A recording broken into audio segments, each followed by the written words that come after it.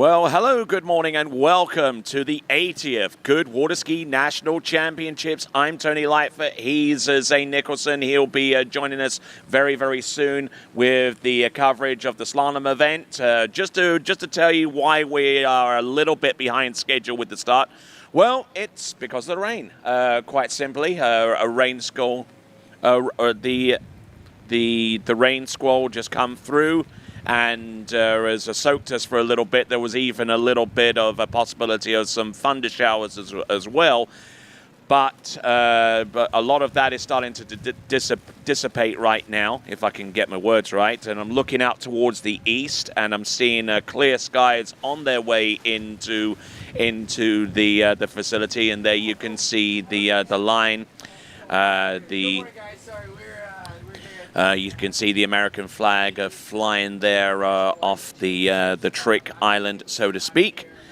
And within the next few minutes, we should expect some skiers to arrive on dockside. We are delaying the event in about 15-minute increments.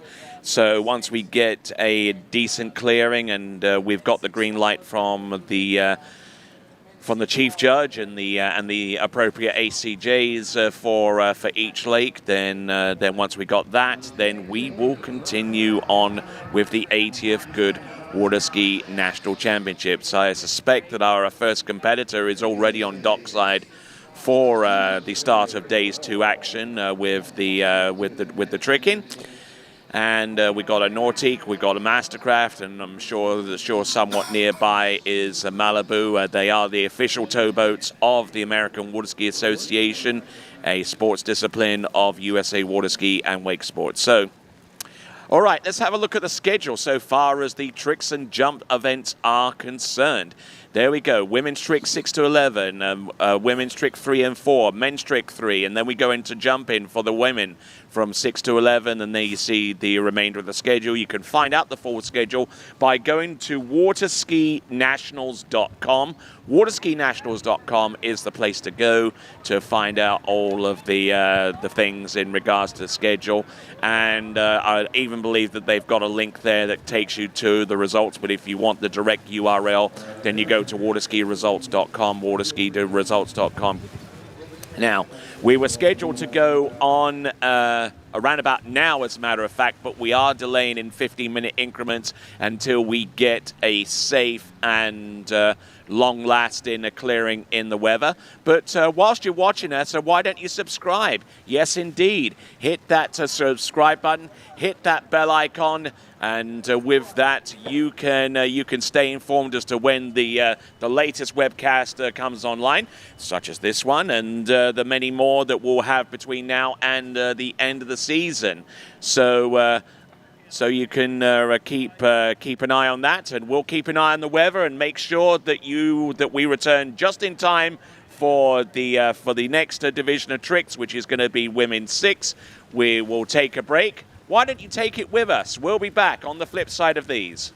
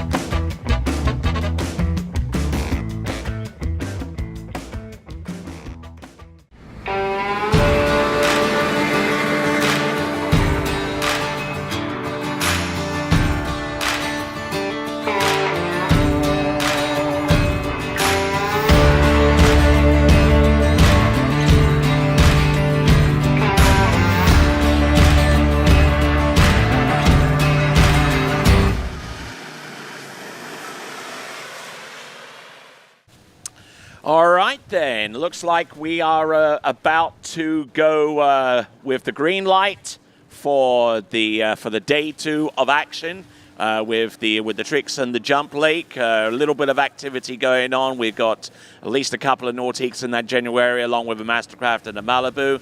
And our first competitor to take to the water in Women's 6 will be Diana Parker, who comes to us out of Canyon Lake in Southern California, not too far outside the beautiful city of San Diego. And we also see Joy Kelly there limbering up, and Libby Van Treese is probably in that general vicinity as well. Actually, there are only 5 competitors in the Women's 6 trick, so naturally all would be appearing on that 5-spot podium for that particular event. Then it's a similar situation for the Women's 7 trick, 5 competitors there. Then we go into Women's 8, where there are 2. Women's 9, there are 2. And then we get to a division where there are quite a few trickers. That's Women's 3, in which there are at least a dozen trickers, at least on this list. Just a quick count on there. Yep. At least a dozen, closer to 15 trickers in that particular event. Then we go to Women's 4, where we'll have 4 trickers. And then we go into the men's tricks, so on and so forth. You get the idea. The schedule you can find on waterskinationals.com, waterskinationals.com. And we're also waiting on the slalom event to get up and running as well. Zane Nicholson will have the call on the other webcast player. And as I mentioned before, and I'll mention several times between now and the end of this event, make sure you hit that subscribe button and to stay informed as to when our latest webcast actually goes live, and all the other benefits that go along with subscribing, including the ability to comment on the action using the live chat on the right-hand side of the webcast. All right, so got a few minutes more of wait time before we send our first skier out. That would be Diana Parker, and all that to come on the flip side of this break. So do not go away. Only one water skiing brand holds all 6 world records.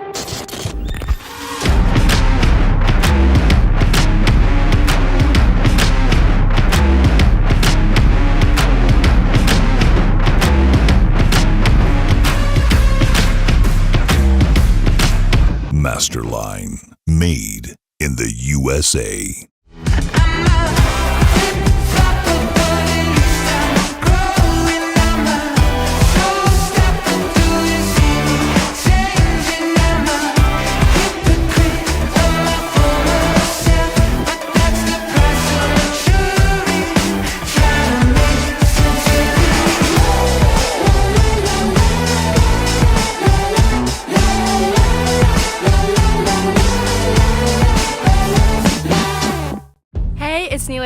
Reflex Team Skier. In today's how-to video, we're going to be talking about how to turn your offside.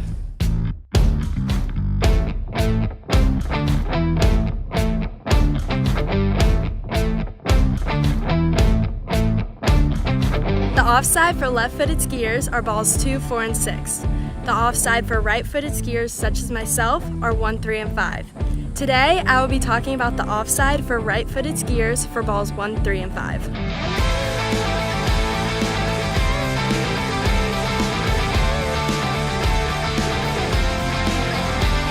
Our first major step for a good offside is the approach into the buoy. We want to think about our left hip staying connected with the handle and not dropping back. We also want to think about our shoulders and body facing slightly outward. Our second step, we want to focus on our left hand being low, straight, and with full connection to the boat to allow for full control. Our last step is the reconnection point. I want you to think about your left hip moving up and through the buoy line so then you can reconnect into a strong position.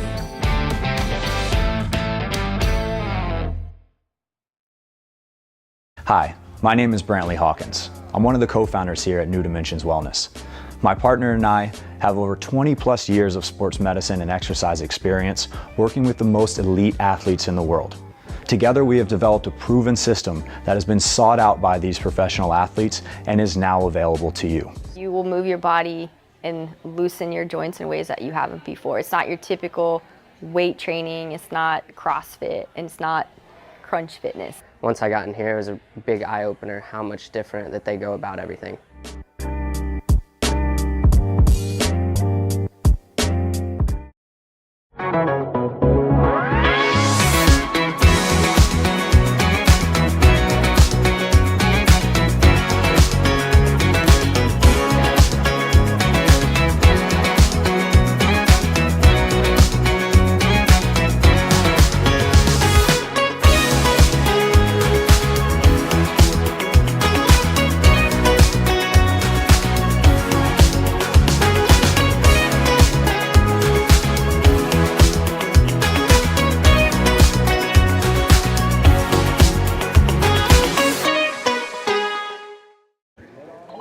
All right then, folks. Good morning once again to the 80th Goode Waterskiing National Championships. I'm Tony Lightfoot, and we've got a whole days full of action about to go off on lake number 2, which is going to represent the balance of our women's tricking competition. And then we'll go into the men's, and then we're going to the jump event, which will be the extent of the action that we will see out on the water today. All right, there you see the schedule up on the screen. A pack-jammed day of action. Starting off with Diana Parker, who comes to us out of Canyon Lake in Southern California, and certainly there is a need to get the event up and running as quickly as possible, and actually keep the flow of that event going during the course of the day. That's why you see the two Nautiques. Now, the Nautique towboat tends to be the boat of choice for a lot of our competitors coming into this event. Hence the reason why we have two of them on standby on the Tricking Lake. And if things start getting a little bit behind time, which they are at the moment, around about 15 minutes behind our schedule, which we're more than capable of making up. You know, that's why we have the two examples of the Nautique towboat ready to go on Lake 2. So here we go. We have got Diana Parker, who comes to us out of Canyon Lake in Southern California. Her tricking prowess up to this point has seen her yield a score of 330 points. She actually was placed 4th in the Western Regional Championships in women's 6. And let's see what she's got. And looks like she's dropped a ski. Looks like she's going to go with 1. There's the side slide. Here is the 180 to the back and to the front. Does she go with the wake back? I doubt it. She's going to go with the rat back and wake front. Does she go for a surface? Oh, come on. Oh, and getting pitted over the front of the ski, and Diana Parker goes down on about the 5th or the 4th or 5th trick again. I would actually eventually say the 5th or 6th trick. There's side slide, there's a 180 to the back and to the front, and then she just motions out to the outside of the wake. And then does a positional to the back. This doesn't count because it's a repeat of an earlier move. Then the wake front. And then trick number 5 coming right up. Tries the 360 and looked pretty good, but she relaxed a little bit too much on that handle and resulted in that fall. Now, having seen her drop a ski to get things up and running, this is going to make life a little bit difficult for her going forwards. She's going to attempt the deep water start at least, and unfortunately unable to get that situated. So I think that that is done there for Dinah Parker. As we now move on to our next competitor, it should be Christina Smart. Christina Smart, our next women's 6 tricker. I'll give you a little bit more information on her, just to let you know that, that this is the 80th Goode Waterski National Championships. During this time and this year, we celebrate 100 years of existence for the sport of water skiing in all of its various discipline forms. It's a year-long celebration courtesy of USA Water Ski and Wake Sports. So as Dinah Parker swims in and out of the course, let me tell you that our next skier is Christina Smart from Lincoln in California. Is age 64. And her tricking prowess extends all the way back to the Western Regional Championships, where she scored 660 points for a 3rd place finish in Women's 6 in the Western Regionals this time around. Actually has tricked as high as 920 points in one L-class tournament that took place recently for her. And that is Christina Smart. We'll see what she's capable of. I'm Tony Lightfoot. He is Zane Nicholson. And we're glad to have the pleasure of your company right here at Mystic Lakes in Maize, Kansas. So, I hear a towboat making its way with no one on the back. But there's a reminder once again to subscribe to our YouTube channel. You'll get to comment on the action that takes place on and it looks like we have a delay, and the reason because that delay is because we have detected lightning nearby, and as is the case with a lot of outdoor sports, we do have to take a delay and wait for that lightning to subside and get on out of here for at least a few minutes. But until that time, we'll play these. Hopefully they'll keep you company, and we'll be back right on the flip side of these. All eyes on the way I vibe when I walk into the room. Wind blows underneath the soles of my brand new pair of shoes. I got the attention. I'm on a mission. No sweat in the way I step. I got a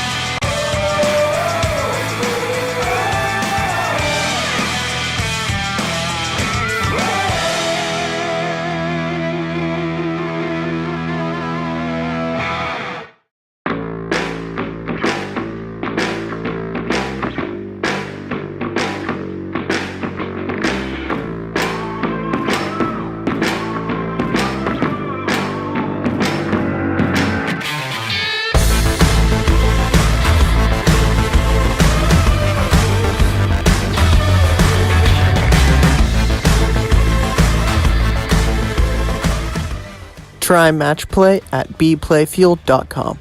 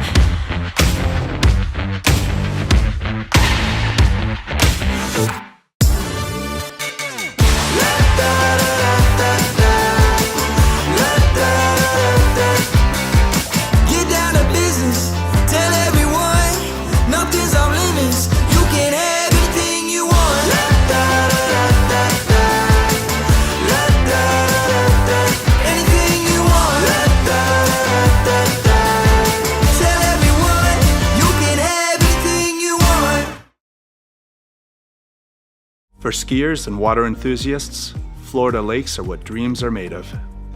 Combined with world-class golf, remarkable weather, natural beauty, theme parks, and so much more, it's easy to see that Florida is paradise. For more than 30 years, I've enjoyed Florida's lakes and many offerings. If you are interested in Florida real estate, let me be your guide and trusted advisor as you search for your paradise. Together, we can make your dreams a reality.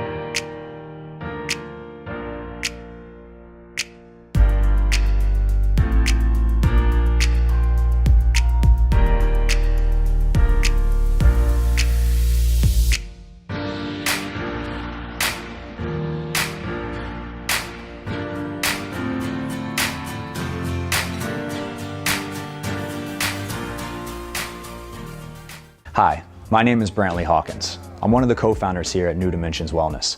My partner and I have over 20 plus years of sports medicine and exercise experience working with the most elite athletes in the world. Together we have developed a proven system that has been sought out by these professional athletes and is now available to you. You will move your body and loosen your joints in ways that you haven't before. It's not your typical weight training, it's not CrossFit, and it's not crunch fitness. Once I got in here, it was a big eye-opener how much different that they go about everything.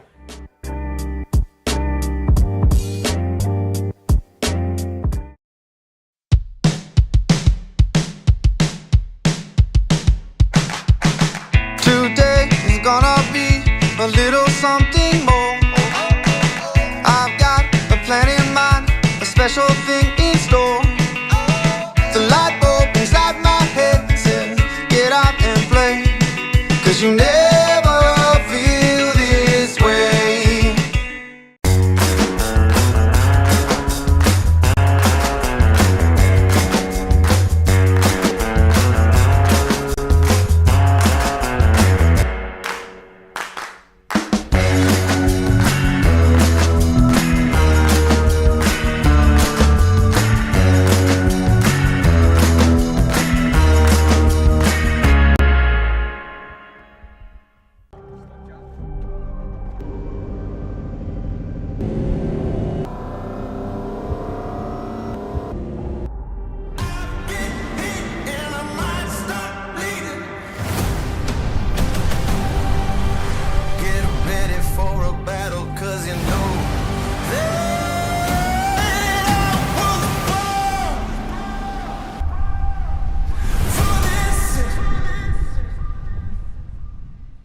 Hey, it's Neely Ross, Reflex Team Athlete.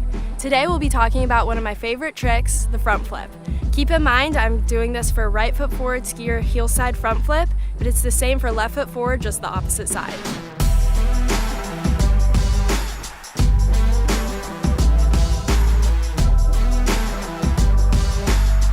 Our first step for a good front flip is all in the load. You want to start with having a lot of load all in your shoulders, and you want to think about the tail of the ski going straight to the bottom of the lake and the tip of the ski pointing straight to the sky. So you load straight back like this. Our second step is off the top of the wake. You want to pull with both your hands, let go with your right hand, bring this one close beside you like a dinosaur and tuck. Our last step will be the landing. As you're coming around, you want to bring your right hand back onto the handle, strong core, soft legs so you can absorb the landing, and look straight ahead so you can spot.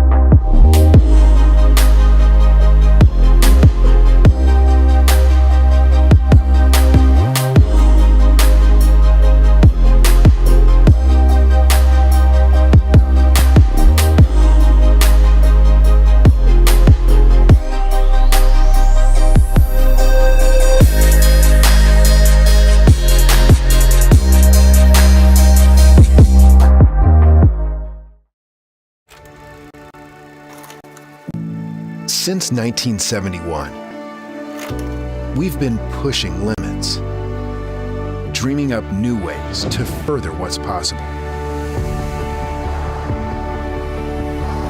Never stopping until we have the most powerful and dependable inward engine on the market.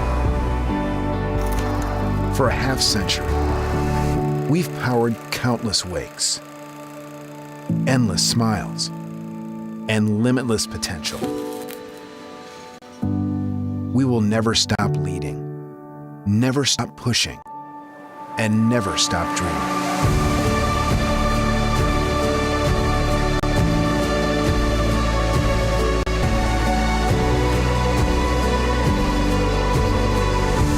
Indmar Marine Engines, pushing forward for the next 50 years and counting.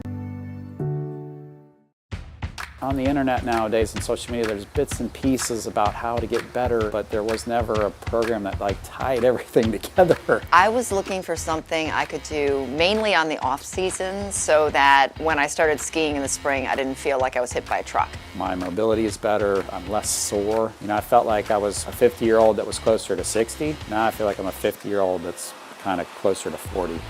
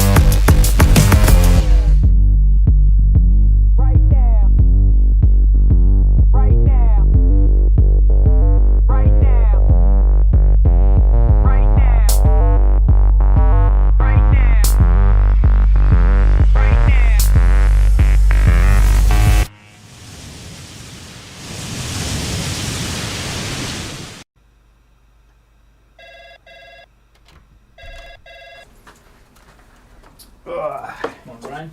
Hey, morning. You have a good weekend? Yeah, got out on the water a couple times. How about you? Yeah, I got to set in. Just gonna make a quick phone call here. Oh, of course. Can you get that, Will? Yeah, man, I got it. Thanks for calling Wake House. This is Will. Yeah, looks like we've got those in stock.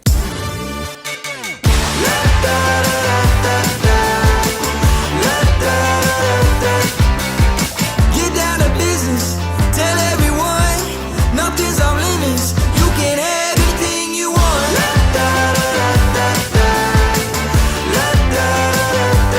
Anything you want. Tell everyone, you can have anything you want.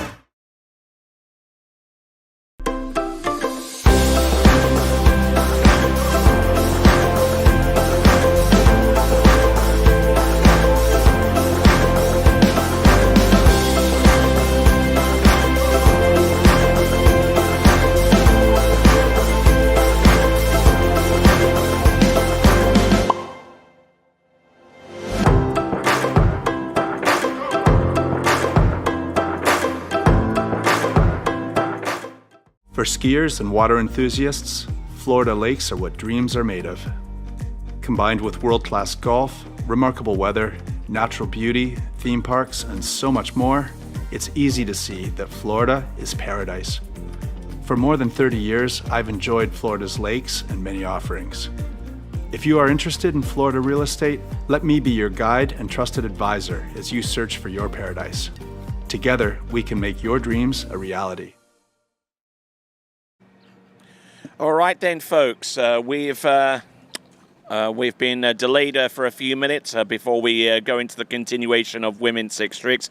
We've already had one person out on the water. That's Dinah Parker, and then we'll go on to Christina Smith. But in between her and the second competitor, we experienced a little bit of lightning activity in the area, and we like to err on the side of caution in that respect.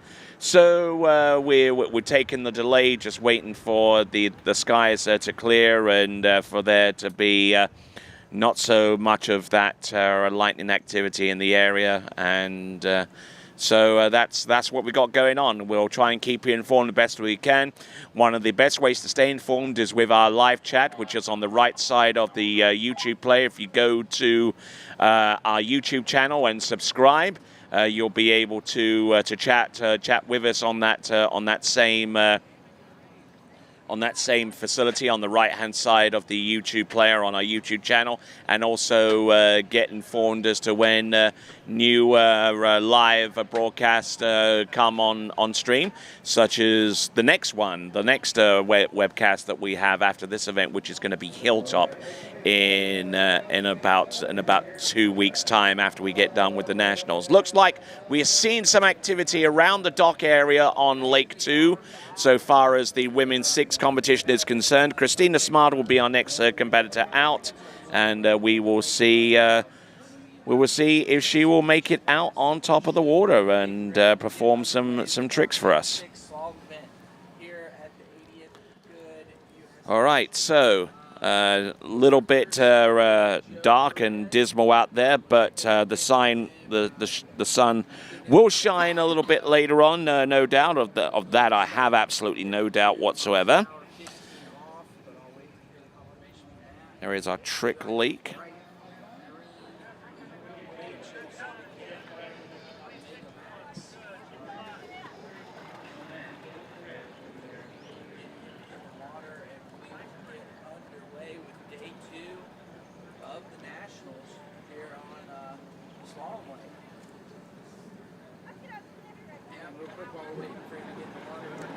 All right, second trick of Christina Smart out in the water right now, getting ready to get into the trick course and perform the tricks that she has lined up. Her best score this season, 920 points, and she hails out of Lincoln in California. We'll see what she has in store for us. Averages around about 700 points, a little over, taking into account her worst score, which is 510 points, a little bit earlier on in the season, all the way up to 920, so somewhere in the middle there, you'll find her average. So let's have a look and see. 20 seconds starts around about now. There we go with the side slide and the reverse side slide. About 15 seconds remains here on pass number 1 of 2, to the back and to the front. Our 2U timer indicating that she's about halfway through this 20-second pass. There are 2 surface O's, looking very, very good, and 20 seconds should expire around about there as she attempted the surface 5. All right, not bad effort there from Christina Smart, and looking pretty smart out there. We'll see what she can do on pass number 2. Our instant replay is presented by Goode Carbon Technologies. They are the title sponsor of the 80th Goode Waterskiing National Championships. And Christina Smart looking in very, very good shape indeed. Right here on the Tricks Lake, we got a whole slew of competitors from start to finish. We started off with them with the men's senior division yesterday. We're now going into the women's senior divisions today. And it's a bit of a switcheroo with the men actually slaloming on the slalom lake today, whereas they tricked and jumped yesterday. And same deal with the women. They slalomed yesterday and they're tricking and jumping today. And by the end of today, we should have a very clear picture as to who has won the overall competition in each of those events as the free events are completed over the span of 2 days for these divisions. All right, so let's have a look and see what Christina Smart has for us as Carol Brooks gets set and ready to go for her run behind that Nautique towboat. 450 horsepower, more than enough for the tricks event, but the wakes that it throws up are absolutely legendary, and they have been for many, many years. So, here is Carol Brooks. Actually, not Carol Brooks, Christina Smart, I beg your pardon. Almost jumping the gun a little bit there. With the wake back, as long as she gets over the wakes and puts some air between the ski and the water, that trick will count. Here's the reverse wake back. Oh, nice. And she is tripping the light fantastique on the water there. Looking to put something close to 1,000 points. And if she maintains her stability with this effort, I would suggest that maybe she has something more than the 920 point score that she produced earlier on in the season, and she's delighted with that, no doubt in my mind there. So that is Christina Smart, just rocking it out there on that trick ski, starting off with the wake back. Probably not too much air on the initial wake back, and that might actually be a deterrent to her actually scoring that particular move. But I tell you what, she's certainly got the height there on the reverse wake back, and we'll see if she got the height. Oh yeah, definitely got the height there, more than any of the other 3 tricks previously attempted. And then she just works her way to the back. Go just surface back to back, wrap to hand. So for the most part, that looks pretty good there for Christina Smart. She will no doubt take the lead after 2 competitors. And here is competitor number 3. This is Carol Brooks.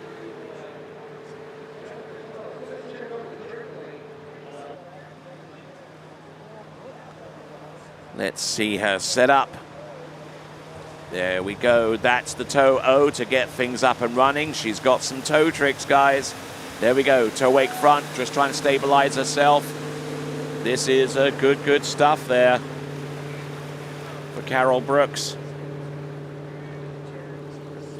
There we go. Line back and line front. Oh, no. Okay. A little bit of show skiing there towards the end there for Carol Brooks there. Showing us a little bit of thigh there towards the end. Don't get too carried away, Carol. Coming to us out of Green Acres in California.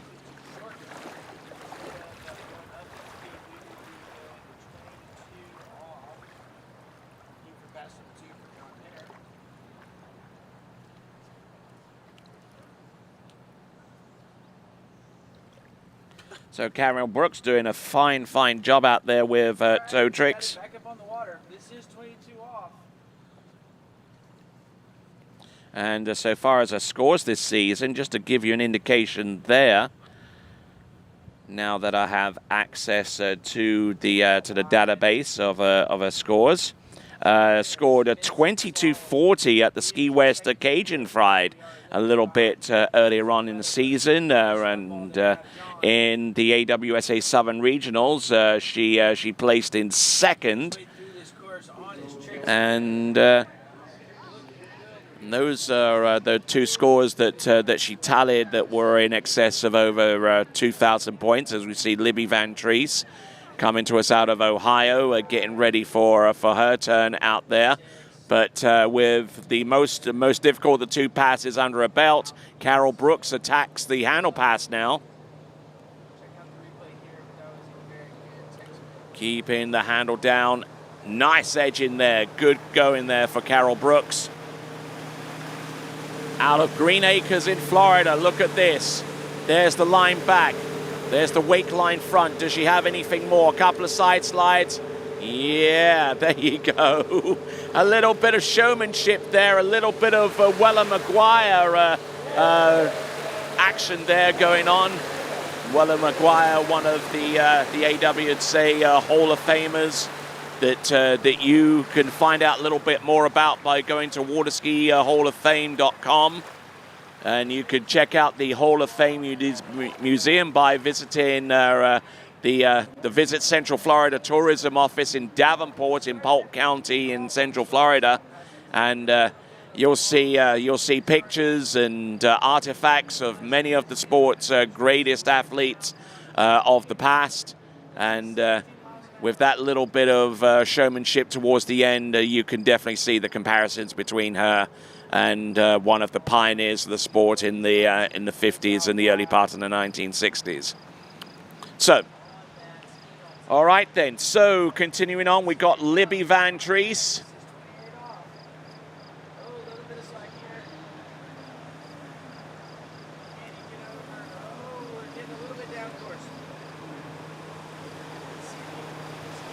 Libby Van Treese doing a grand job at the moment, working away through the initial tricks.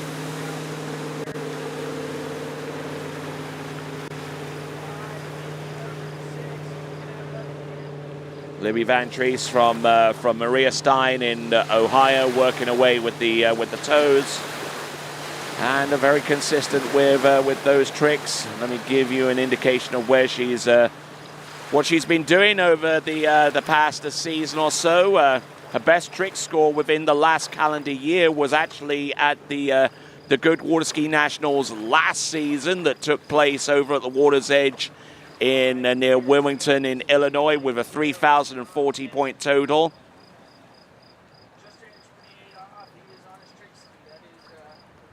And has tricked over 3,000 on a couple of occasions since then. So an average, I would say, taking into account her performance at the Ohio State Championships, I would say is probably a skosh under 2,500 points. But I tell you what, she's certainly tricking up a storm out there. That's Libby Van Treese. Doing a grand job out there. So, good effort there from Libby Van Treese. And we were here at the announcing point. We got Zane Nicholson taking our men's slalomers through their paces. And actually, one skier actually coming into the course on a trick ski at 32 off. 17 miles an hour. Coming in, getting a little bit forward through the wakes, but big O turn there at 1, able to hold on. So look at this. Coming in, Libby Van Treese.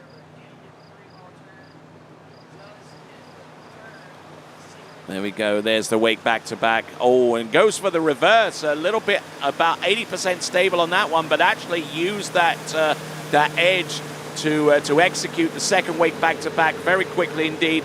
Line back, line front, foot in the back binding, couple of side slides. Oh, yes, fist bump. You go, girl. There you go. That's Libby Van Treese coming to us out of Maria Stein in Ohio in women's 6 tricking. One of the top seeds are going in, second seed into this women's trick national championships. And I would surmise that the total there very, very close to the 3,000 point mark that she has executed in at least a couple of the tournaments so far this season. So good effort there from Libby Van Treese as we now get ready for Joy Kelly.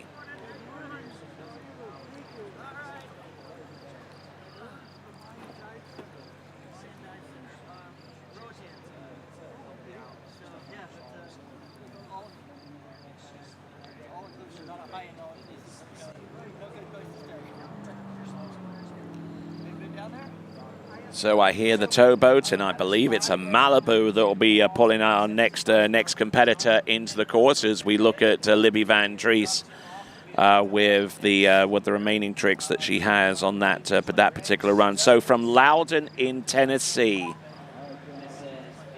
it's going to be Joy Kelly.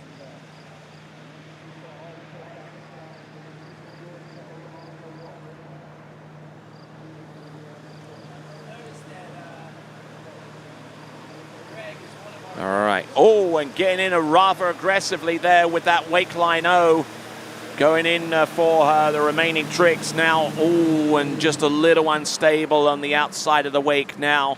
Bearing in mind that that Joy Kelly has been doing this tournament skiing for a long time, was actually a member of the elite USA water ski team way back in 1989.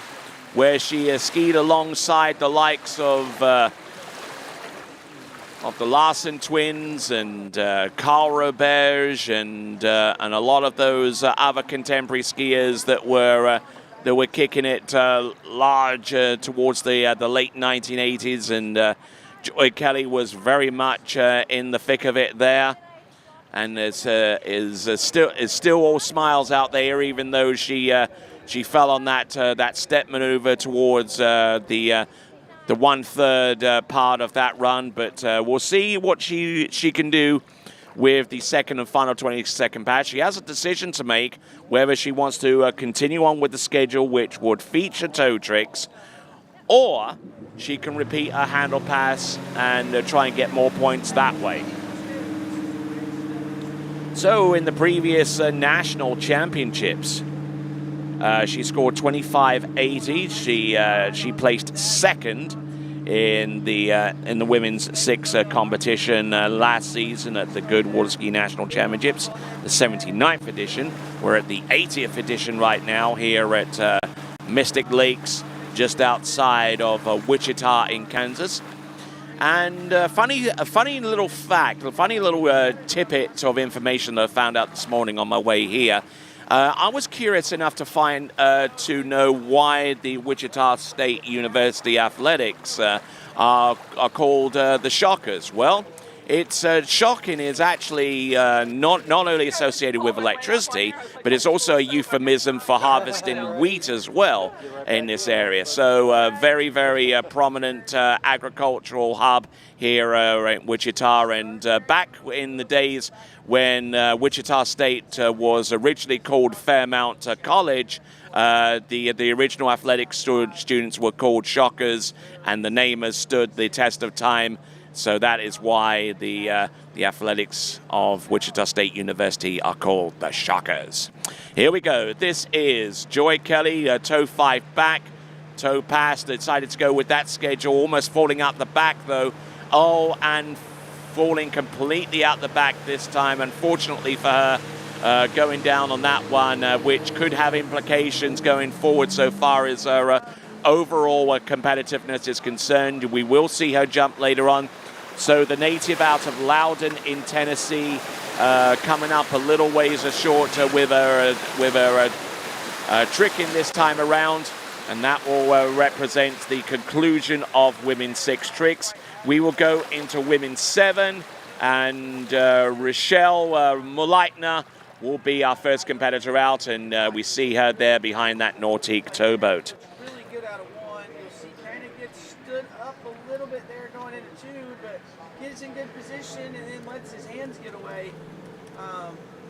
Let the handle get away from those hips, and as they get away, it's going to pull you forward over the weight, kind of trick. So coming to us out of Rio Linda in California. And is tricked, at least to the highest extent, 660 points. It is Rochelle Mulaitner. In the Western Regional Championship, she placed 4th with a 580-point score. Let's see what Rochelle can do for us here.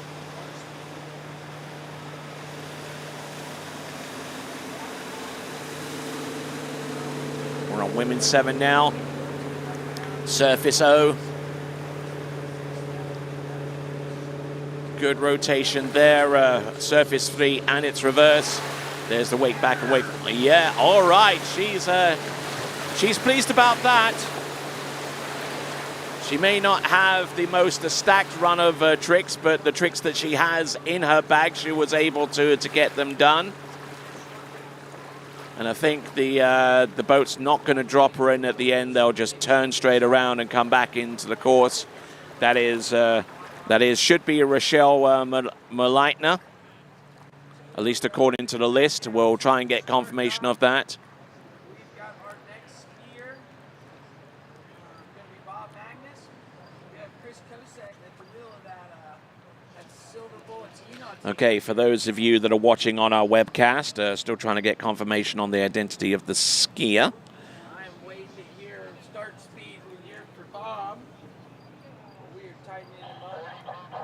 All right, and we are bringing him in at 32 miles an hour, 22 off. He is riding that radar ski. So we will tighten him up and we will bring him in. All right, let's have a look and see what Rochelle can do. Rochelle Mulaitner.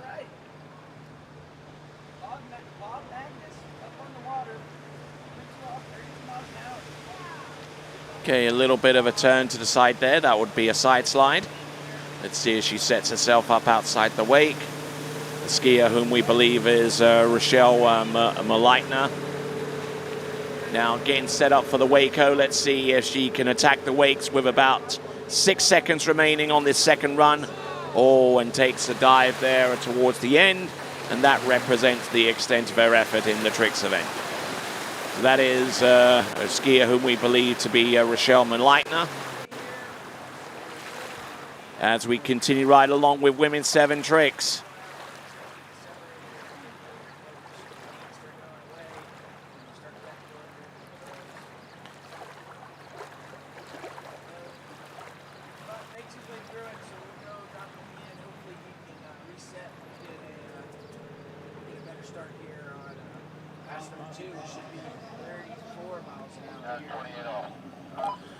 All right, then, so our next competitor,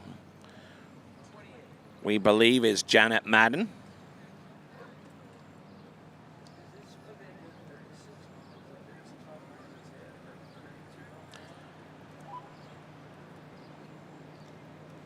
Okay, so our next skier is Janet Madden, confirming that our first skier was Rochelle Moleitner.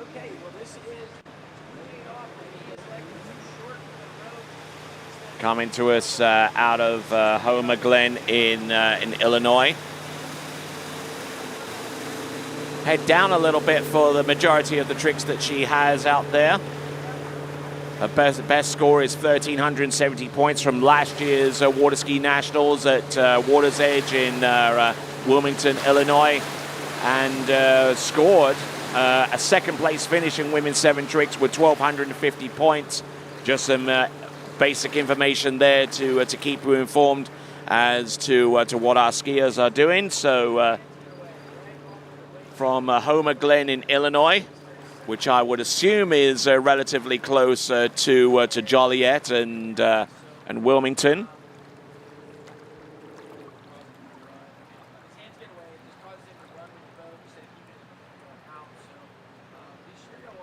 Homer Glen is actually a village in Illinois, in Will County in Illinois, which, well, Wilmington is in Will County, so it's relatively close in that respect. A little bit of basic research there, yielding that information there for me. So, that's Janet Madden, whom I would also go so far as to assuming that she skis at that site which I mentioned, the Water's Edge. A big shout out to the Surdays and the rest of the good folks that reside in that area at that site. And you know, there are a lot of elements to this particular site right here at Mystic Lakes that are very, very similar. Lake configuration for starters, islands and stuff. Even one or two of the properties along the shore side have similarities to that facility. Not too far away in the Midwest in Illinois. Here comes Janet Madden, a little bit stiff-legged there with the toe tricks. And getting held there a little bit there with the toe wake front, going down very, very hard indeed. That is Janet Madden. A little bit stiff with the knees and a little off balance. However, she was able to get at least three toe tricks under her belt, including this one, which was the toe wake back. But I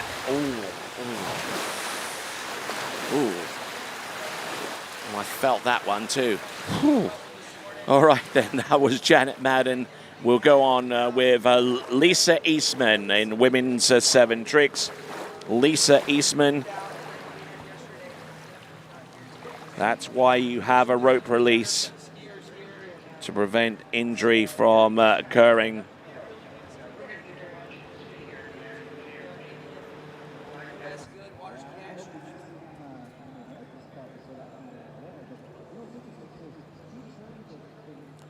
So here comes Lisa Eastman.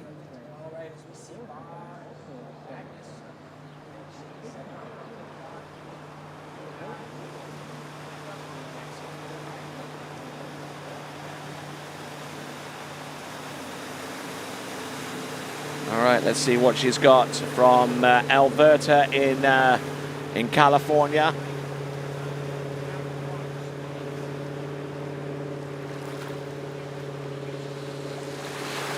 And not doing too badly on the first of 2 20-second runs that she has at her disposal in the tricks event. We'll take a look at the instant replay. Getting the scores here, and she's skied quite extensively in the tricks event all across the Western region. In the Good Nationals last season, she tricked 11:40, and that was good enough for 3rd place in the women's 6 tricks event. She's now in women's 7. This is her first foray into that age category of skiers that aged between 65 and I believe 69. As we creep up the age divisions, the actual year span becomes a little bit less, reducing from 10 years to 5 to the best of my recollection. But Lisa Eastman, her best performance of the season is 16:30, 1,630 points, which she replicated 2 other times during the course of her first season in Women's 7. And so far as the Western Regional Championships are concerned, she snagged herself a 3rd place finish with a score of 12:30. Now let's see if she can work her magic with the second and final 22nd pass. Surface 360. There's the reverse. Very quickly performed. There will be the surface 5. Boom. To the front. Positional to the back. Look at that. There's some good, solid trick in there, including the surface 7. Not venturing out to the wake so far with this effort on the second run. But, yep, she got it done. All the way through, from start to finish. That's Lisa Eastman. Very consistent trick skiing. I'm sure that you will agree.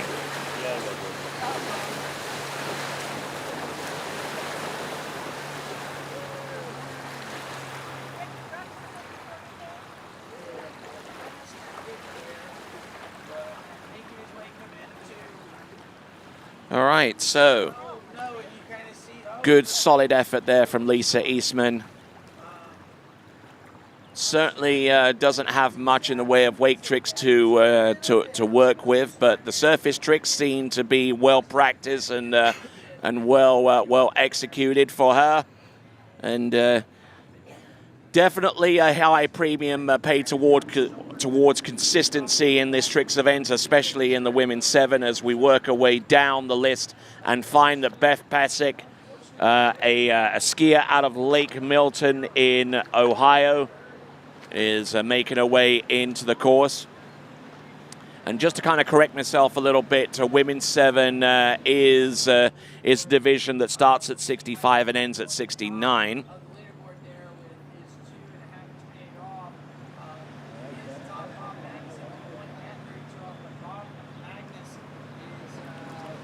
But look at this.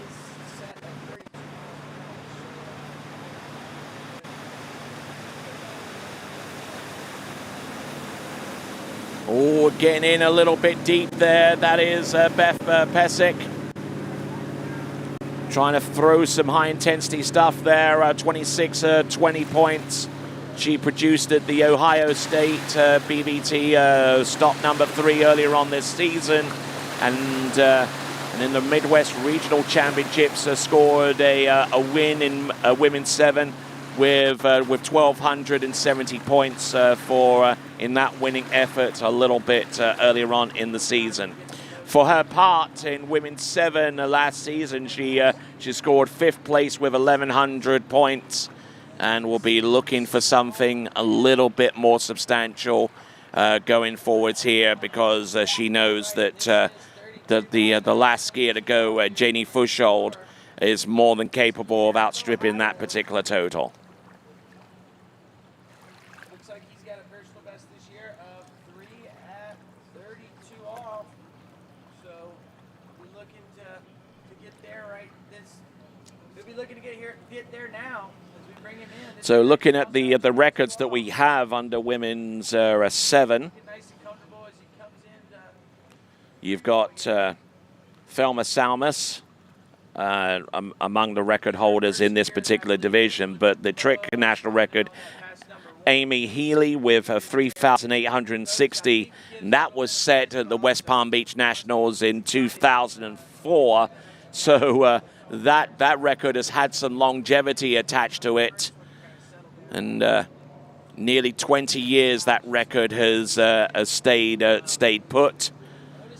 Will we see anyone attacking that between now and the end of this division? Only time will tell.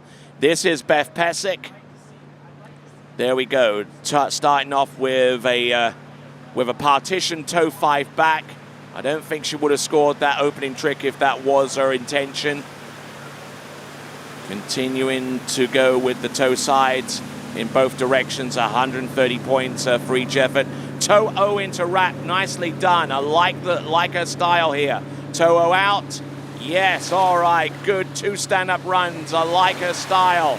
That is Beth Pasick, and could well be challenging for the top spot of the podium with that particular effort. Well done to you, Beth.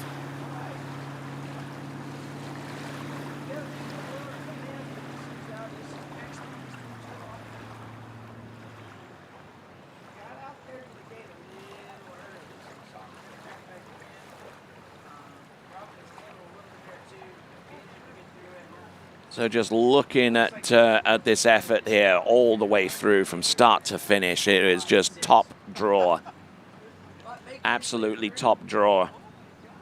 So just to actually re-emphasize the women's national record in women's 7, the one that I actually read to you just a few months ago was the national tournament record, and that's why it's attributed to the Waterskiing Nationals that took place in 2004.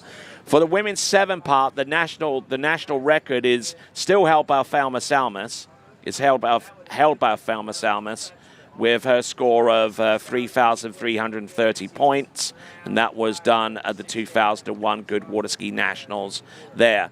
Oh, and by the way, the women's 7 category includes competitors aged between 65 and 69. So yeah, as the events certainly get more mature, a little older, then the year spacing between each category goes from 10 to 5 with each passing category.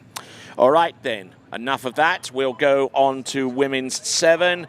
Janie Fushold will be our competitor on the water, coming to you in just a moment. So sit tight.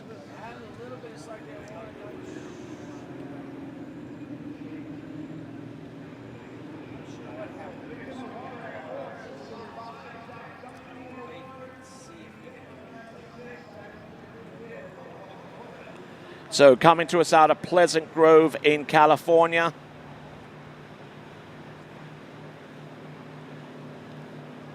Getting her scores, and her best score is about 28.60, which she did in the Pan Am over 35 championships last season, and scored 27.10 for the win in women's 7 in the 79th Goode Waterskiing Nationals last season.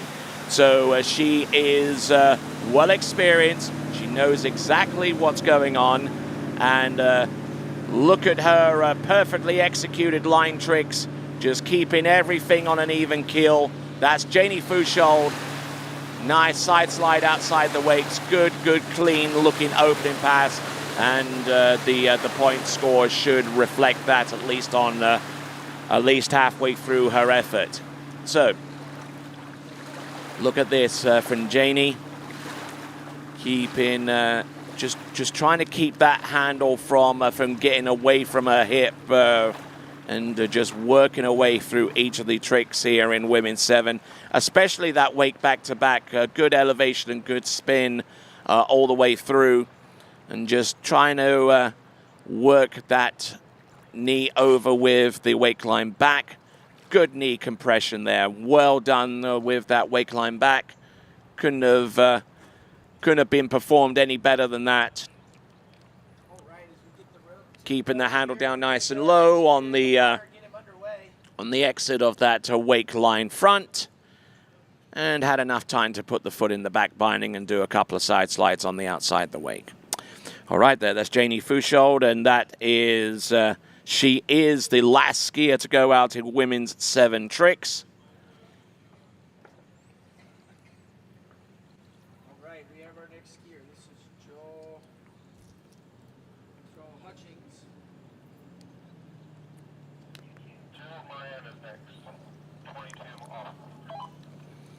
So let's have a look and see, shall we? It's Janie Fushold behind the Mastercraft towboat. Pleasant Grove, California. Has about 2 more seasons of skiing in women's 7 before she goes to women's 8. Let's see if she can get things done with toe tricks, reverse toe back, and toe front there. There we go with the toe back to back and the reverse toe back to back. Now to the front, a couple of toe sides. Does she go for the toe wake back? Yes, she does. She has about 5 more seconds to go Yeah, she fist bumps, and she knows she's done enough in all actuality to gain her next women's 7 national trick title. That is Janie Fushold, and doing a fine work there.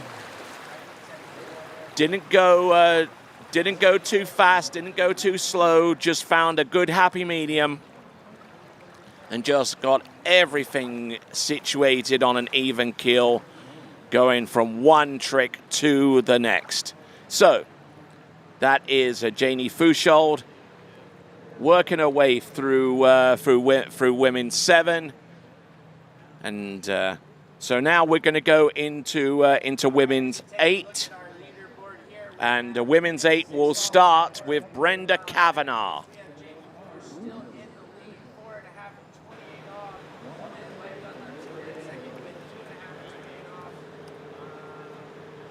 So coming to us out of Santa Rosa Beach in Florida, right up there in the Panhandle, is going to be our next competitor, and our first competitor out in women's 8.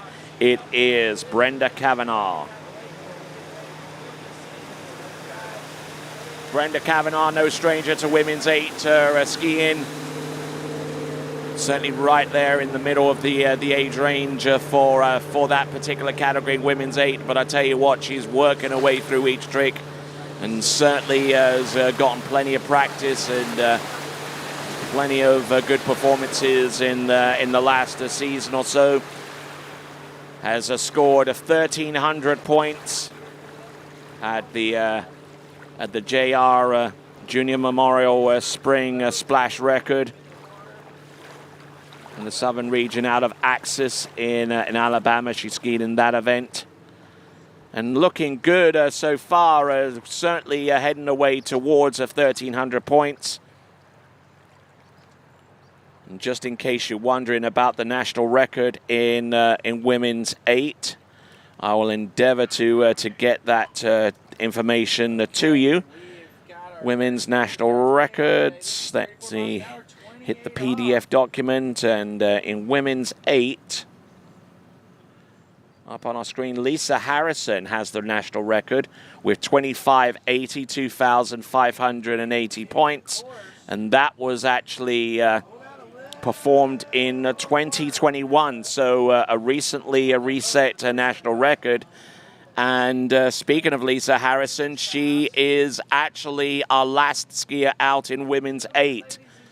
So the current national record holder will be out on the water first, and attacking her score is Brenda Kavanagh.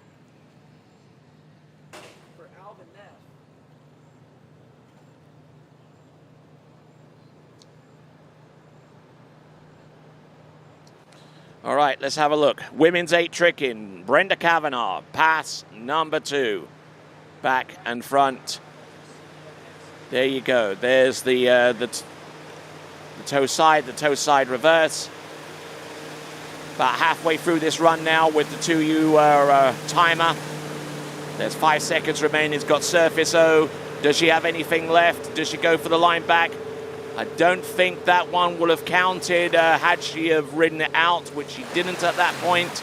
But a decent effort, tricking all the way to the buzzer. That is Brenda Kavanagh. Good, solid effort there. It's a very stout effort indeed there from Brenda Kavanagh, who comes to us out of Santa Rosa Beach and certainly has plenty of opportunity to compete and to practice from with the likes of the World Training Center run by Corey Picos in that particular area, and I'm sure there are other facilities in the Florida Panhandle as well that she frequents. But I certainly know that she does go over to Picos' place on a number of occasions during the course of the season to hone her skills. So, the current silver medalist from the Southern Regionals this season, Brenda Kavanagh, will now make way for our last competitor for the champion of the Southern Region in women's 8. and a former member of the U.S. elite water ski team herself way back in the day. This is Lisa Harrison.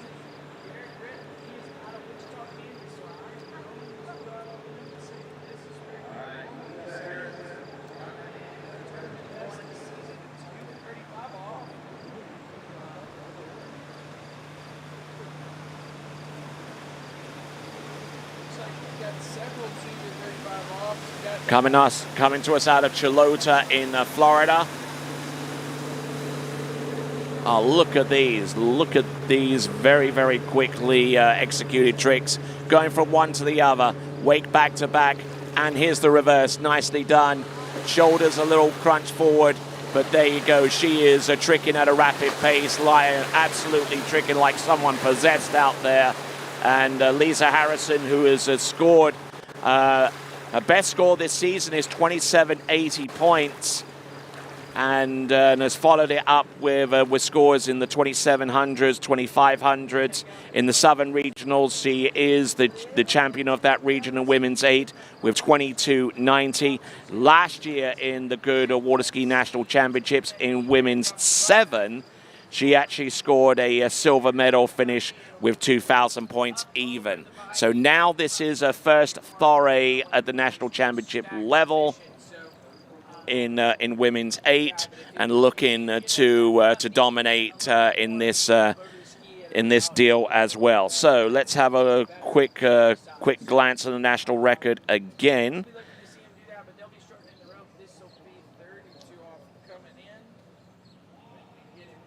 And it'll show that Lisa Harrison is among our top competitors in that particular division.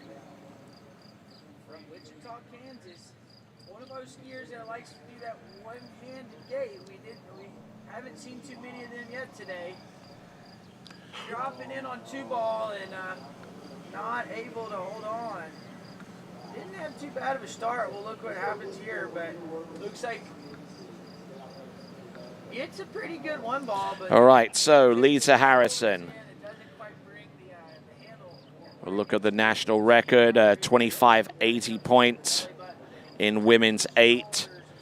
In the first few months of her actually skiing in women's 8 in October 2021, where she set that record at the McCormick Fall competition, 2580. Now let's see she can get somewhat close to that. We're not with that effort, unfortunately, and that might have actually opened the door to Brenda Kavanaugh to take the national title in women's 8. We'll see how things are shape up. So far as the scores are concerned, it's going to make that extremely close with taking that forward into consideration. Looking at Lisa Harrison there with the toe out for the opening trick, toe back and toe front. There's the reverse toe back, and just not stabilizing it enough to score it, and fell almost immediately afterwards anyway. So also take into account that we've got our matchups being put online during the course of the day from bplayfuel.com. bplayfuel.com. Vote now. You can see the QR code on the bottom right-hand corner of the screen. So participate in those mashups with bplayfuel.com. Vote now at bplayfuel.com. All right, now we are now on to women's 9 tricks. Women's 9 tricks, the national record there, artist price with 1,670 points, and that was performed about, well, way back in 2007, so a long time ago, about almost 15 years ago now. So this on the water is Janice Proshi, and getting in a little bit deep, about a third the way into the run. We'll have a look at that effort there on pass number 1.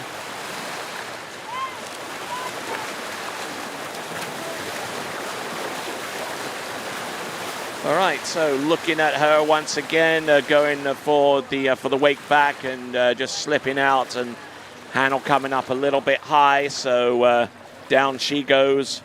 And that is Janice Proshi. And then another reminder there to subscribe to our YouTube channel. You'll get to comment on the live chat, which is on the right-hand side of the live webcast on our YouTube channel, and also be informed as to when live events become active on TWBC.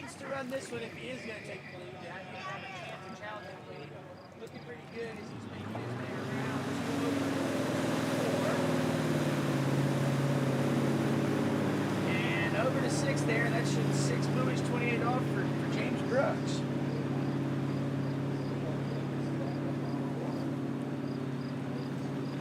Take a look at the replay here in just a moment.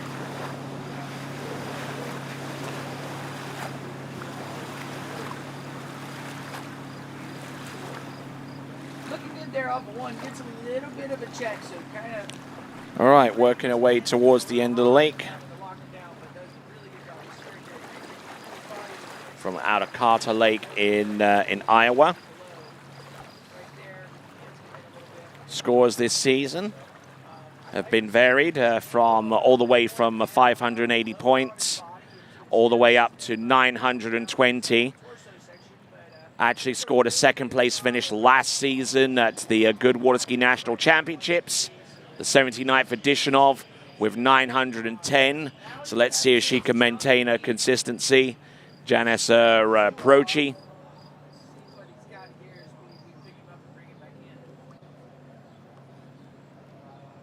So here we go. Here's Janice setting up that Mastercraft towboat to the speed that she would like. Janice Prochi, women's 9 tricks. Good flowing effort, and just getting a little bit bogged down there with that surface O. So falling a third the way into pass number 1 and not getting much further on pass number 2, I'm afraid. Janice Prochi not having the best of experiences out there on the water so far as the points performance is concerned.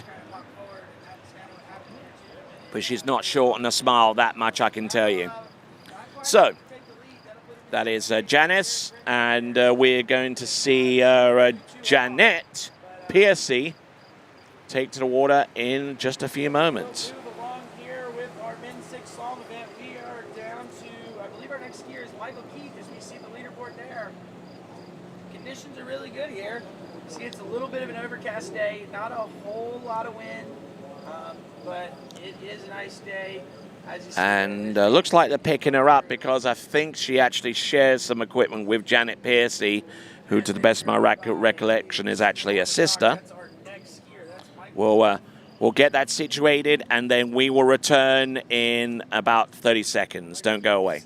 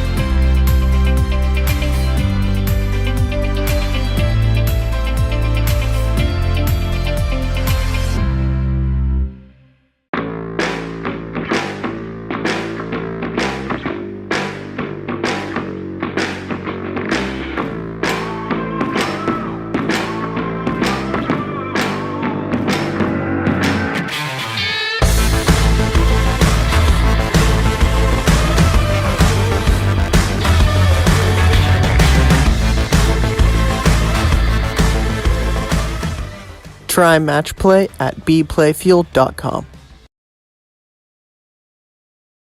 We're on to our next competitor. Next competitor is Janet Piercy, who comes to us out of Ashland in Nebraska. We'll see what she has in store for us. Getting ready with her speed and her set. Here comes Janet Piercy.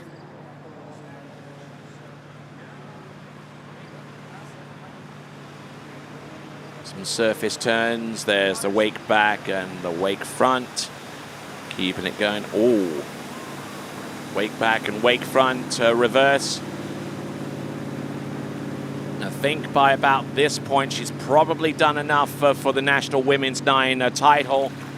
Still working her way through the remainder of the tricks, and then she's got one more pass to come, but the combination of those tricks from start to finish there on pass number 1, I think, is pretty much good enough to snag the Women's 9 title, so congratulations to her on that. She's still got one more pass of tricks to come, and we'll see if she can empty out the bag, so to speak. All right, we're coming back in. This is in 6 slalom. We're on the water. This is Michael E. 28 off. Doesn't need to run this one if he wants to take a chance to challenge the lead. Derek Britton, it's 2 and 32 off. See what he's got here. Looking pretty good. A little bit narrow at 6 ball. For the most part, Janet Piercy looking very, very smooth from one trick to the next. And I think, as a matter of fact, they being sisters actually swapped her seats, swapped positions. One was skiing and she got done, so they just swapped seats and continued on from there. So there you go. Right, our first competitor in women's free tricks, Kara Anderson, is about to go. We're going to go headlong into women's free tricks. And then women's 4, and then that will be the balance of trick skiing among our senior divisions. Janet Piercy, ooh, getting in a little deep there. Surface line back and just getting a little bit snagged there.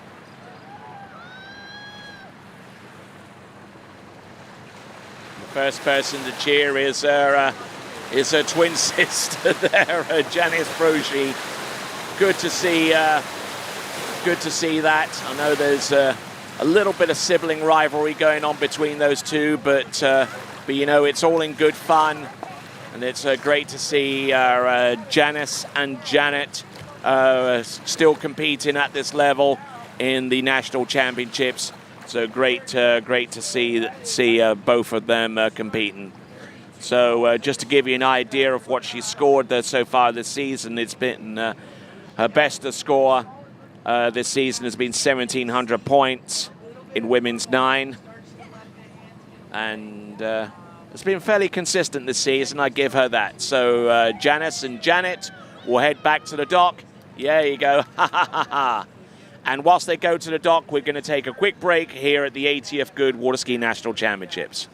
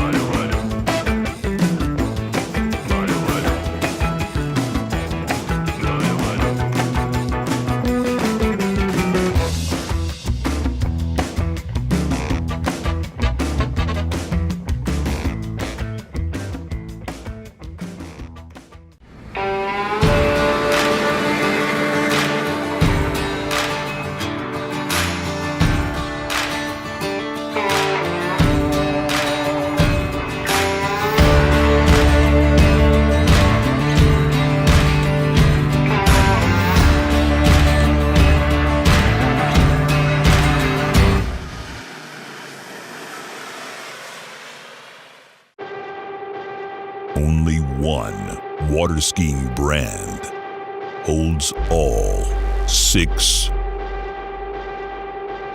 world records.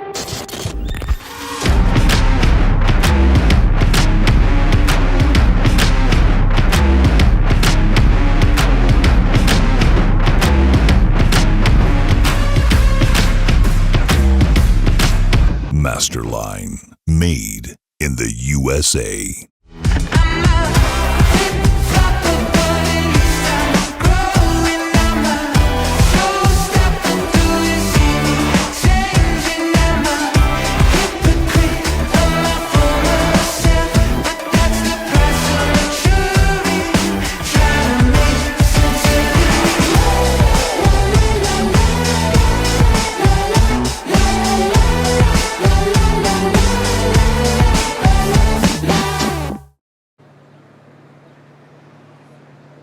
All right, then, returning to action, we have got Kara Anderson with women's free tricks.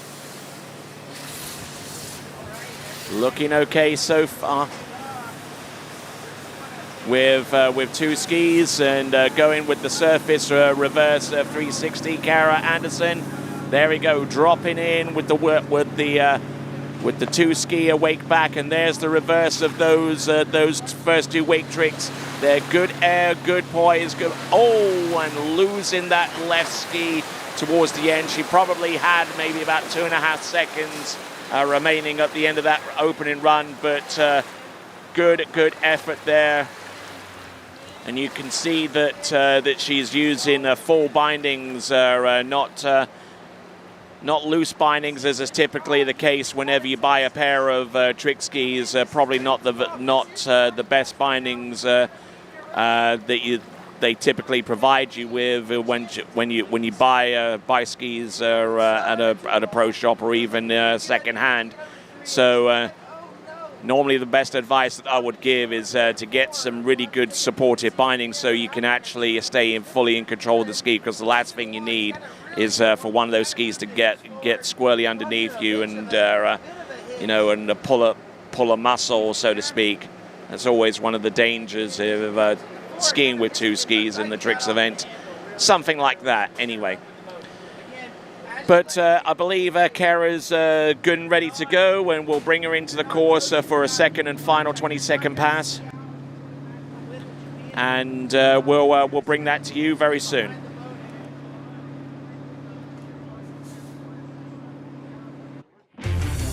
All eyes on the way I vibe when I walk into the room. Wind blows underneath the soles of my brand new pair of shoes. I got the attention, I'm on a mission. No sweat in the way I step, I got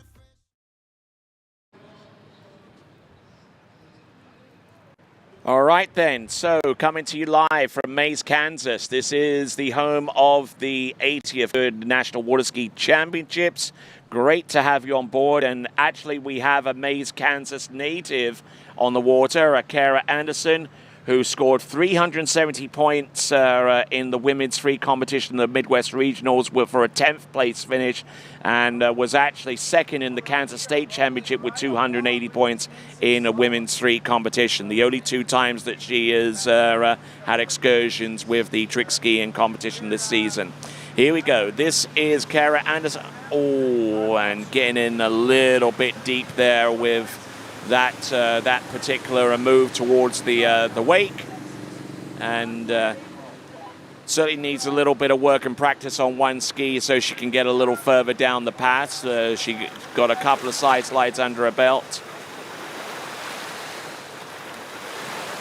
and just getting a little bit squirrely there with the surface moves, and just collapsing towards the end. So that is Kara Anderson. Next competitor to go is Sarah Villander.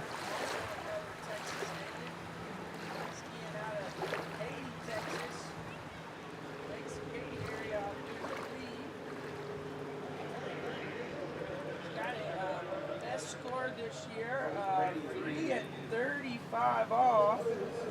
So from Urbandale in Ohio, in Iowa, I beg your pardon. With tricking performances upwards of 650 points in the Midwest Championship, placing her in 8th out of those championships. This is Sarah Villander from Urbandale, Iowa. Women's free competition continuing on. And a lot of our competitors that in this event, especially out of the Midwest, are actually competing in collegiate skiing a little ways back. Oh, and the surface 360 catching the tail, and unfortunately unable to continue along with that. So actually that isn't Sarah Villander, that is Bridget Atwell.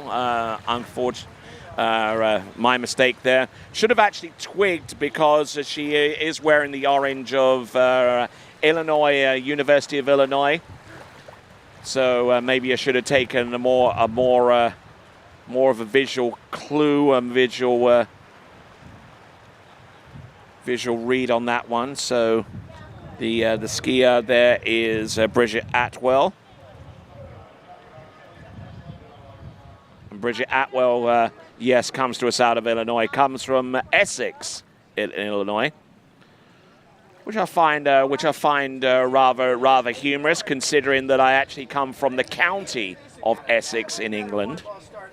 Yeah, exactly. I mean, you thought that my accent comes from anywhere other than the United States?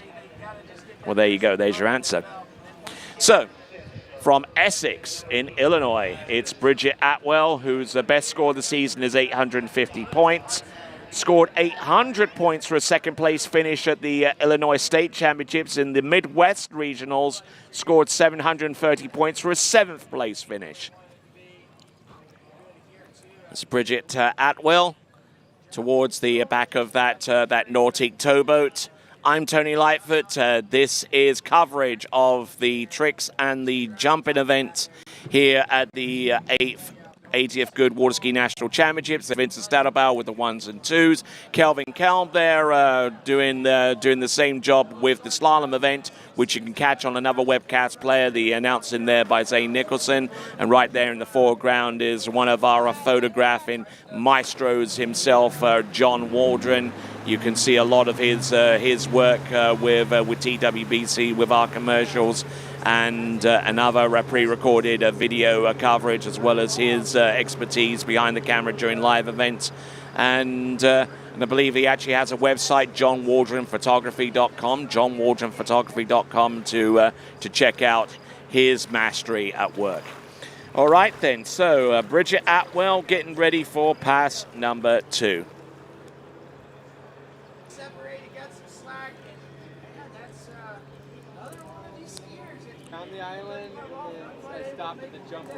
All right, on the starting dock, I believe that is one of our next skiers. That's either Amy Fraukold or Christy Gitzlaff.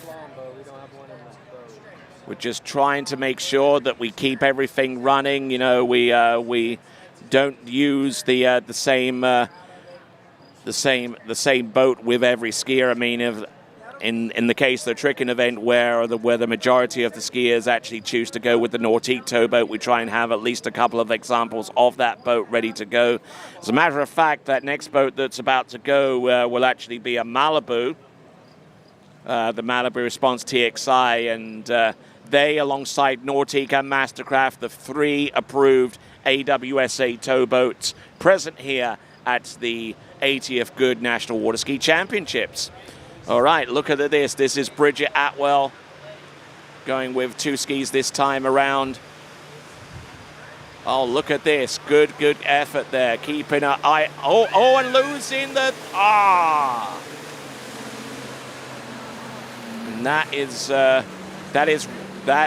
the reason why a lot of coaches these days are actually shying away from teaching 2-ski tricks. I for one actually encourage 2-ski tricks, you know, for beginners and those starting in the game, you know, to actually get in a position where they're comfortable with spinning a ski that has no fins and it can get rather squirrely.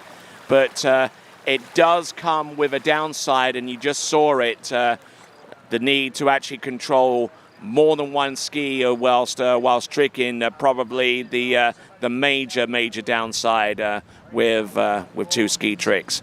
Anyway, name's Tony Lightfoot. Glad to have the pleasure of your company.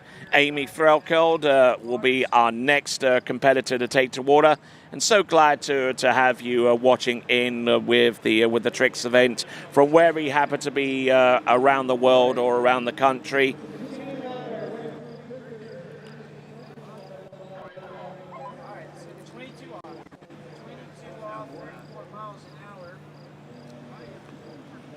So coming into the course right now from Bucyrus in Kansas.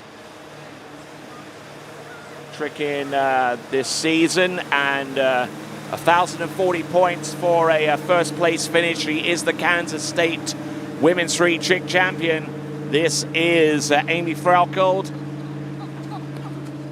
Oh, and getting in a little bit deep there towards the end.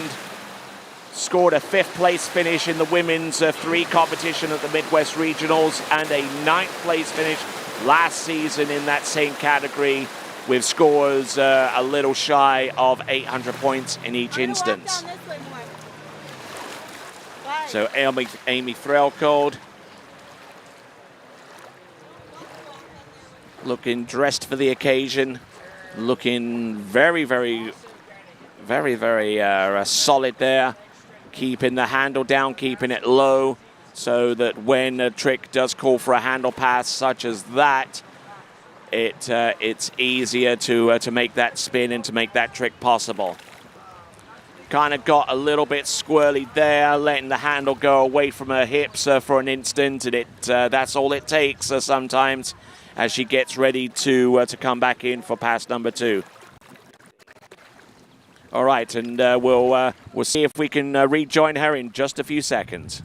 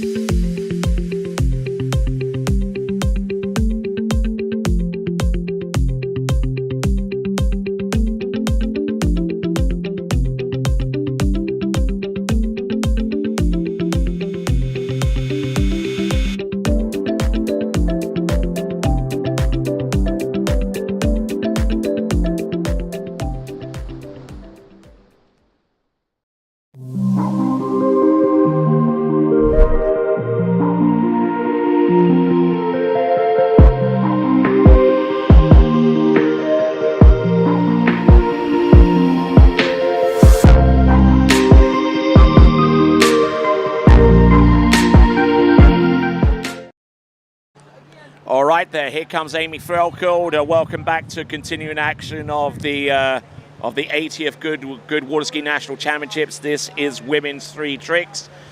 Nice turn to the back. Oh, a little unsteady coming to the front, but I tell you what, she has got the balance and the patience to continue on with the run. Does she go for the wake back? Yes, she does. The wake front on one ski. Look at her go. Good quick pace. Does she go for the wake back to back? No, not quite, but she's still on top of the water. And she certainly has potential on that trick ski, I can tell you that. Surface spin, tries to go for the 5. Oh, and the handle coming now away from her, but Amy Goode will have totted up enough points there. I believe it will be close to the mark that she scored in the Kansas State Championship of 1,040 points. So, next competitor up should be Christy Getzlav.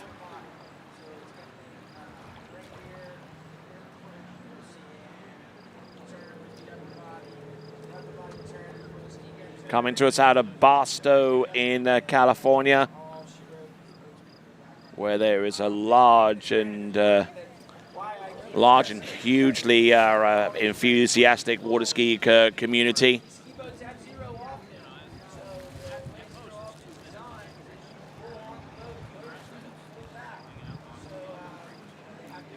Now, she actually competed out of region this year, and originally out of California, but competing in the southern region these days. This is Christy Getzlav. Look at this, keeping the handle down by a hip there, wake back to back. Does she go for the reverse? Yes, she does. Nails that one down. Surface O, yes. Surface O reverse, yes. Does she have anything more?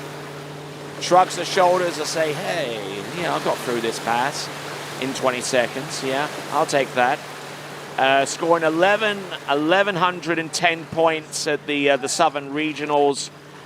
Because she was skiing out of region, that was for a non-placement score. Enough to actually get her here to the national championships, combined with her other scores that she had this season, but has competed in the Alabama State Water Ski Championships, where she was eligible for a placing, and many of the other tournaments that she skied in the last 12 months were in California. So just. I won't want to assume anything in regards to where her next move is, if indeed she's decided to move out of the Golden State.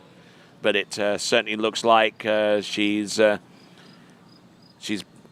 maybe planting roots there in the Sunshine State, or anywhere within the southern region. So. Name's Tony Lyford. I'm glad to have the pleasure of your company once again for the tricks and the jump event. And we've got Christy Getzlav on the water. We are about little under halfway through this event in women's 3. The toe back and the toe front seems to have been completed well. There's the wake back and the wake front. Does she have anything more? There's the reverse wake back. Oh, and just unsettled with the landing and letting the handle go towards the boat. And that basically unravels her effort. And Christy swimming into shore.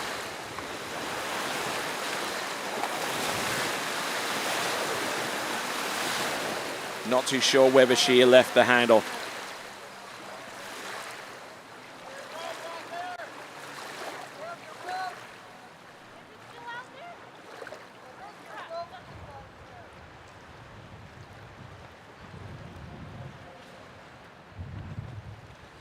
Okay, and I think a member of the crowd has actually alerted her to the fact that the rope did get released. I mean, she didn't see it initially and started swimming home. Hopefully she gets the rope situated before Our next skier enters the course. This is Becky Bartlett.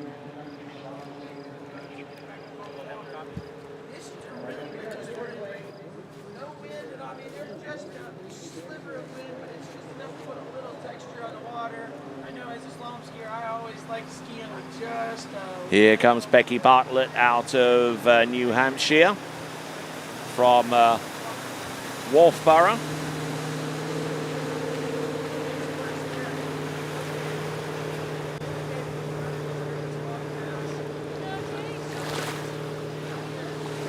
Nicely done through the wake tricks, keeping everything running forwards.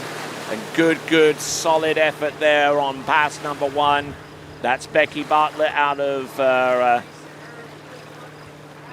Green Mountain State. Not the Green Mountain State. The Green Mountain State is Vermont, but the state that's right next to it, New Hampshire. Scored 11.70 last season in women's 3 to place 5th in last year's nationals. Has backed that up with another score of 11.70 in the Fluid Summer Showdown in women's 3 tricks, and has a whole slew of scores that keep her average a little under 1,000 points. So has skied extensively between the southern region and the eastern region where she currently resides. Wolfboro in New Hampshire is a home according to our stats.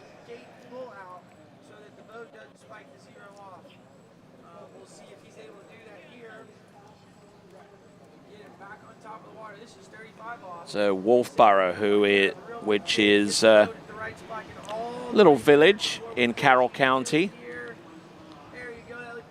I won't even begin to pronounce the lake that is actually a feature of Wolfboro, but it is a larger public expanse of water. Perfect for trick practicing, at least early enough in the morning if you can get out there. This is Becky Bartlett. Let's see what she's got.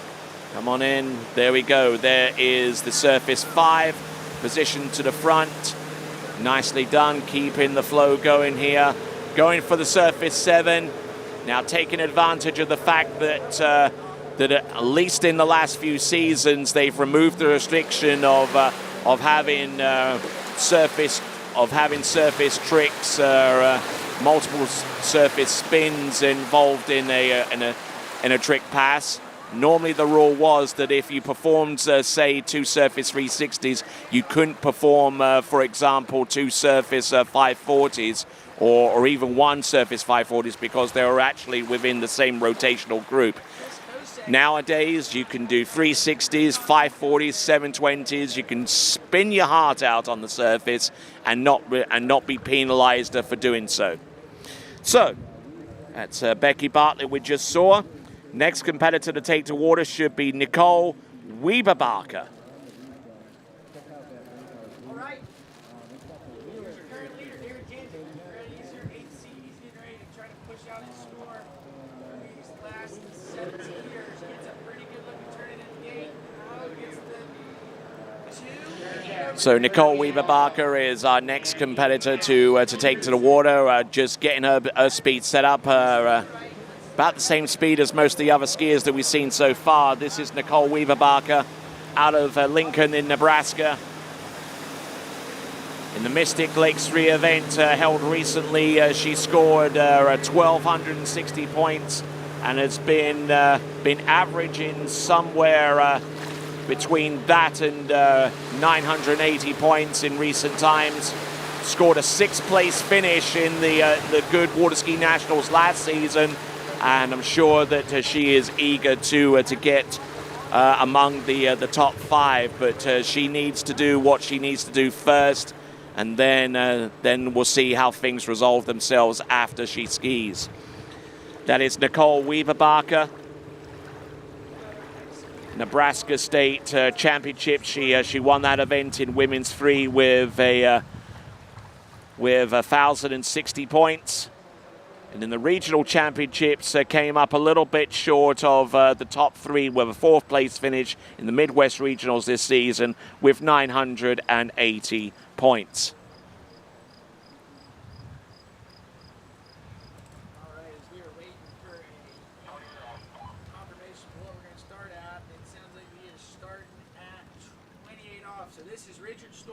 California, 28 off in the 6 slalom division. Looks like he's got a best. So as the men's 6 continue to work their way down the list in the slalom, we've got women's 3 tricking going on right now. We just saw we've just seen an image there of a few of our skiers getting ready.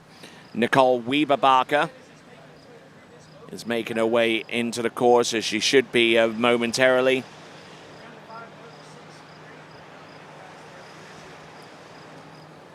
Making a few adjustments there before she hits the tricking course with toe tricks. There's the toe back, there's the toe front, very, very stable. Let's see if she can go with the toe side and not attempting the toe wake back or the toe wake front. Let's see if she's got any more spins. Yes, she does. There's the 5 back. There's the attempt at a couple of back-to-backs to work her way through. Yeah, there you go, fist bump. There you go, Nicole. Great skiing there, and she's in with a chance of putting herself on the top 5. She's done the work that she needed to do. All she has to do is kind of sit and wait a little bit and find out what the result is, what the placement is going to be based upon her effort out there. Speaking of placement, I'm sure some of you would want to know some of the results in, I would say, I don't know, women's 6 tricks, which was the first event this morning. And Libby Van Treese, your winner there with 3,000 points. This is provisional, of course. Carol Brooks with 1860. Joy Kelly with 1280. Christina Smart with 940, and with 240 points for 5th place is Diana Parker. Those are the provisional medalists in the women's 7 tricks. In the women's 6 tricks, I beg your pardon. We'll try and get you some other results as we move forward, including women's 7 tricks. So our next competitor to take to the water is Marie Thomas. Marie Thomas.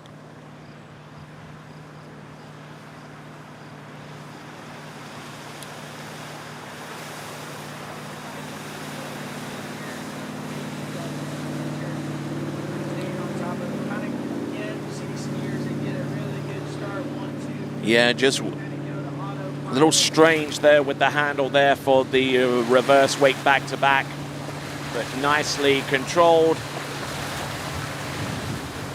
Can't really fault her for that. She gets all the way through from Madison, Wisconsin. It is Marie Thomas. Give you an idea of what she's produced. Obviously, Madison is in the state of Wisconsin. It's the state capital. And she has conjured up 1,330 points for a first place finish in the Wisconsin State Championships. Has tricked 1210 points for a win in the women's 3 in the Stillwaters Open in the Midwest Championship. Placed in 2nd in the silver medal spot with 1,100 points. Last season was a little bit of a downer so far as the Goode Waterski Nationals was concerned. In the 79th edition, she scored 780 points. So looking for a little bit of redemption here after ending up in 8th spot last season in the same division category. So that is Marie Thomas.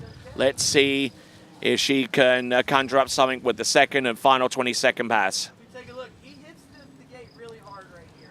So you will see if he has a hitch here and it catches him because he's a lefty over here. Okay, so we'll continue to rock and roll here at the Goode 80th National Waterski Championships. Just working our way through. We have a whole bunch of support from a whole slew of sponsors, so we thank those very much indeed. Trying to recover on the toe front. and going down on about the second trick, and unfortunately that is curtains there for Marie Thomas, as we now work our way down to the top 5 seeded competitors in that particular division, which is women's 3. Taking a big old splash there, and hopefully she still has the rope somewhat near her.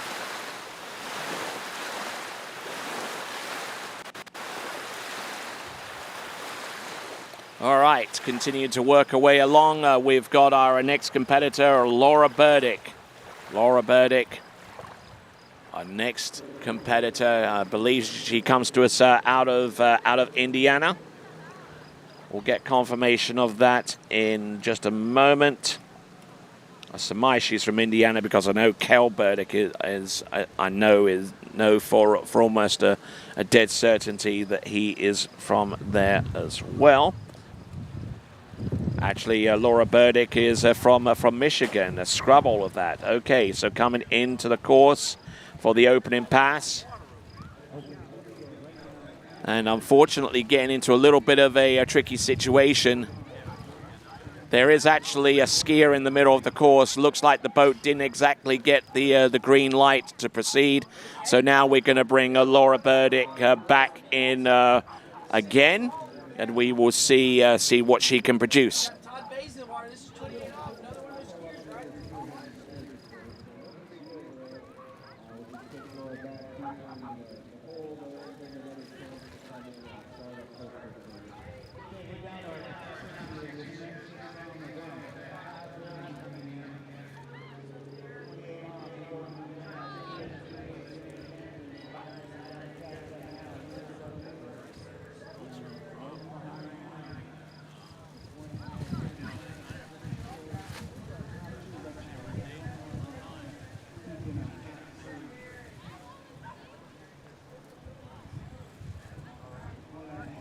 Okay, so working our way back.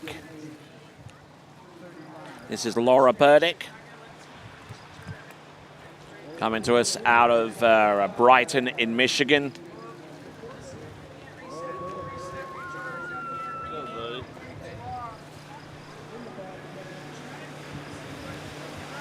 Keeping everything on an even keel. Placed 9th in the Midwest Regional Championships in women's 3 tricks. Scored a 4th place finish last season in women's 3 tricks in the Nationals with 1,250 points. Ooh, and probably took a bit of a hit there as she worked her way onto the surface 3s. But there we go. That is Laura Burdick. Keeping the handle low and to her hips, which is always a good thing to do so far as staying stable on the ski, especially when you're doing back-to-back turns and stuff like that. Now things have started to deteriorate a little bit there with that particular move. She leant back away from her ski and got caught. And then she managed to throw in a surface 3, and here's the reverse, taking the edge catch. And we'll see her come back into the course in a few moments. It is Laura Burdick.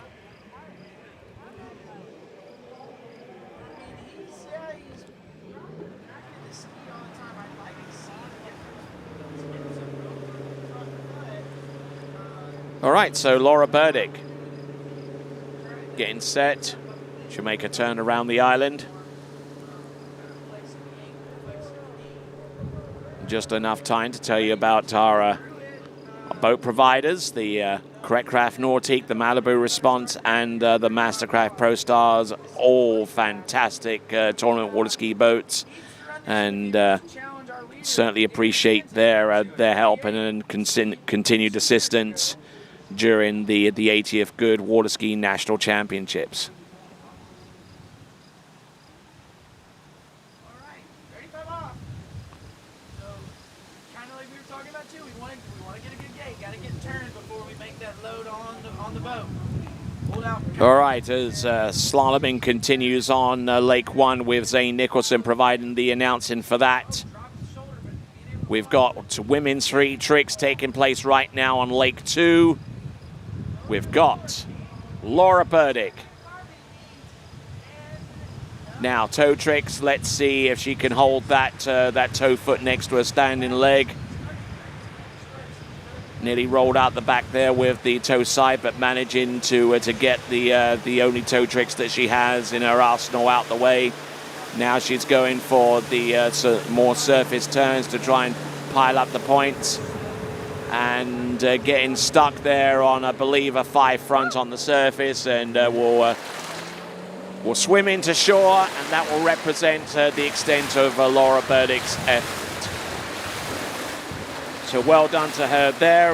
We'll see if her effort out there, so far as the points that it yields, will be enough for another top 5 placement finish at the Goode Waterski National Championships. We're now down to our last 4 in the women's 3. We should find Shannon Chapman coming up next.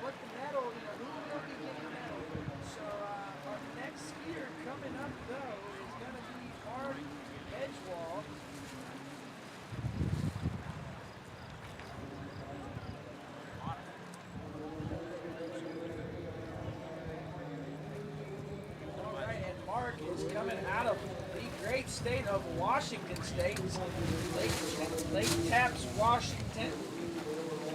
Looks like he's been, he's got a few scores, a couple scores here at 39, and he is pretty consistent at running to getting the 4 ball at 38 off. So. All right, so Shannon Chapman, who comes to us out of Rockville in Indiana. Best score of this current season is a 1,410-point effort.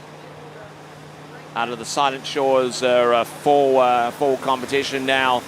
The season actually starts from the Waterski Nationals all the way through to the eve of the next Waterski Nationals. So she performed that 1,410 points actually in the 2021 calendar year.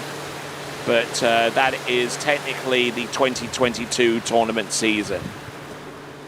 So far as the regional championship results are concerned, she is the number 3 ranked skier out of the Midwest region with a 3rd place finish, and 1,020 points was used to snag that particular title. Oh, and last year she was in 7th place in women's 3 with a point score of almost exactly the same that she produced this season in the Midwest Regionals.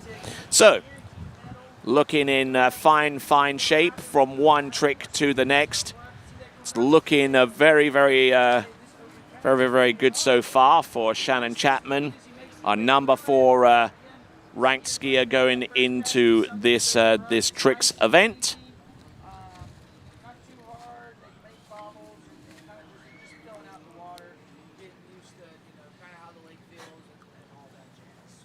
So, we're here at Mystic. The sun not coming out as brightly today as it did yesterday, but we'll see how things shape up during the course of the day. We've got a lot of trick skiing to cover. We've got women's 4 tricks after this division.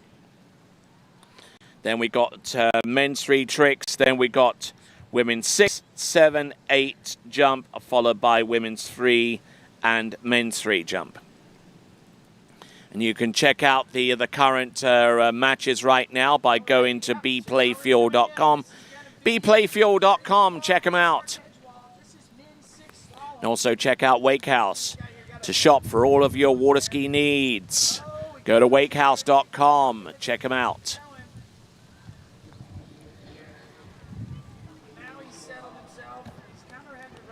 All right, waiting for Shannon Chapman to come back into the course to see the recognizable figure there of Michelle Bucher. She'll be our next competitor to go.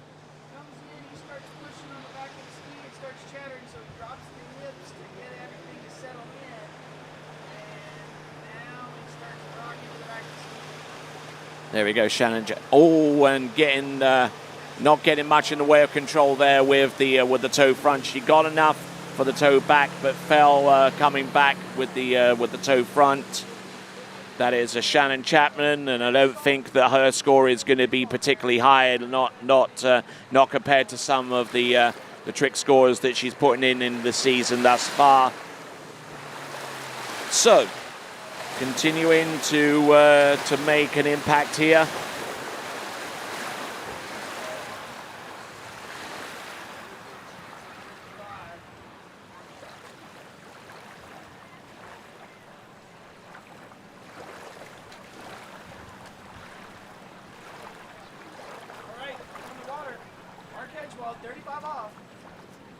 All right, women's 3 continuing along with our next competitor, the tall figure of Michelle Bucher out of Syracuse in Indiana.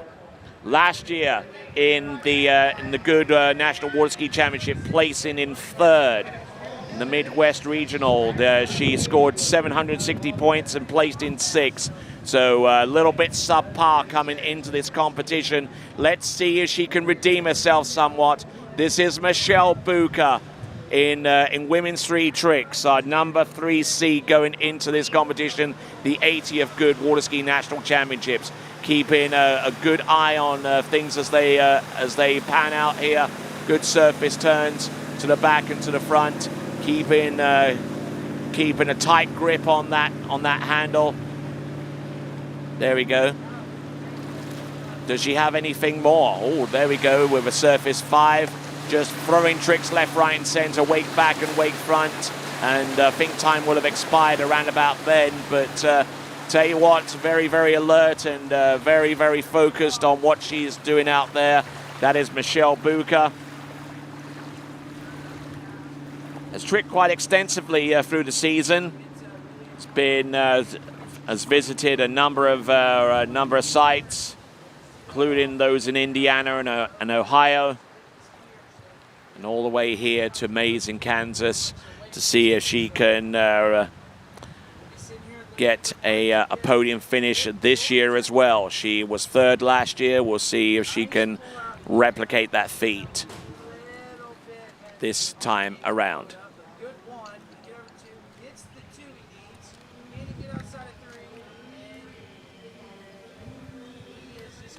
So Michelle Bucher, once upon a long ago, used to be a collegiate skier for one of the major teams up here in the Midwest.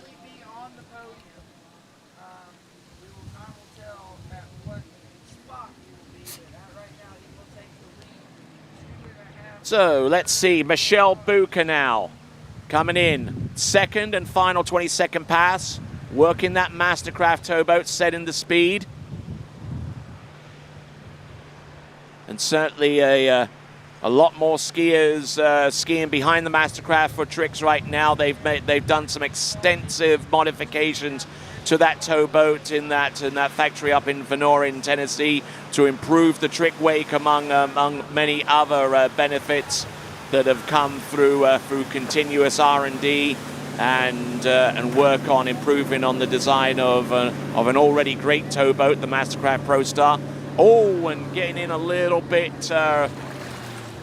getting a little bit loose there with the surface 3. She'll swim into shore, and that will represent the end of Michelle Bucher's effort. But will that be enough to send her onto the podium? Only time will tell.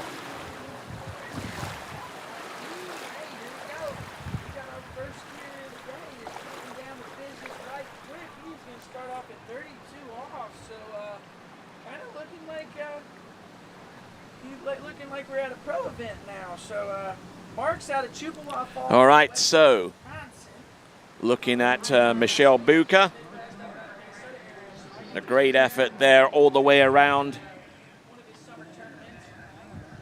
on both. And just look at the knee bend. Look at the ankle bend as well. Just trying to maintain a balance and poise on that trick ski.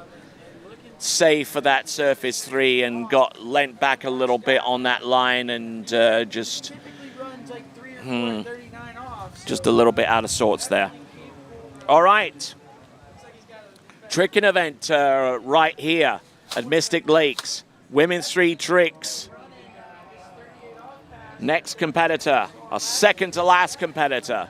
It's going to be Lauren Mallett, who comes to us out of San Antonio in Texas. So just waiting on that towboat to clear. Wait for everything to resolve itself. For her to swim out of the way. I'm referring to Michelle Bucher, of course. And there you see the recognizable figure of Erin Kalkbrenner in women's free tricks. She's looking out over towards the island, and she will find Lauren Mallett out of the South Central region, who is getting ready to ski herself and wanting to go with the Mastercraft towboat for her tricking.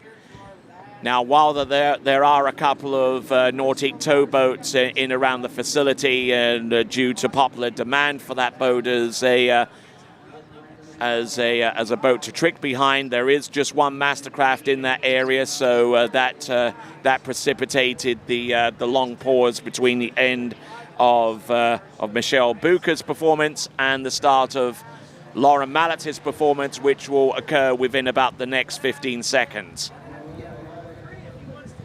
Has tricked 1,860 points. Didn't ski in the regionals this season.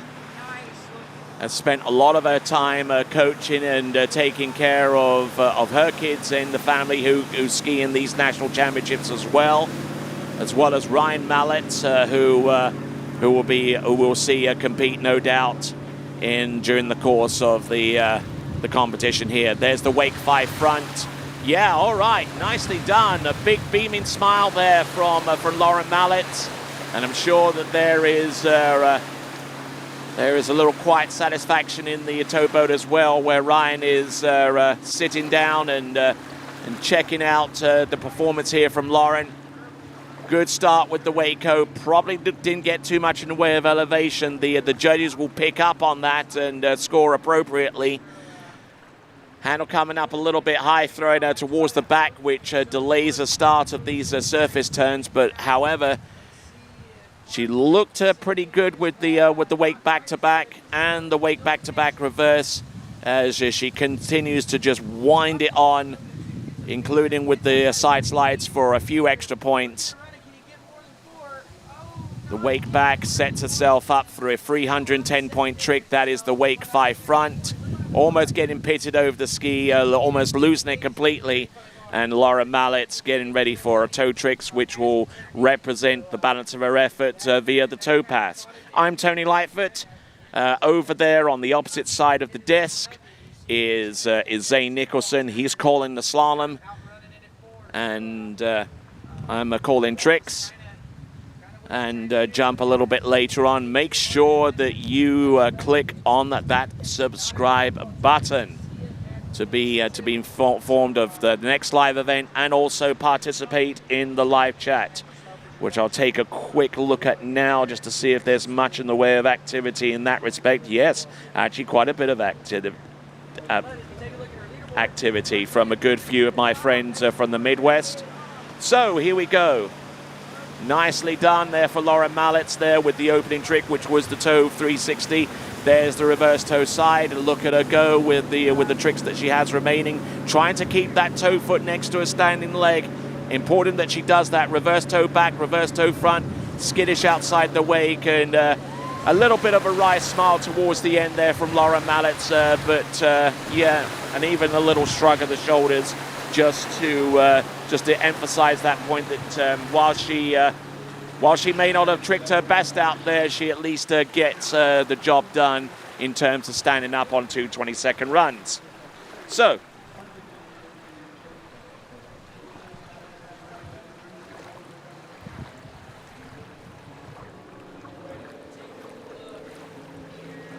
just looking in good shape there, Laura Mallett.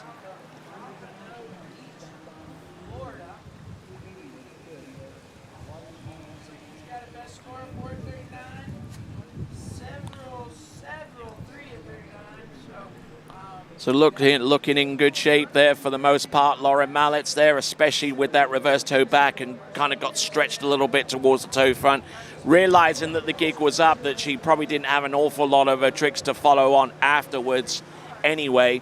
So she's pleased enough with the stand-up run. This is Erin Kalkbrenner. Now, a very, very light competitor, doesn't need to pull especially hard to get through these initial tricks, standing very tall and throwing herself into these moves there. Erin Kalkbrenner, a native here at Maize in Kansas.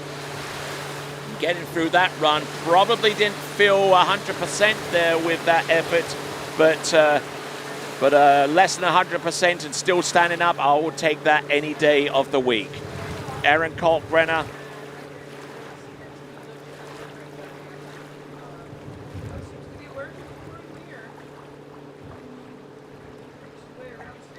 So let's have a look and see what her record is in the tricks event. She is from Maize, Kansas, hence this being her home site in the tricks competition, where she doesn't really trick all that often. As a matter of fact, she's only tricked 3 times in the last 12 months.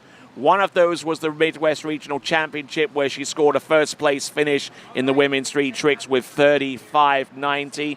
In last year's Good Waterskiing National Championships, she scored marginally less than that, to the tune of 3,040 points, but was still good enough for the win in the women's 3 tricking category. We are on the number 1 seeded skier, and this is Erin Kalkbrenner, as she now gets ready for her tricks, which will represent the end of her performance in the tricks event. It's going to be handle pass for her. Hey folks, good to have you once again. My name's Tony Lightfoot, calling the tricks at the 80th Goode Waterskiing National Championships. We got Erin Kalkbrenner coming into the course very, very soon. She's done with her toe tricks. Now she's going to have a good old stab at the hand tricks, which will come up next. Also coming up very, very soon, we've got women's 4 tricks and then men's 3 tricks. Here's Erin Kalkbrenner, who's certainly had her challenges in the last few seasons, not the least of which being severe health problems relating to leukemia. But she's battled through those struggles and has continued to be competitive on the water, and has actually helped the United States in a number of occasions so far as their U17 and U21 championships last season. So she was one of the team coaches and managers of that group, and doing a fine job there. And here as well with the handle tricks, and for all intents and purposes, I'll stick my neck out and say that you're probably looking at the Women's 3 National Tricking Champion once again in the form of Erin Kalkbrenner. Started off with the wake line trick and going through the remaining tricks. A little skittish, it does have to be said, but as long as she can take a hit or two and keep moving forward, then things are going to work out pretty darn well for her, especially as she works her way through these tricks. A little skittish there on the original wake back-to-back. Attempts the reverse, but I don't think at that point she is particularly bothered with gaining the reverse if she couldn't get the original wake back-to-back. Just trying to make things up a little as they go along, including the wake 5 front towards the end. I believe that was one of her last tricks there. Doesn't go into the wrap. And about that time, she phones it in and says I've done enough. May not be the best, but I've done enough. Here we go. This is a 2-ski wake-o there for the first competitor, Kirsten Angel. Look at her go. Look at this. Slicing and dicing it. Our first skier out in women's 4. This is some dramatic stuff. There's surface 3s. Boom, boom. In each direction. 180s. 180s in each direction. Look at this. She is spinning like a top. She doesn't know where she is, and she manages to get all the way through past number 1. Wow. That's a dramatic start if I've ever seen one.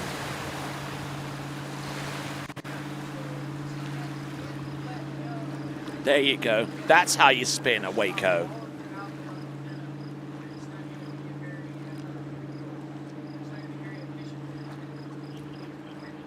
Just looking at these tricks there, just absolutely top drawer. Top drawer in the women's 4 tricks.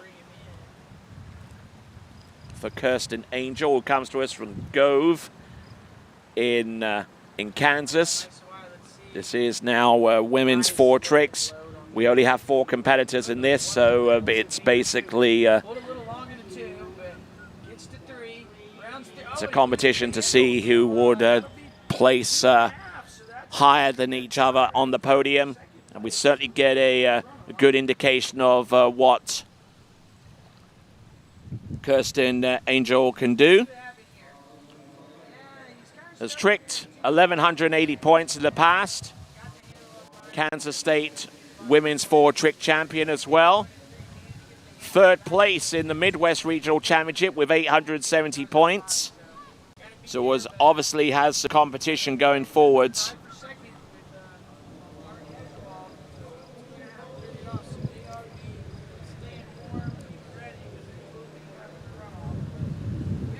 So a lot of activity going on the slalom lake right now. You can catch that on the other webcast that's emanating from the 80th Goode Waterskiing National Championships. Kirsten Angel in women's 4 tricks, transferring from 2 skis to 1. Side slides in each direction. Surface O, nice. Surface O reverse. Not quite as nice, but still manages to escape out of that one Houdini style. Good effort there, and that is Kirsten Angel all the way through on that particular run. So are a native of Gove in Kansas. A fine effort there, very sprightly effort indeed to ski all the way to the dock and record her performance in this good National Waterski Championship. I don't think she actually skied in the Nationals last season, but certainly comes through well this season. We'll see if her performance is enough to just keep her in 4th place, or whether she will move up higher depending upon what scores come through. Thank you for reminding me. Your cries will not go unanswered so far as finding out who the medalists are in women's 7 tricks. Women's 7 tricks. I'll find those answers for you momentarily as we get those scores coming through. We've already had women's 6 tricks. Okay, women's 7 tricks. So I'll give you those results momentarily. Shelley Kohler right now with a step or 2 at the beginning. Look at this. 2-ski tricking at its finest. Look at this. Spinning top there. 2-ski wake back. 2-ski wake front. There are the reverses. Boom, look at this. 5 more seconds to go. Does she have anything there? Side slide in each direction. There she goes. She pulls up, and brilliant looking skiing there for our skier on the water. That is Shelley Kohler. Starting off with a line front. She sets up out of course.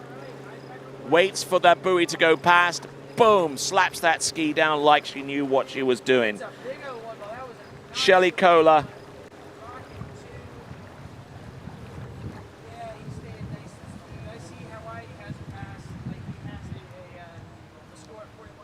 Just doing a sensational job out there with the 2-ski tricks. This, if you want to ever learn from someone on how to do 2-ski tricks, you're looking at her right now.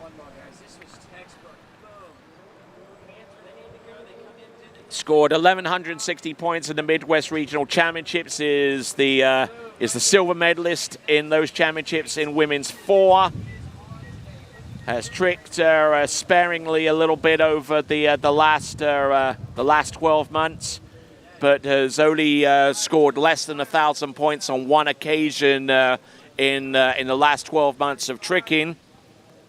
And we'll see what she's got in store for us with the second and final 22nd pass, which I imagine is going to be with 1 ski. Now, getting back to business so far as the women's 7 results are concerned. Janie Fouchaud, Your provisional national champion with 25.90. Beth Pesek with 2,050. Third place for Janet Madden with 12.50.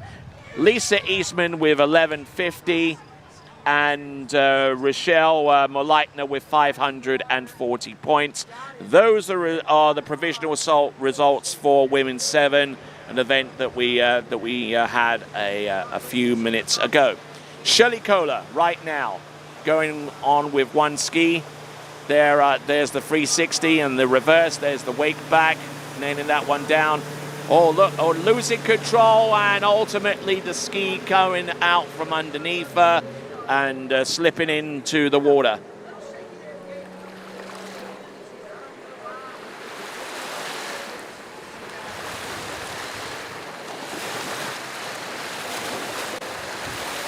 So, decent effort there. But unfortunately losing a little bit of control from when she got outside the wake. Things didn't look too bad up to this point. But it's when she started to prepare for the landing, her shoulders were already down, and then they got pitched a little bit forward, and then she lost complete control of everything that she needed to keep into control to stay on top of the water. All right, then, coming to us out of Central Florida, this is Kerry Morgan.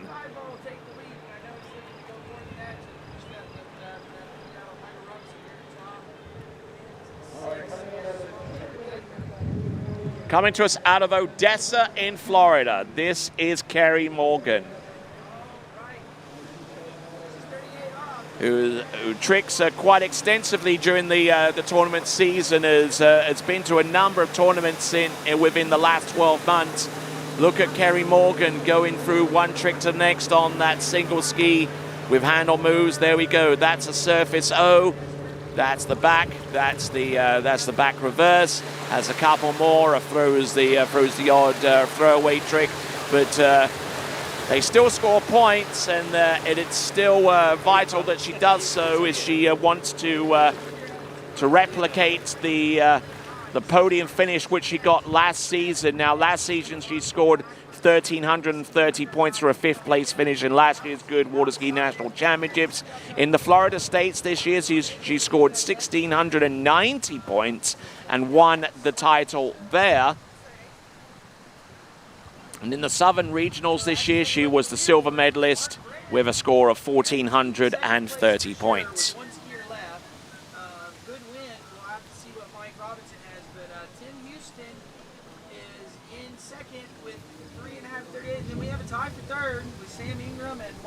So just looking at Kerry Morgan doing a fine, outstanding job there.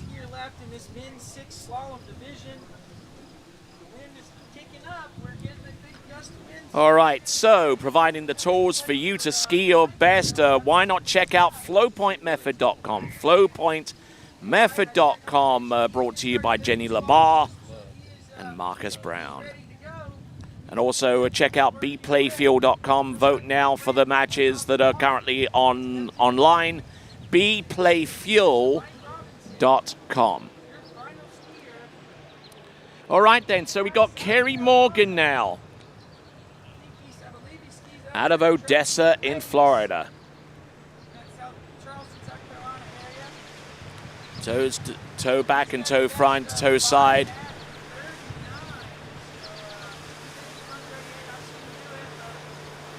Oh, come on, Kerry, up over the wake. Oh, not too sure whether she gained enough lift there to get the points, but she goes for the line back and line front, trying to work her way through the remaining tricks. It's a couple of side slides at the end. There we go, Kerry Morgan. I think she'll be somewhat satisfied with her effort there. We'll see what the point score is going to be in all due time. But Kerry Morgan just absolutely just stomping it out there on the tricks event and getting everything that she wanted to under her belt. So good on you there, Kerry, as we work our way to our final number 1 seeded women's forward tricker. It is going to be none other than Jane Greenwood from Scott in Arkansas.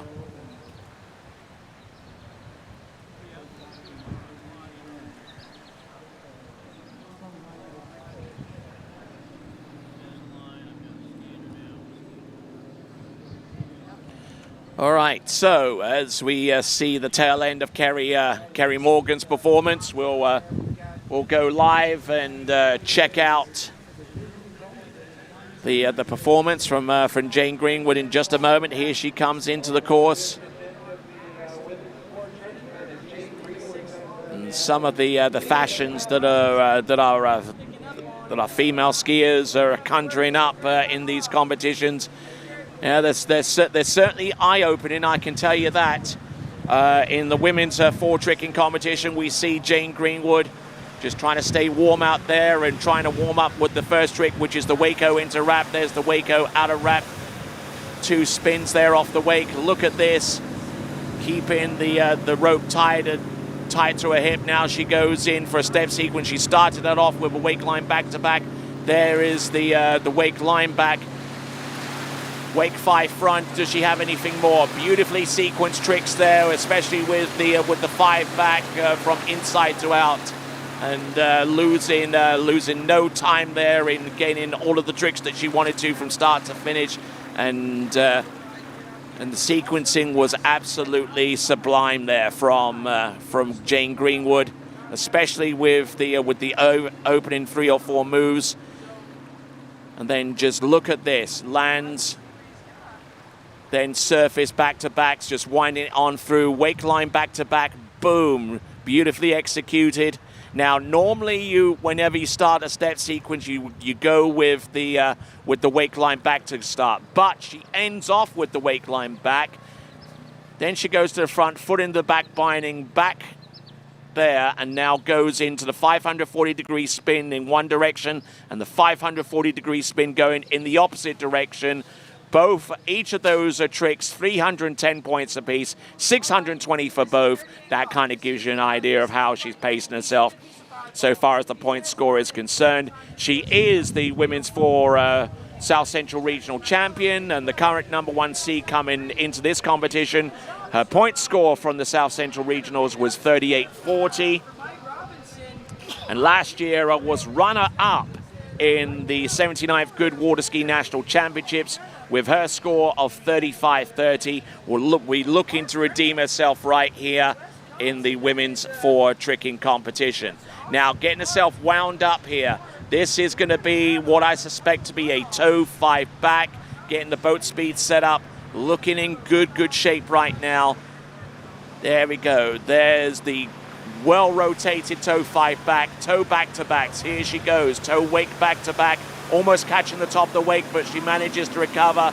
Toe wake front, toe side. Does she go for the toe back and toe front? Yes. Now, reverse toe back, toe 5 front, actually. Oh, does well to recover there. Toe wake snaps that one through. Oh, a beautifully executed run towards the end. A little bit skittish, though, but shrugs her shoulders in as much to say, okay, I'll take that. That's fine. And her husband in the boat there, Scott Greenwood, likes what he saw out there and doing a fine job. That is Jane Greenwood just absolutely just crushing it out there with the women's 4 tricks, and as much in a very similar vein to Erin Kalkbrenner in women's 3, you're probably looking at the women's 4 national women's trick champion in the form of Jane Greenwood. So well done to her. We'll try and find out some other results for you as we get ready to introduce men's 3 tricks.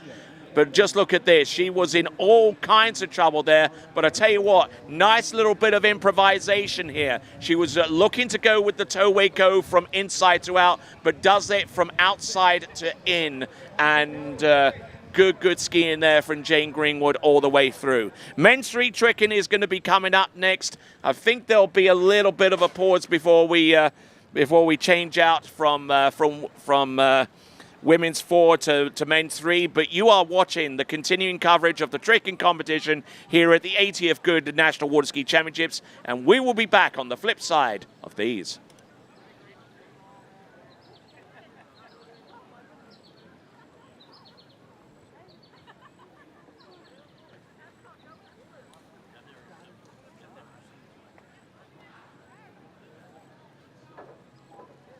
All right, looks like we continued on with coverage of the tricking event. We've got Scott Sedgley about to take to the water first. In the midst of all of this excitement, I will get you your results for some of the other divisions that were completed, including women's 8 tricks.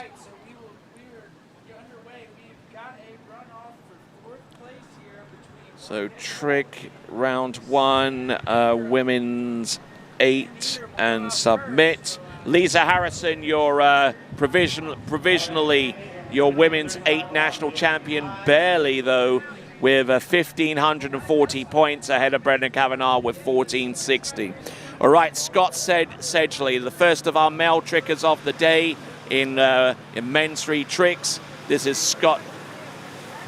So Scott Sedgley, who's trying to make an impact on the sport himself. He's the guy behind S-Line, and what's the betting that he's using his own trick line of his own manufacture and design.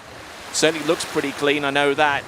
Unfortunately, the tricks don't match, but he no doubt his prowess will be shown a little bit later on in this competition, more particularly with the slalom event. But there is Scott Sedgley.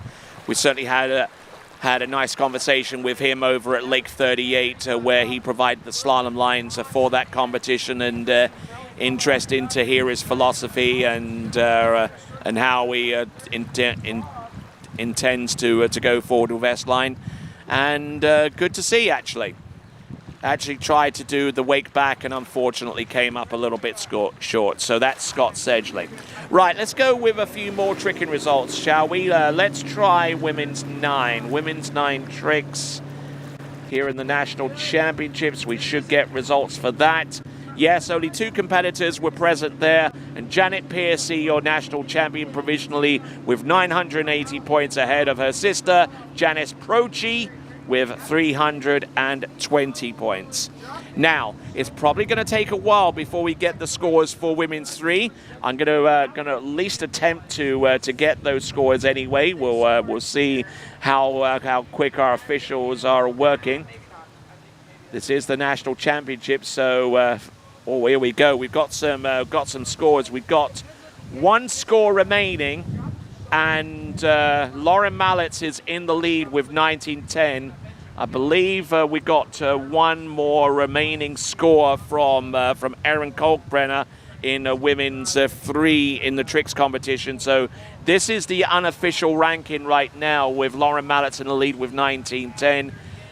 Then you've got Michelle Bucher with 1440. Nicole Weaver Barker with 1270, and Becky Bartlett with 1130.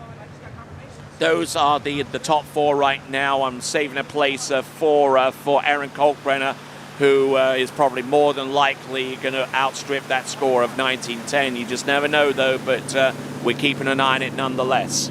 Here we go. This is Scott Sedgley. Yeah, just a little bit up and down, and not very edgy on that one.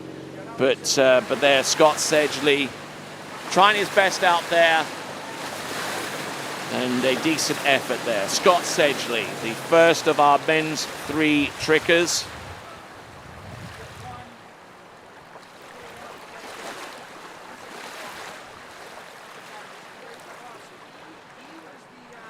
So we've got 13 skiers on this list for men's 3. So we're about the same number, as a matter of fact, as women's 3 trickers, go figure. Then once we get done with the tricks event, then we'll go into the women's 6 jump, then women's 7, women's 8, then women's 3, then men 3. So we are action-packed today.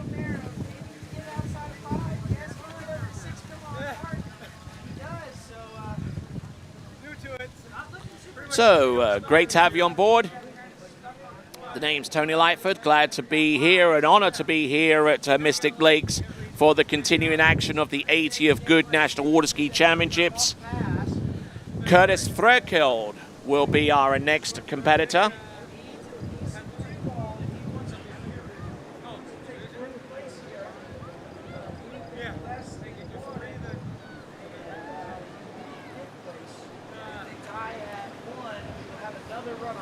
All right. Electing to go with the 2 skis to get things up and running. This is Curtis Fairfield from Bucyrus in Kansas, however you pronounce that. So that scores in the range of 500 to 650 points. Has only skied twice this season in the men's street tricks event. 8th in the Midwest Regional Championship. Your winner of the Kansas State Championship, which I'm sure took place here. But doing some great work out there with the 2 skis. Might actually be scoring some points that would be in excess of 650 points, depending on what he does with the 2 ski tricks and how far he gets on one, which is what I assume would be happening around about now with the transition between pass number 1 and pass number 2.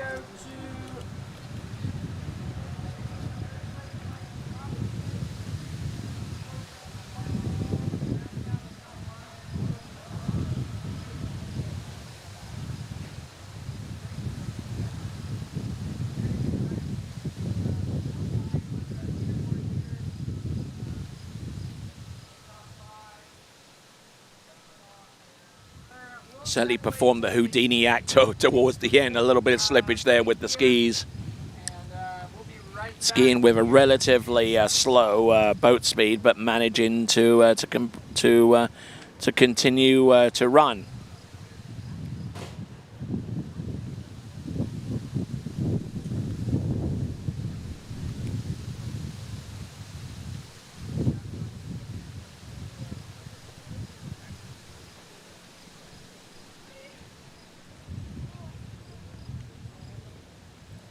So, Curtis Fairfield getting ready to go behind that Nautique towboat.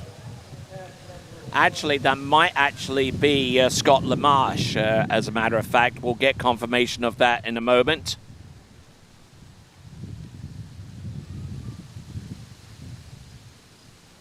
Certainly looks like Scott LaMarche based upon previous encounters I've had with him, which haven't been too many, granted, but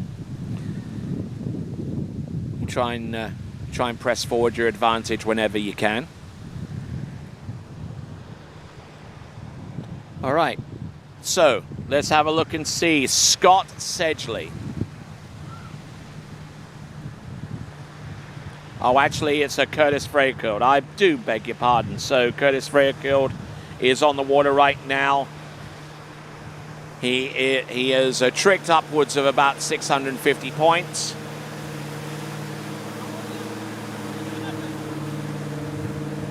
Come on, Curtis, keep going. Oh, goes for the surface 5 on that 1 ski. Come on, keeping it together and, I don't know, smiling out of relief, embarrassment, all kinds of stuff. So, that was actually Curtis Fairfield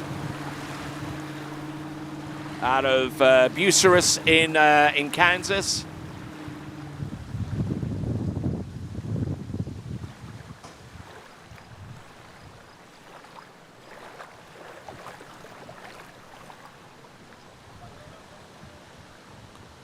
But a decent effort nonetheless for Curtis Fairfield.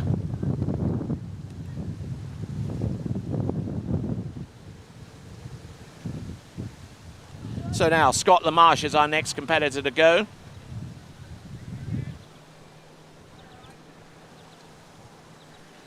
Try and see if the live chat is up and running. Yes, indeed it is. Feel free to chat. But in order to chat, you have to subscribe to the TWBC YouTube channel. And if you hit the bell icon, you'll be informed as to when new live broadcasts become live, including this one. That's Scott LaMarche on the water right now. Look at those spins there. Oh, and the reverse 360-degree spin didn't go quite as planned there for Scott LaMarche. We'll try and get a little bit of an indication of as to his tricking ability in the past.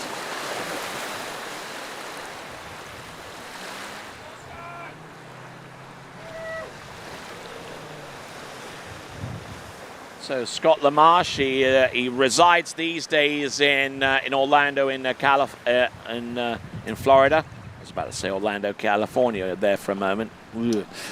Starting to lose it. All right, and so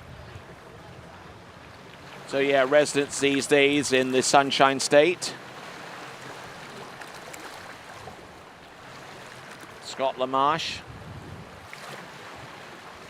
has tricked all but twice in the last 12 months. The Southern Regionals, where he placed 4th and qualified for these championships with 830 points.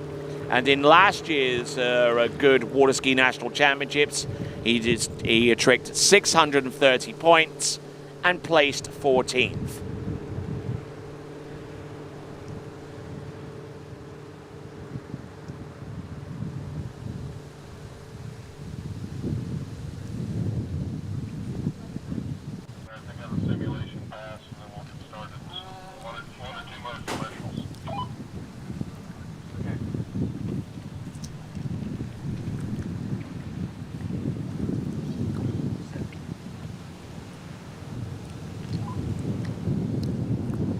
So now, continuing to roll along. There is a bit of a delay on the slalom lake, and for those of you that are watching simultaneous coverage, you're now watching Scott LaMarche getting ready for pass number 2.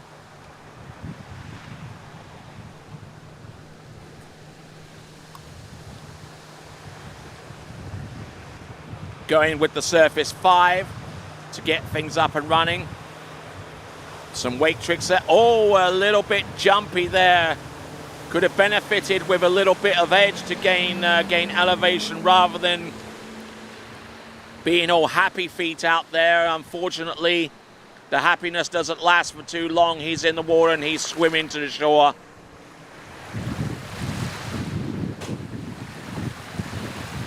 So he has to make do with the performance as far as he was able to get down on the first pass, and this fall on pass number 2.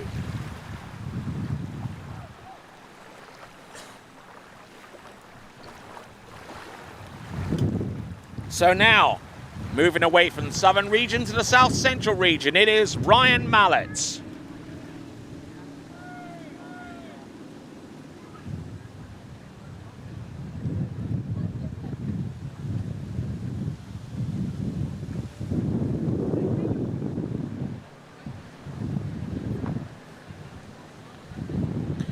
So, Ryan Mallett, competing in the South Central Regional Championships, placed 4th in men's 3 with 860 points, which is his highest score in the last calendar year.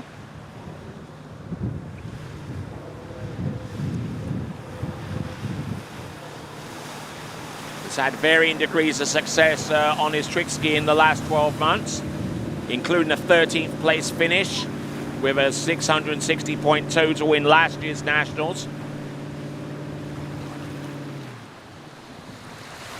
Just not able to control his edge and his spin there for the wake back to back from outside to in.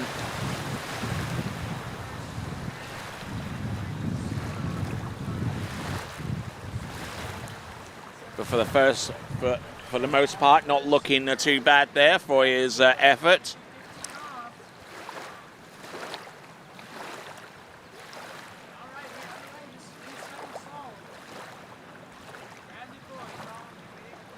Letting the handle come away from his body on at least a couple of those moves, but managing to keep things going. Tries to get that skill the way around, but a little bit non-committal with that effort there with the wake back to back. And we'll see what Ryan Mallett can do on his second pass, which will consist of toes.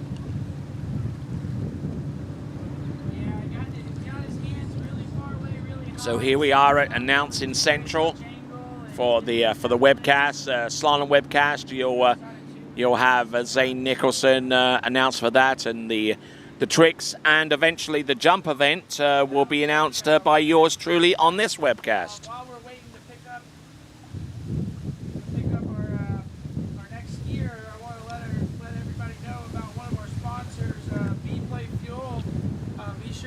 and check it out. There is a new matchup up between, it looks like Dane Meckler and myself, and asking who has run the best 39 off. I can go ahead and tell you I think Dane probably did a good job, but be sure to check out bplayfuel.com. Go check it out, and go and vote.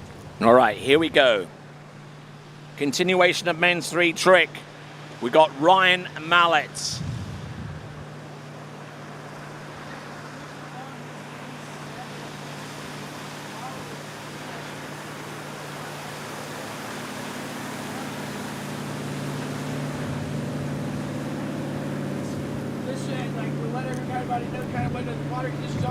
Just going through his toe moves.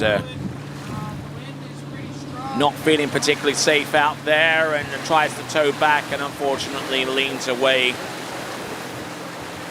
Needs to be a little bit more compressed in the knees and especially the ankles to affect any significant moves with toe tricks. And having more practice time will certainly help his cause out as well.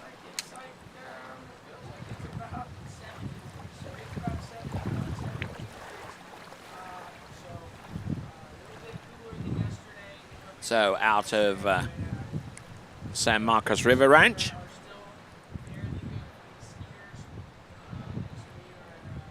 Which isn't too far away from San Antonio in Texas. That was Ryan Mallett.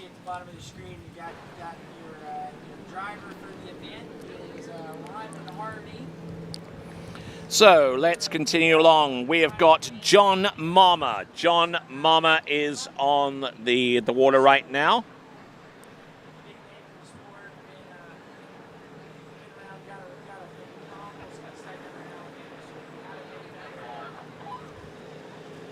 All right, so here comes John Mama, who, when he's not skiing on the water representing himself, he's representing the Syndicate brand. And they are one of our webcast sponsors during the course of the season. And also an event sponsor right here at the 80th Goode Waterski National Championships. Keeping things going. Going to go for, the first back roll, backflip that we've seen in this competition. Look at that. Beautifully executed on one side and tried to do the same on the other. But a decent effort there from one trick to the next. He landed the backflip towards the end. We'll see that in a moment. Okay, so, but not looking too bad for the majority of this run. Coming to us out of Eagle Lake in Florida, which actually used to be Corey Picos's original location whenever he started his ski school way back when in the late 80s, early part of the 1990s. Used to be an old stomping ground for the likes of Corey Picos, the late great Torrey Baggiano, Mark Bedso, and a few others. There's the backflip right there, boom. 500 points there. Wanted to get another 500 points with the reverse, but he just didn't have enough lift. And then he just couldn't recover and ski that out. So that was the opening pass of John Mama. He scored in the tricks event so far this season in the Florida State Championships, 1,180 points. Scored 1,070 for a third place finish in men's 3 in the Southern Regionals. And doesn't spend too much time tricking in competition, but yeah, you see the those results there from John Mama.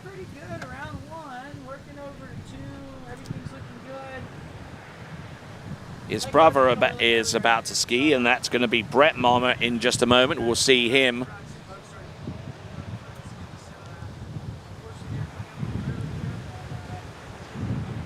Here comes John Mama. Doesn't have too much in the way of toe tricks, and unfortunately decides to expend the reverse backflip. Tries to redeem himself a little bit there, but unfortunately coming up short. So there we go. That's the extent of John Marmer's performance. Our next skier to go should be Brett Marmer, who, unlike his brother John Marmer, I believe still lives in the Midwest.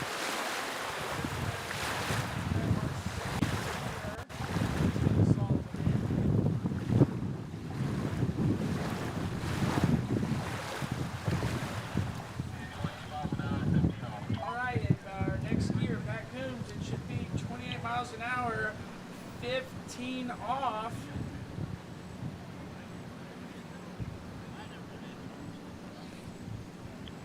All right, welcome back to those of you watching the continuing coverage of the tricks event. This is men's 3 tricks.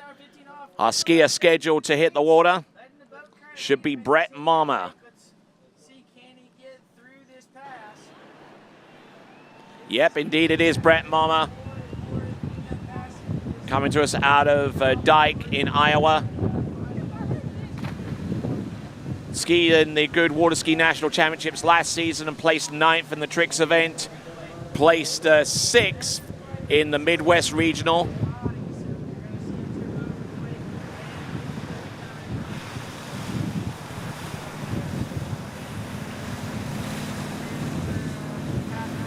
But not looking too bad for the most part. Going through from one trick to the next. Good effort there from Brett Marmer from start to finish. Decent skiing there from him. And we'll see the instant replay and see how this plays out.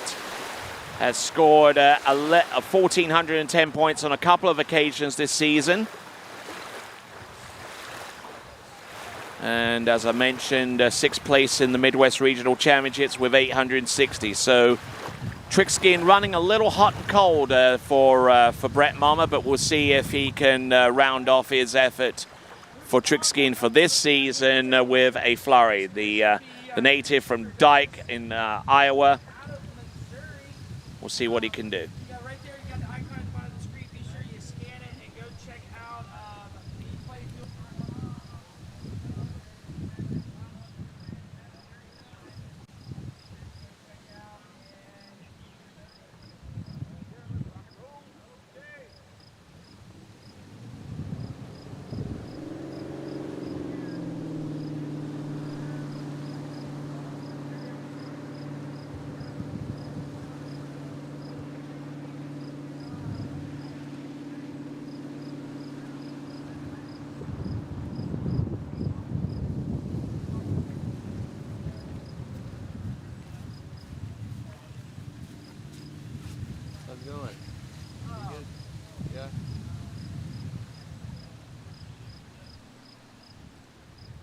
All right, continuing our coverage, 80th Goode Waterski National Championships. You see the sponsors there in front of you. Be sure to patronize them at any and all given times. We've got our boat sponsors right down over there. We've got Goode, we've got Conley, we've got D3, Eagle, Radar, Syndicate, all the major players, all of the major supporters of tournament water skiing, both in the United States and beyond these shores.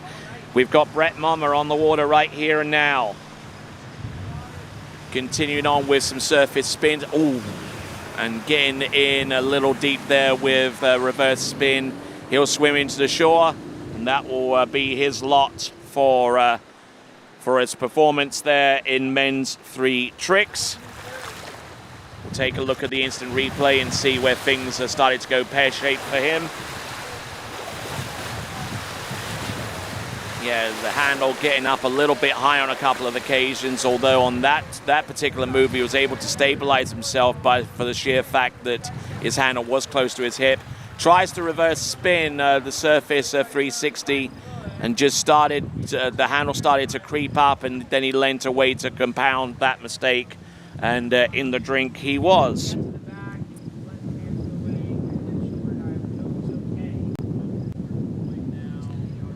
So, a skier about to take to the water or is on the water right now. Behind that Malibu Response TXI, it is Cam Delegati. And what you will immediately notice with Cam as he comes into the tricking course is he is an A2 skier. Would ordinarily ski in adaptive competitions, but has chosen to ski in the national championships in men's street tricks. And oh, just look at that.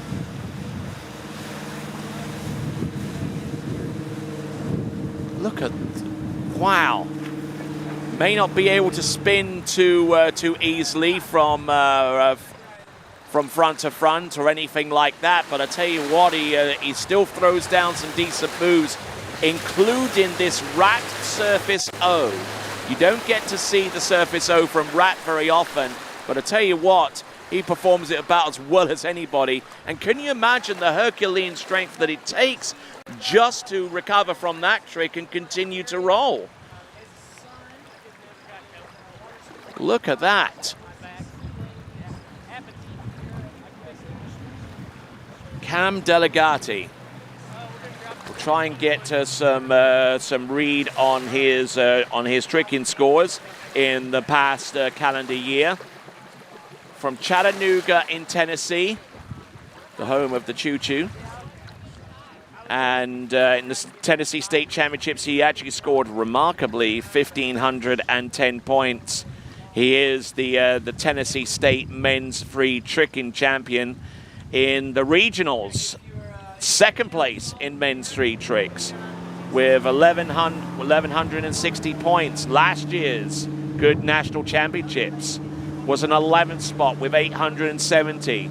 So if he feels frisky enough to go through his second pass, we'll see what he can do. Now, how is he going to resolve the tricks that he has in his bag for his second and final 22nd pass? Is there a way that he can go with toe tricks, I wonder? Or does he, or is he just going to go in for his second pass and basically empty out whatever's left that he hasn't performed at this time? I'm Tony Lightfoot. He is Zane Nicholson. And Zane's got slalom. I've got tricks and jump. And we've got a whole day's worth of great competition going on right now and continuing to roll with this skier. It is toe tricks. Remarkable that he's able to get that toe strap on to begin with. Now, might be stating the obvious here, but he probably will have a slightly easier time with toe tricks than he would with hands. There we go, with the toe back and toe front, toe side. Now he's got to get compressed with that standing leg to try and get some more tricks going. Now he takes the toe strap off the toe foot. Does he go for the wake back? Yes, he does. Wake front. That is Cam Delegati right here in toe tricks. Beautifully executed there, reverse back. Does he go for the flip? Oh, no, he goes for the overhead 360 spin. And look at this. Cam Delegati. Oh, my word. Throwing the fist. And just remarkable, remarkable athleticism. Even the folks in the boat are absolutely blown away by what they've just seen.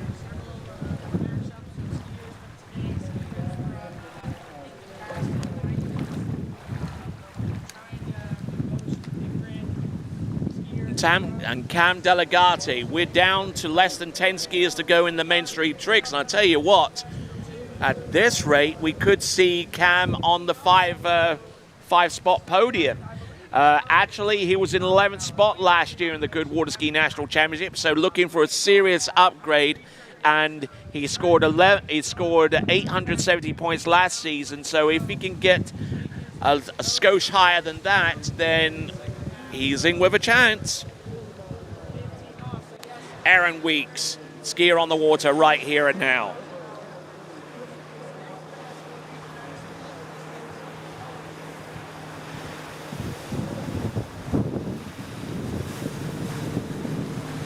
Coming to us out of Plano in Texas, this is Aaron Weeks.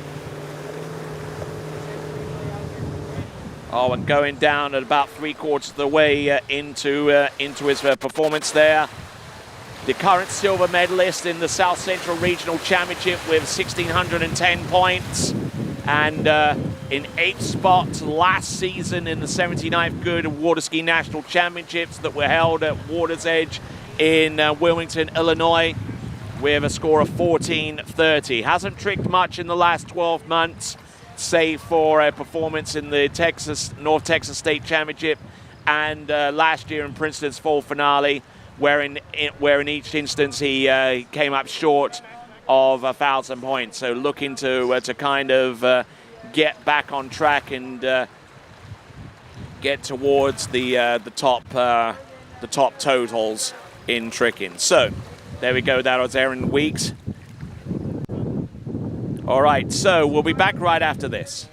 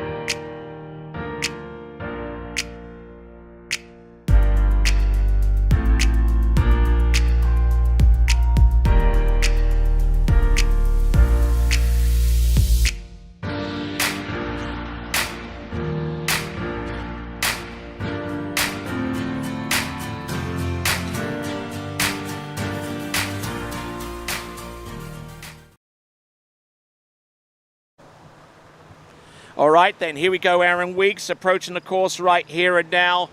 Still an absolute shock as to what we've seen so far as Cam Delegati was concerned. And our skier out of Plano in Texas right here on the course, looking to try and get over 1,000 points, I would say, to keep in contention here for the men's three. Oh, look at that, there's the backflip. Does he go for the reverse? No, he goes for the surface spin. Just about gets that situated. A reverse surface spin. He is spinning all over the shot. He doesn't even know where he is at this point. Goes for the surface 5. Oh, there we go. And just, I don't know what to say with that one. I mean, he was basically just absolutely tiptoeing himself through that run and barely stayed on top of the water, and even in the middle had enough for a backflip, but which could be a significant amount of points going forward. So Aaron Weeks, tell you what, he's certainly in contention.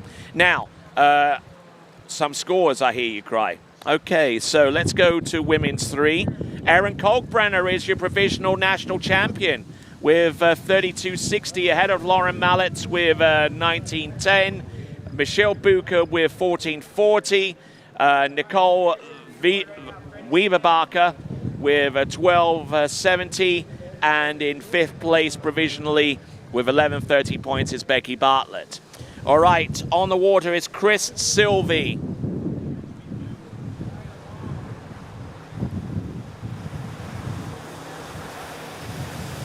Chris Sylvie just working his way through the initial tricks that he has on his particular run. Out of Jacksonville, Texas, another skier from the South Central region.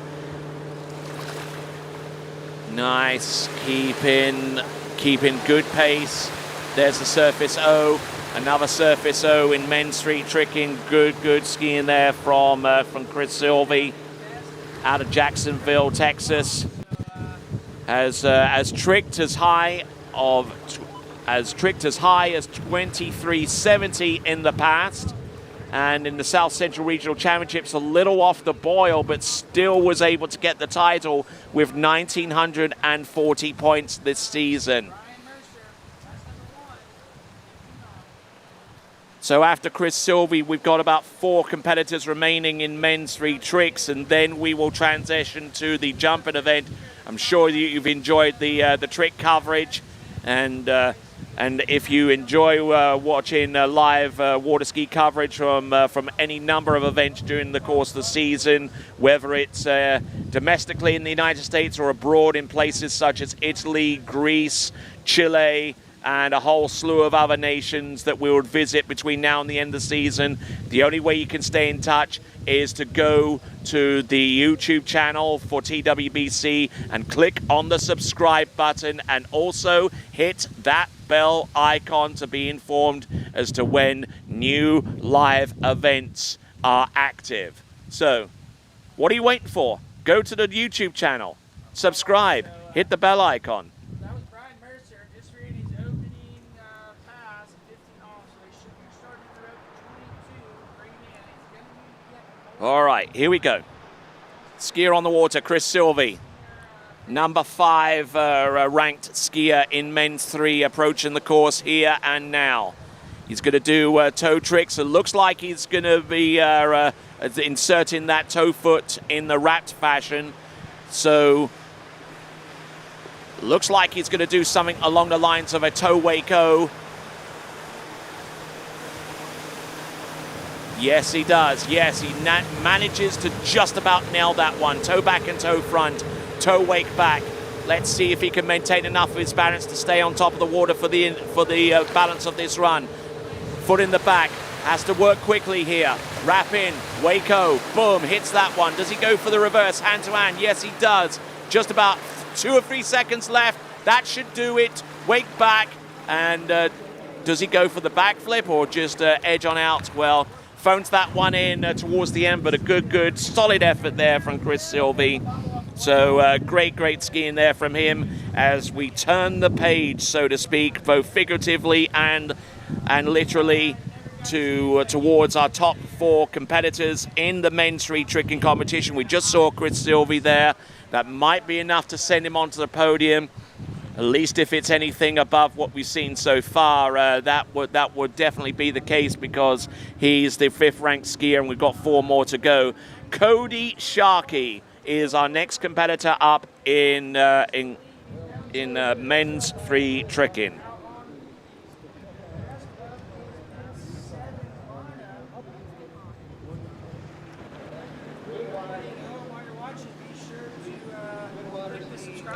Out of Mishawaka in Indiana. This is Cody Sharkey. Hasn't tricked all that much during the course of the season, but the points he's produced have been significant. He's the number 1 ranked Midwest tricker in men's 3 with a score of 70 points. Looking for something along those lines. In last year's Nationals, he was in the silver medal spot with 26.20, and look at him go. Fantastic effort all the way throughout with that particular run. That is Cody Sharkey from Mishawaka in Indiana, and aged 40. Just look at him go from one trick to the next, to keeping that handle very closer to his hip. That's where the control occurs. That's how he stays stable, especially with the surface back-to-backs, as he works his way to a wrap to hand, wake back-to-back, and then goes in for the reverse. A little bit sloppy with the reverse, however, but then he goes into his step moves and keeping that handle very, very close to the central part of his body as he works into the wake line back. Good, solid effort with that one-legged edge, and then into the front, relatively straightforward. Wait for the top of the wake to come up under your binding, get elevation, get the foot in the back, and get that run situated. Hey.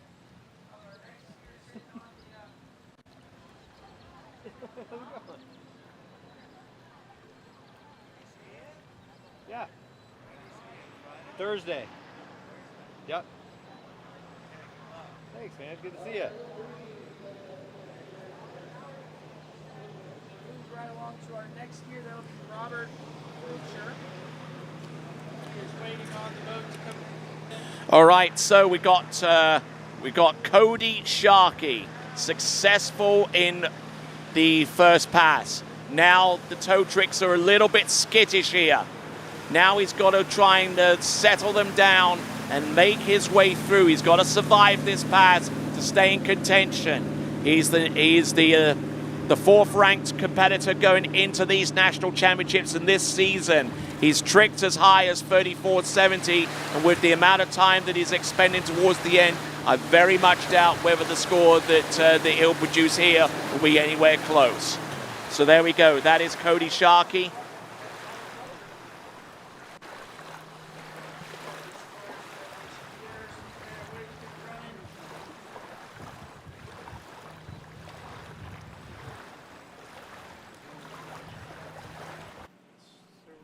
Just not looking too bad there with the toe tricks at the beginning, just holding that toe foot very, very close to the standing leg. That's always a mark of a very well-practiced toe skier, that they're able to do that, or they're able to first of all realize that that's where much of your stability stays intact in respect to skiing with toe tricks. So there we go. That is Cody Sharkey. Here comes our next skier to go, and dressing like Bruce Cundy, at least from the waist up. This is Cole Kalkbrenner. Look at him go. Oh, good elevation there with the backflip. Here's the reverse. Nails that one too. He's going to go with the flip twist back. This is the first full-on sequence of flips that we've seen. There we go. Flip twist to back to front. Oh, yeah. There you go. Good, sizable effort there from Cole Kalkbrenner.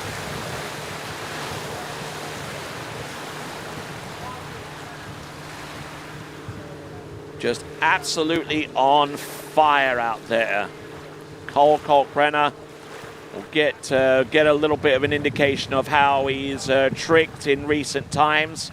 In the Midwest Regionals, was in second place with 27.60 points, so a little off the boil there.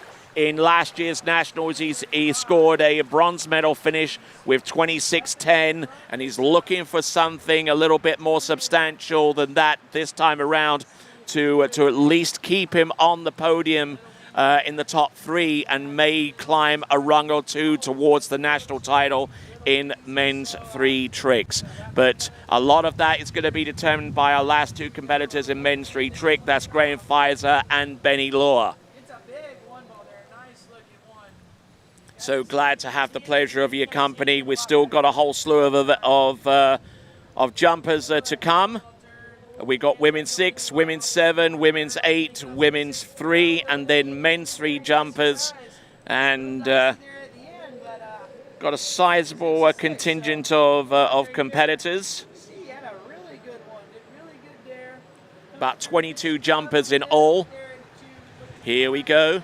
This is Cole Kalkbrenner.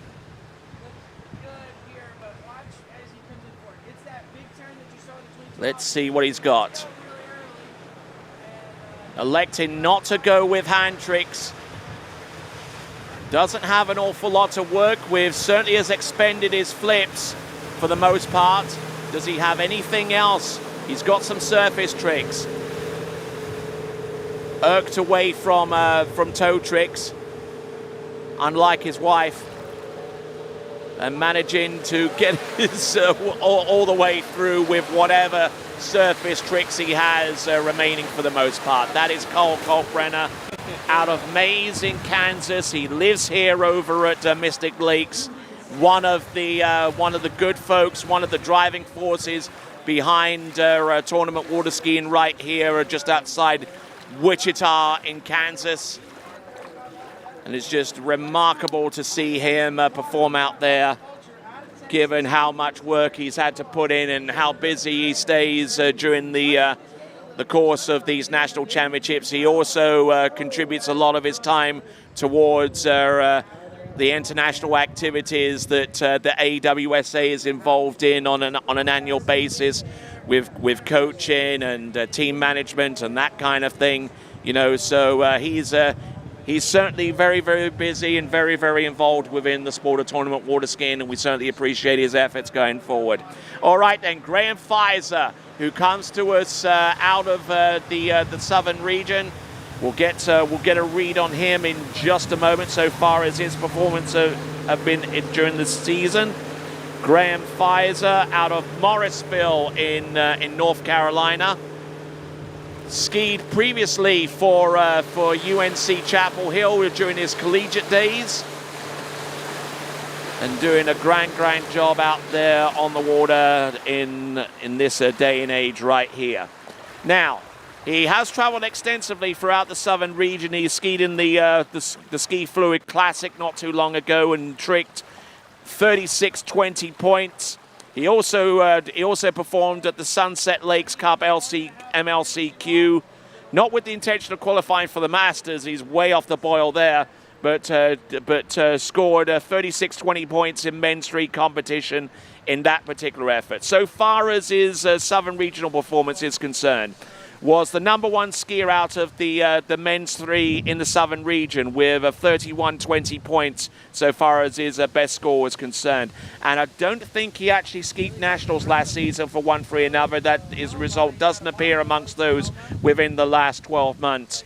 But looking good on his toe pass of skiing and working his way towards a crescendo, which included that toe into wrapping by chance, but unfortunately too much weight on the tail and just not enough weight squarely over the front of the ski using the front foot. Who said tricks wasn't exciting? All right, then, that was Graham Pfizer on pass number one. I'm sure one of his greatest fans are on site right now. April Coble will be making her way along the shoreline to check on Graham Pfizer to see what he can produce with his second and final 22nd pass, which I'm sure will actually consist of one or two flips, knowing Graham Pfizer as relatively well as I do. Me and Graham Pfizer go a little ways back to the time where he competed collegiately for UNC Chapel Hill. And me, myself, competing for the University of Louisiana at Lafayette at the national championship level. All right, we've got one skier to go after Graham Pfizer. It is going to be Benny Law, but we're working our way towards the end of trick skiing activity among our senior skiers during the course of these 80th Goode Water Skiing National Championships. Make sure you stay in tune with the TWBC coverage. There'll be a lot going on between now and the conclusion of these championships on Saturday.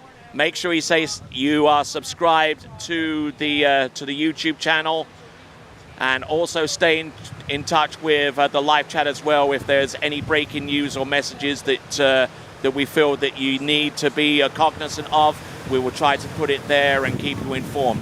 Here we go. There's some good tricks there, some good wake spins. There's the backflip.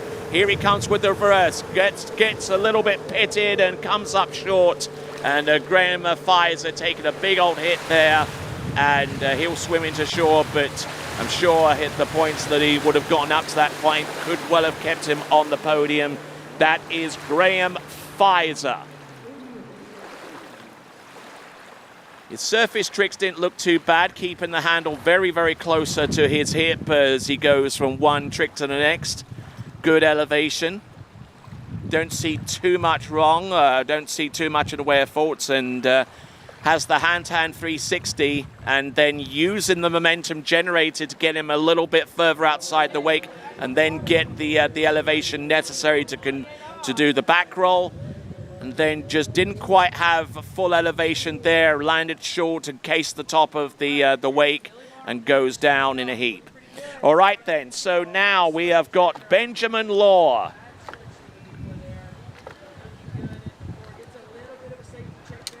Benjamin Law, who is resident these days in Orlando in Florida. Not too sure what he does by way of work, although I'm sure one or two of you out there will be more than happy to send me that information. Originally out of Sparta, Virginia, if my memory serves me correctly, member of that extended Law family of tournament skiers. And I tell you what, this guy is warming up for something special, because he actually skied in the Eastern Region Championship and skied for non-placement and tricked at 75.30. Last year's Goode Water Ski Nationals yielded 75.10 and was the champion in men's three there as well. Look at him go. It's going to go for the ski line 5 front. Does he go for the ski line back to the front? Here we go, ski line O to the back. ski line back-to-back, misses the handle, will not get credit for that trick. He will go with the flips, flip twist back, flip twist front. Now does he go for the flip? He goes for the flips on either side. He's expended 4 out of the possible 6, and he sends that run all the way through to the end. Good skiing there from Benjamin Law.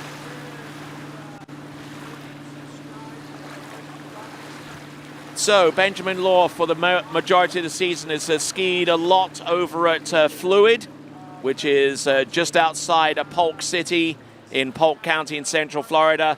Skied the Florida State Championships, incidentally, and got first place there, but tricked subpar with a score of just over 4,000 points. But just look at the complexity of these tricks, missing out on that ski line back-to-back, but still had the presence of mind to stay on top of the water because he knew that the majority of the points that he would have yielded for his effort came from these sequence of tricks. The 4 moves that he has there with the flip twist back and the flip twist back to front, along with regular flips from side to side, just slows it down towards the end.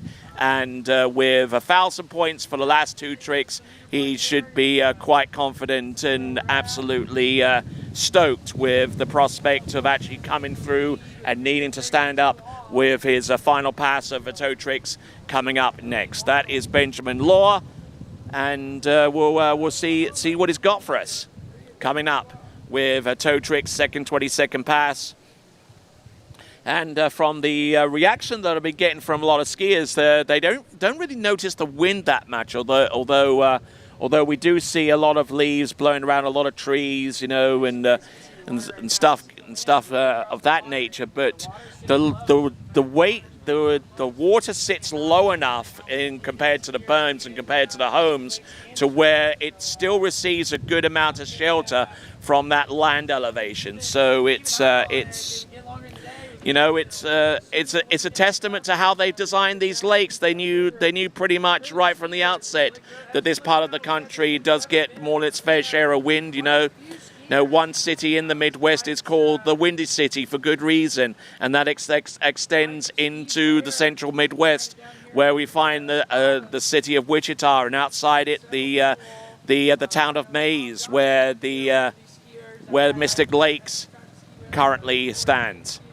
And you know, they knew what they were working with, and they've worked with it, and it's been a tremendous success, and long may that continue. Here we go. This is Ben Law coming into the course. He's got the boat speed set. He's got the big old card in front of the camera, confirming the speed. This is going to be a toe 7 front, the first time we've seen this in this tournament so far. Stays over his ski, toe 7 front. Here he goes, toe 5 back, a little partition spin there. He might not get that scored. Toe 5 front, toe 0 out, toe 0 straight back in, grabs the line, gets elevated there for the toe Waco, pitted out there. What does he have as a contingency? He goes for the toe wake line 0 from outside to in, spent about 4 seconds deciding on what he was going to do. And I think that performance there might be enough for the title, but I'm not going to say too much beyond that in reference to the possible points that he lost in regards to his skiing towards the end there. Benjamin Law, good stout performance to at least the first half of the pass, but as the intensity started to rise, he got into the wakes, didn't edge very cleanly all the way to the top, and there he lost it out towards the back, spent about 4 seconds trying to decide what to do before he goes in for a rather sloppy toe wake line 0, and then toe wake back and toe wake front. And that concludes trick skiing for the day.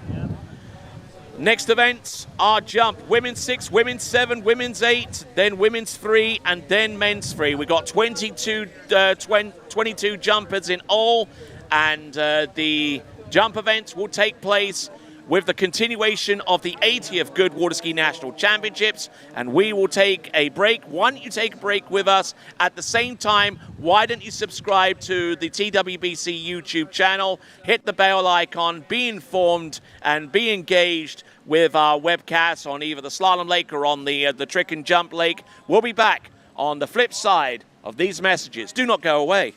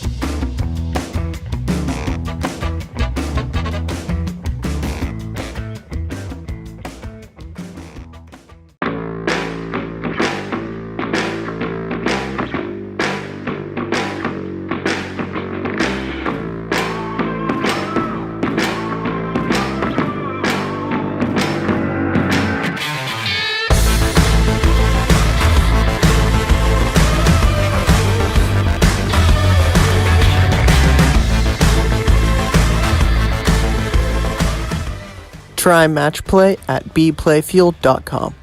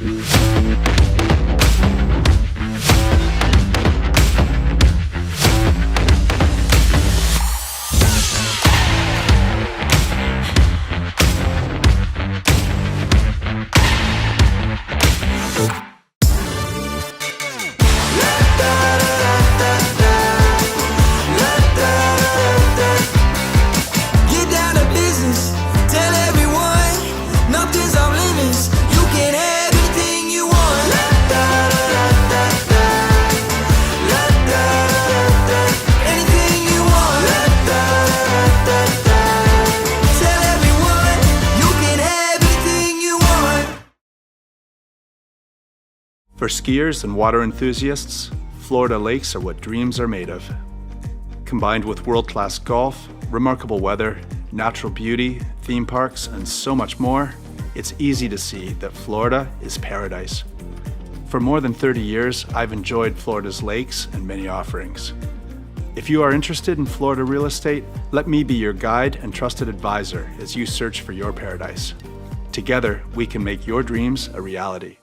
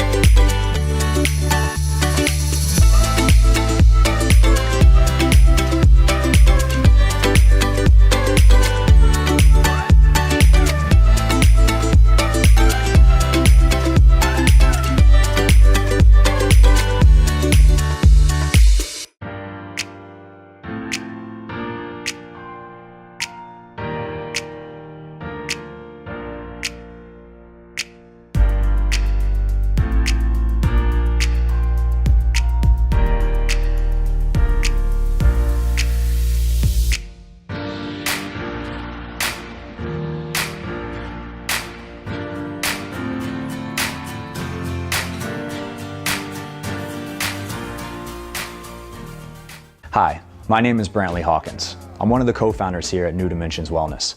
My partner and I have over 20 plus years of sports medicine and exercise experience working with the most elite athletes in the world. Together we have developed a proven system that has been sought out by these professional athletes and is now available to you. You will move your body and loosen your joints in ways that you haven't before. It's not your typical weight training, it's not CrossFit, and it's not crunch fitness. Once I got in here, it was a big eye-opener how much different that they go about everything.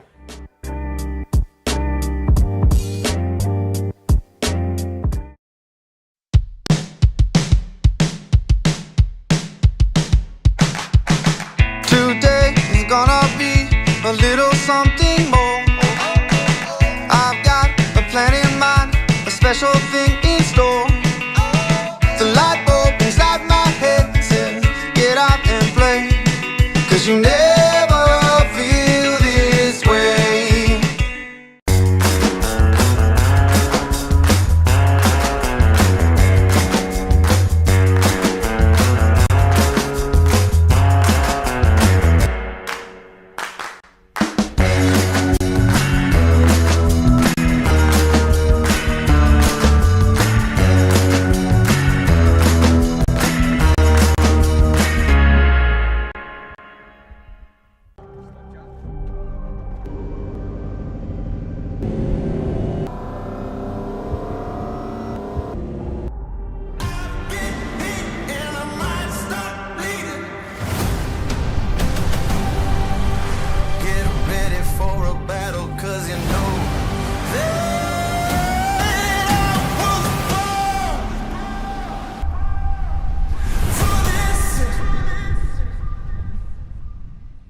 Hey, it's Neely Ross, Reflex Team Athlete.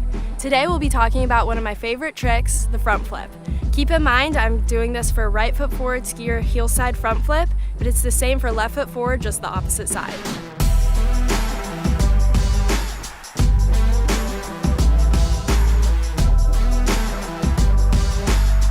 Our first step for a good front flip is all in the load.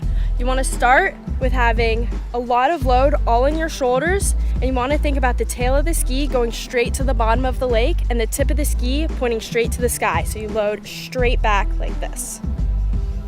Our second step is off the top of the wake. You want to pull with both your hands, let go with your right hand, bring this one close beside you like a dinosaur and tuck.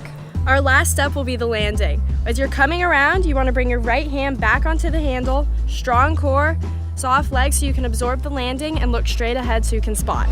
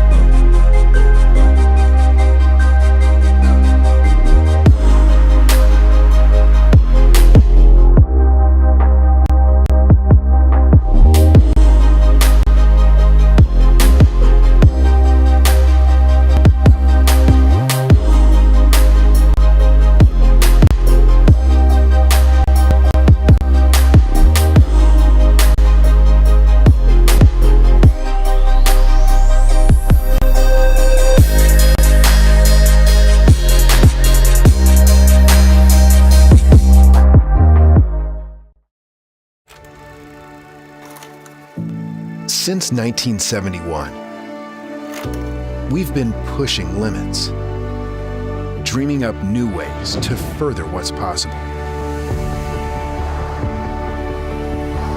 Never stopping until we have the most powerful and dependable inboard engine on the market. For a half century, we've powered countless wakes, endless smiles, and limitless potential. We will never stop leading, never stop pushing, and never stop dreaming.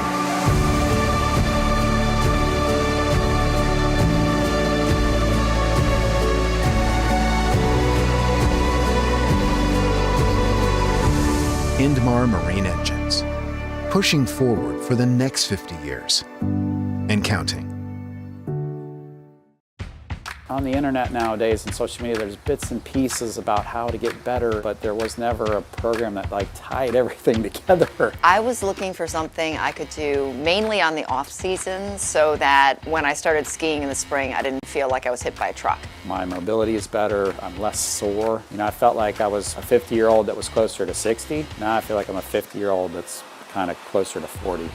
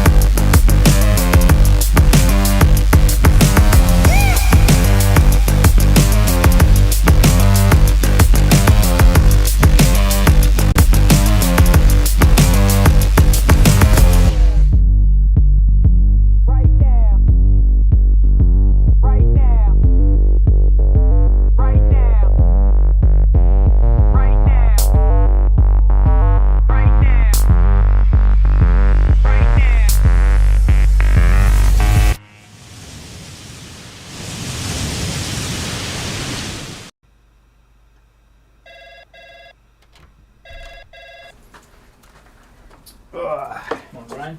Hey, morning. You have a good weekend? Yeah, got out on the water a couple times. How about you? Yeah, I got to set in. Just gonna make a quick phone call here. Oh, of course. Can you get that, Will? Yeah, man, I got it. Thanks for calling Wake House. This is Will. Yeah, looks like we've got those in stock.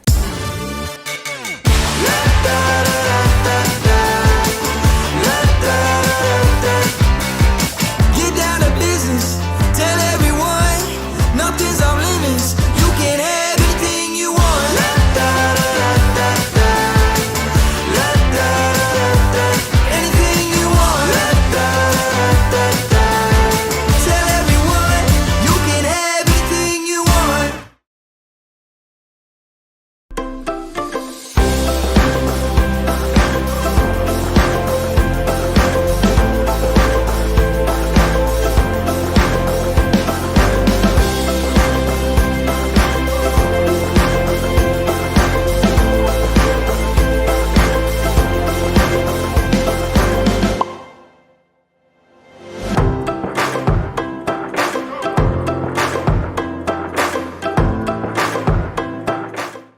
For skiers and water enthusiasts, Florida lakes are what dreams are made of.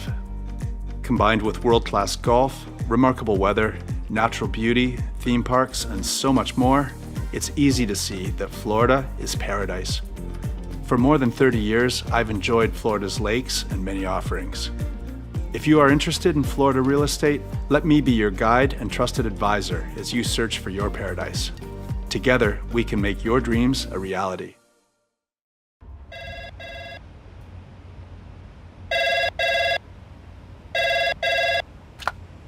Thanks for calling Wake House. This is Brian. How can I help you? Yeah, Will. Can I let him know who's calling? All right, just a second. Will, I got a fill for you. Perfect. Give me just 1 second. All right, hit it. Thanks for holding. This is Will. Hey, how's it going? Good.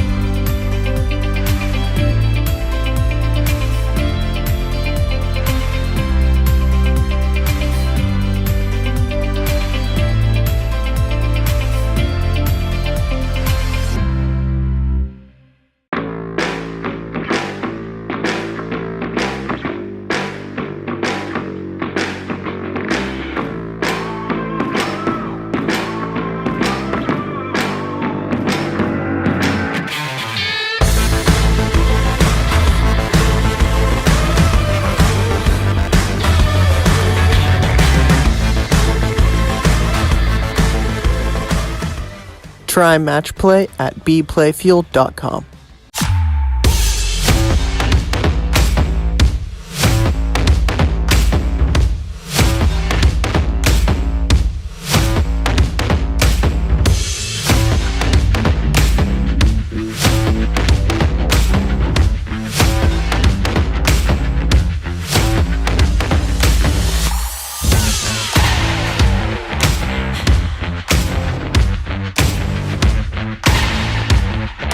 We'll be right back.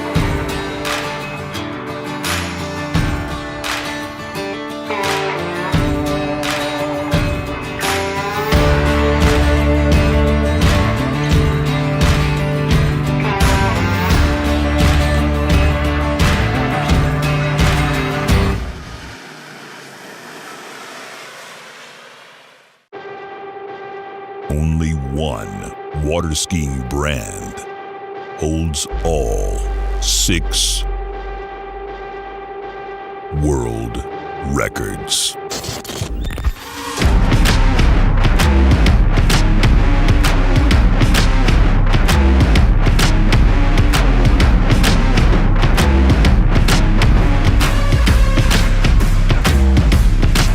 Masterline, made in the USA.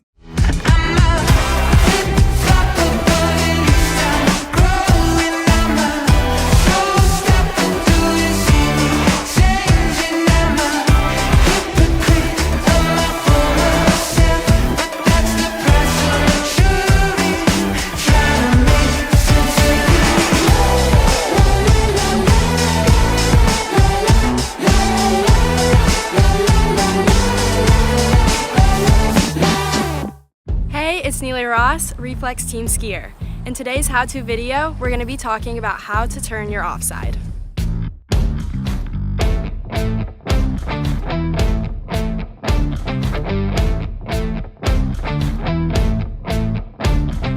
The offside for left-footed skiers are balls 2, 4, and 6. The offside for right-footed skiers such as myself are 1, 3, and 5. Today, I will be talking about the offside for right-footed skiers for balls 1, 3, and 5.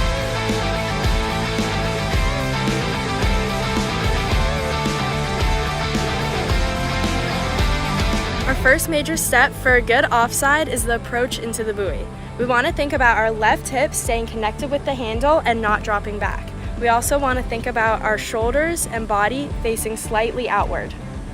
Our second step, we want to focus on our left hand being low, straight, and with full connection to the boat to allow for full control.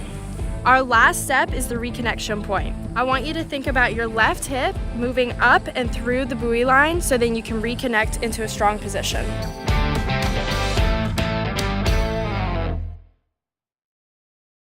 Hi, my name is Brantley Hawkins. I'm one of the co-founders here at New Dimensions Wellness. My partner and I have over 20 plus years of sports medicine and exercise experience working with the most elite athletes in the world. Together, we have developed a proven system that has been sought out by these professional athletes and is now available to you. You will move your body and loosen your joints in ways that you haven't before. It's not your typical weight training, it's not CrossFit, and it's not crunch fitness. Once I got in here, it was a big eye-opener how much different that they go about everything.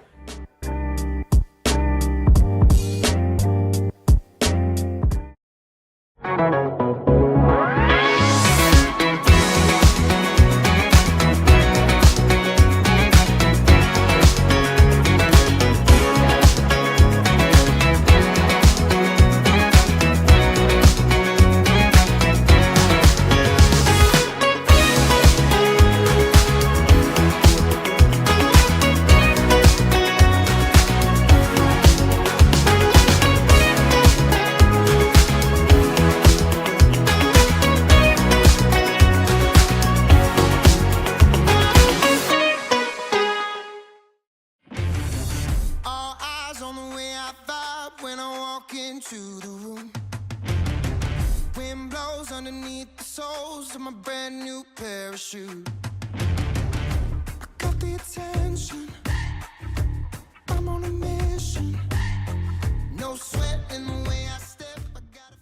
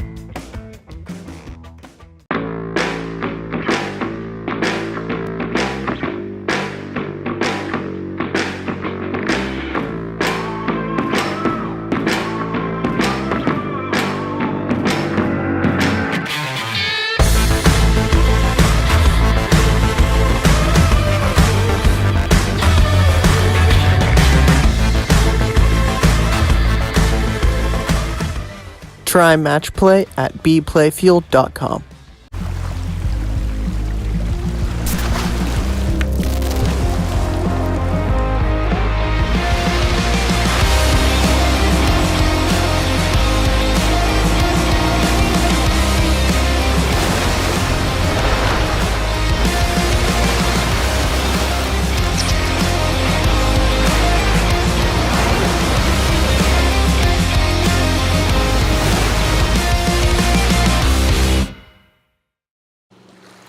Hello, good afternoon, or is it still morning? Yes, it is indeed morning, unless you're tuning in from the Eastern Seaboard, in which case it is the afternoon.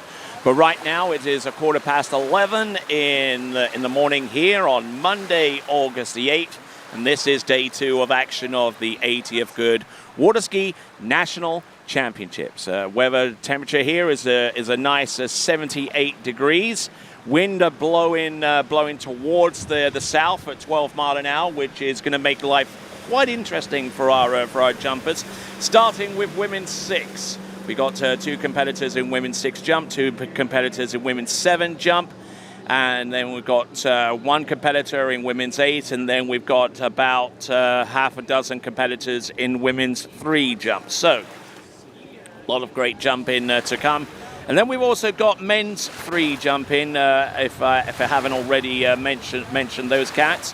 So we've got some good flying on offer here, and Diane Parker here will be our first competitor out. She will be in women's 6. 3 jumps each for our competitors. Furthest jump wins, pretty much what you're used to whenever the jump event takes place. The ramp height is going to be 5 foot, 1 meter 50. That's pretty much not going to move until we actually get done with the event. I'm not too sure if the men's ramp height can actually be moved from 5 foot to 1 meter 65, but it'd certainly be interesting if and when that does happen. We do actually have the facility to remotely move the front of the jump to make it a little bit taller for our skiers. They actually have the Lightning remote control system pioneered here at John Henderson. He was the guy that actually produces the Lightning ramp control system. We thank him very much for his efforts in making that system available not only here but various other venues across the nation, and 1 or 2 around the world as well. All pioneered here in Maize in Kansas, the home of Mystic Lakes Waterski Club and the home of the 80th Waterski Nationals. So here we go, underway now. We have Diana Parker, who comes to us, I believe, from Southern California. I'll try and give you her stats, but I'll tell you what, it's been great skiing so far. Some great performances out there on the water in the jump event, which we saw a good portion of yesterday. And we've seen some great tricking today. So Diana Parker, who comes to us out of Canyon Lake.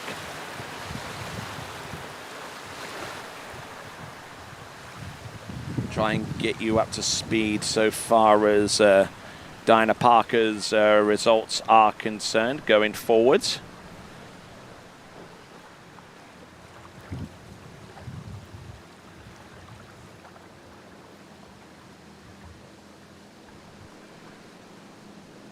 So let's have a look and see what Diana Parker has produced. She is from Canyon Lake, as I mentioned just a few moments ago. In the jump event, getting some scores there for her. Up and over and lands and goes into a heap. And actually, looking at her jump performances within the last 12 months, she's competed in plenty of jump events, but hasn't landed a single one.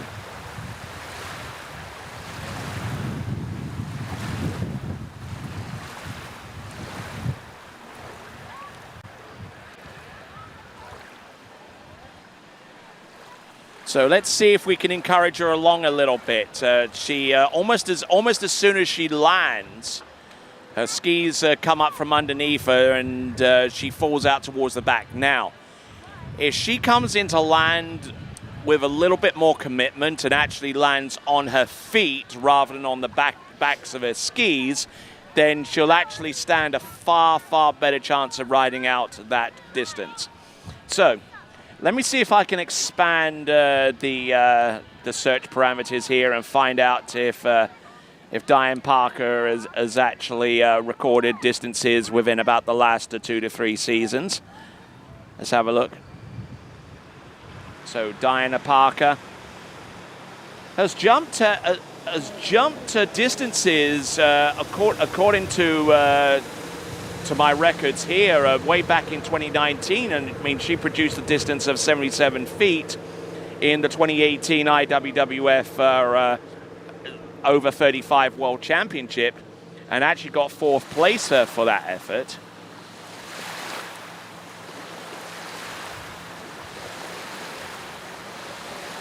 So just looking at the a record in the jump event, and I mean hasn't landed much in the last couple of seasons, mind you, and the last landed score was a 61-footer way back in 2020.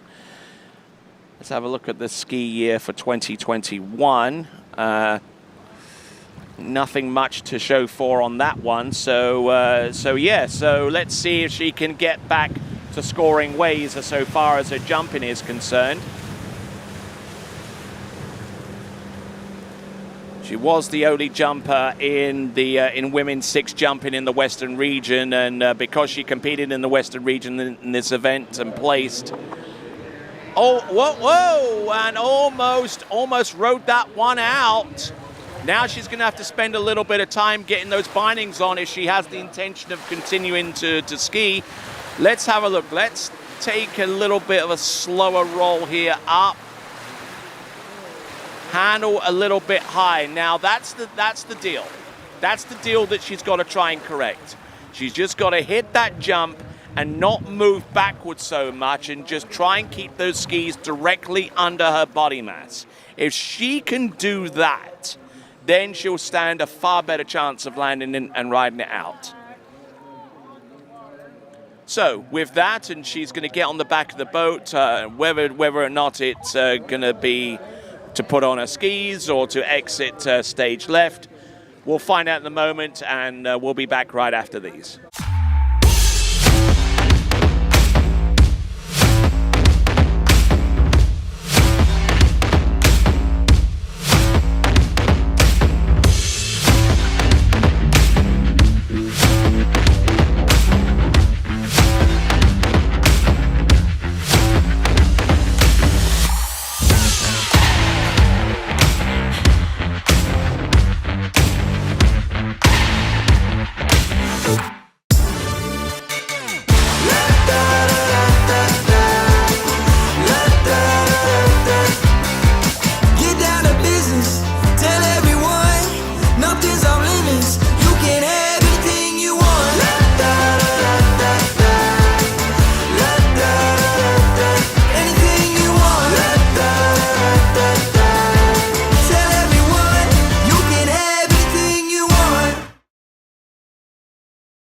For skiers and water enthusiasts, Florida lakes are what dreams are made of. Combined with world-class golf, remarkable weather, natural beauty, theme parks, and so much more, it's easy to see that Florida is paradise. For more than 30 years, I've enjoyed Florida's lakes and many offerings. If you are interested in Florida real estate, let me be your guide and trusted advisor as you search for your paradise. Together, we can make your dreams a reality.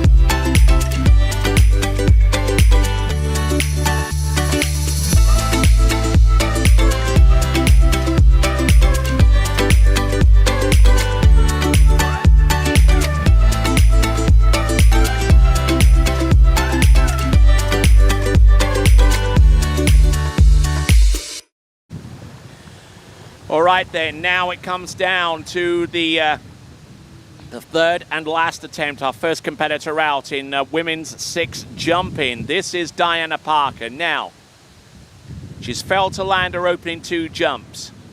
She was slightly better on the landing on the second compared to the first. Now let's see if she can land on her feet this time. There you see the 0 scores from jumps 1 and 2. Right, come on, Diane, let's give it up. Come on. Holding out her width, just up. Oh, and just collapses out the back again, and unfortunately scoring a 0 on that one, which leaves the way open for our next competitor, Joy Kelly, to take to the water. And that's all it is. I mean, that you couldn't find a better illustration so far as Diane Parker is concerned. Whenever she hit the jump, and everything started to, from below the waist, go forward, and everything above the waist going backward. You want to try and keep everything in complete synchronicity, with the shoulders going over the knees and the feet going underneath the body mass. We'll see if she can do better next time. All right then, Joy Kelly is our next competitor to go. We'll see what she's got in store for us with the 3 jumps that she has on offer, and we'll bring those to you right after these.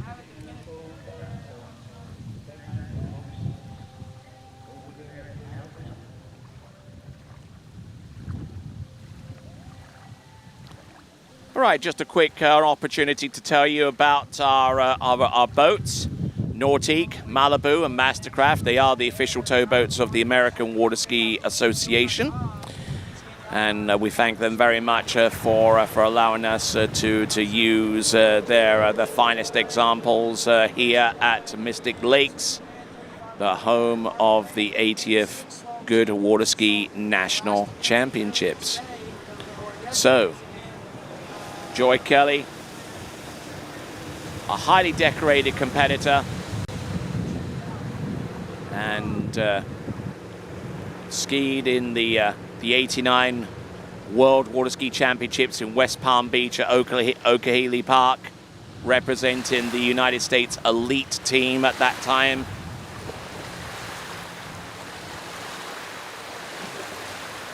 Skied alongside such luminaries as Dina Mappel and Carl Roberge and Corey Picos and Tori Baggiano, and a whole slew of other celebrated and venerated greats of tournament water skiing here in the United States. Certainly, it was a time for a lot of turmoil within the sport of tournament water skiing at the time, with professional, strictly professional water skiing wanting to take a hold, and at that time, and a lot of the skiers that would have been earmarked for those championships not present, but someone who was and has jumped exceptionally well in those championships, and right here now is Joy Kelly. And with her landing that 1 jump in women's 6, she will take the national title, and for all intents and purposes has probably taken the overall title to go along with it. She was hugging the bottom right-hand corner, I do have to say.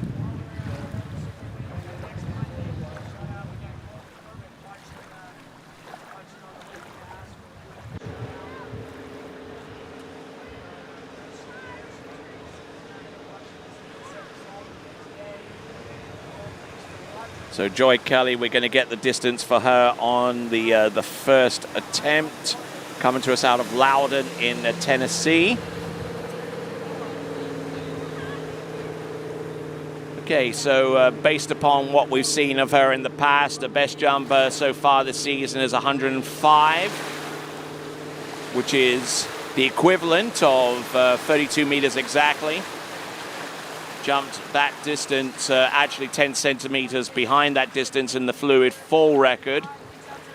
So actually increasing upon her distances recorded at that same venue between the fall and the summer to the tune of 10 centimeters.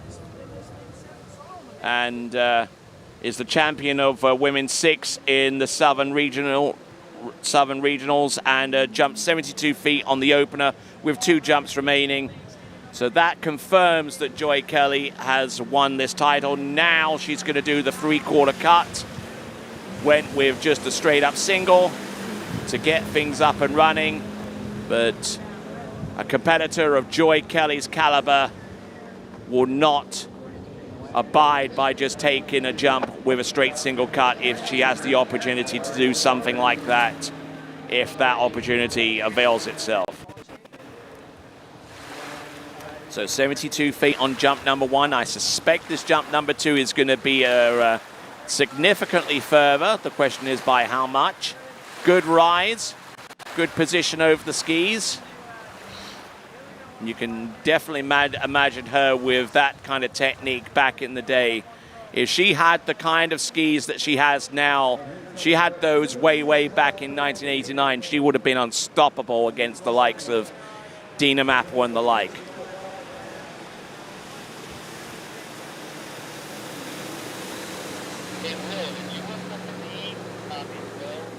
Taking a glance over at the scoreboard, and we will transpose that data and give you the distance not only in feet and inches but also in metric, because we realize that there is an audience beyond these shores that wants to be fully cognizant of the distances that have been performed. So we at TWBC provide both measurements. Right, we'll get the distance to you any moment. It should be coming up on your screen in just a moment or so, but wait and we'll see Joy Kelly come in for a 3rd and last attempt. She already has a 72-footer on jump number 1. We'll see her on jump. We saw her produce a great distance on jump number 2. This is jump number 3. Set, oh, brilliant, catching the wind at the right spot off the top of the jump and flies in for a sensational landing. That's better, that's more like it from Joy Kelly. And these instant replay shots presented by Goode Carbon Technologies showing, just look at that lift. You see the wind catching up under the tips of the skis, and she was able to just slap those planks down on top of the water and ride that jump out in just like that, just like she knew what she was doing, which she always does for the most part. So we're going to get the distance for all 3 jumps for Joy Kelly. I would imagine her best distance is going to be well in excess of 85, 90 feet. And we're trying to figure out why Joy Kelly has an additional jump. I think it might have something to do with an irregularity so far as the boat is concerned between the first and second jump. Well, I mean, she has 72 feet on the first jump, we know that. I think she was gesturing towards the boat in response to a signal that they were giving her at the time after the second jump. So we'll try and get to the bottom of all of this for the sake of you good fans out there watching the coverage here at the 80th Goode Waterskiing National Championships.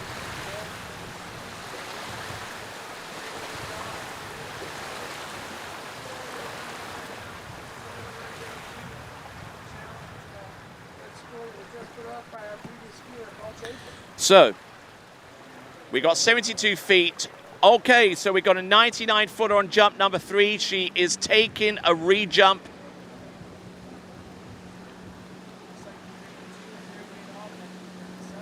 Okay, so we got a re-ride on jump number 1. We don't actually have an official distance on jump number 1, although we do have an official distance on jump number 3. For some strange reason, weren't able to get an official distance on jump number 1. Here she comes. Let's see what she's got. Oh yeah, there you go, taking a free jump there, an additional jump at least. Won't cost her anything more, that much I can tell you. So 99 feet on jump number 3, that would put her a little bit below average, although our average is somewhere between 96 feet and 105, so about a 9-foot spread, somewhere in amongst that. you will find that that third jump that she took originally. And I think Joy Kelly will take that as the score for the second jump. We'll find out what the distance is.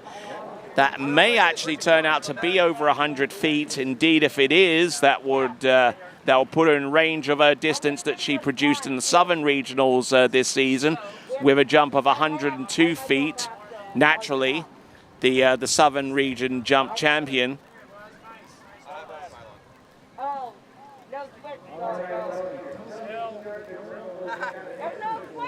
Coming to us out of Loudon in Tennessee. Almost the furthest extent of the Southern Region. The Southern Region extends all the way up towards North Carolina and Kentucky and those areas. Whilst starting from the southern portion of this great nation, there being the Sunshine State of Florida. All right, so what's the distance? Quelle distance for the second jump? Le deuxième saut.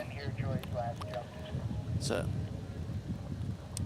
okay, we're done with women's six jump, at least so far as oh, here we go, 99-footer. I believe that that third jump that she originally took is probably the furthest, unless we hear something different. But it just basically reinforces the fact that Joy Kelly is your women's six national jump champion. So we now go on to women's seven. Janie Fusold.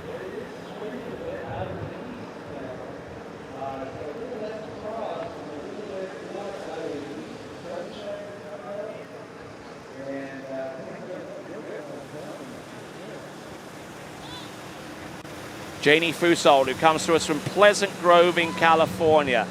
Let's have a look and see what her jump record is in terms of distance within the last 12 months. Janie Fusold, 54-footer, best jump in the over 35 Pan Am Championships that were held within the last 12 months, and was actually first place in her division with that jump distance of 54 feet. In last year's Nationals, she placed in second in women's seven with a 42-footer. And this year's Western Regional saw her soar to the win in women's seven jump with a distance of 37 feet.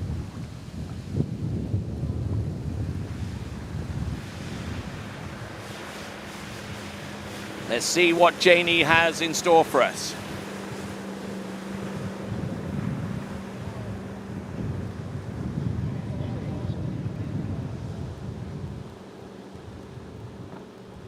And up and over, and Janie's a little bit squirrely on the landing, unable to ride that out.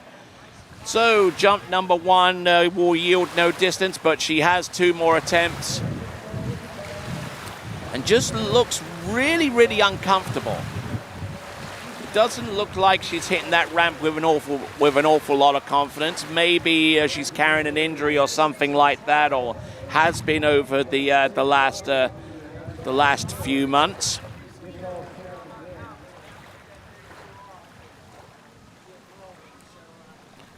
So that is Janie Fusold.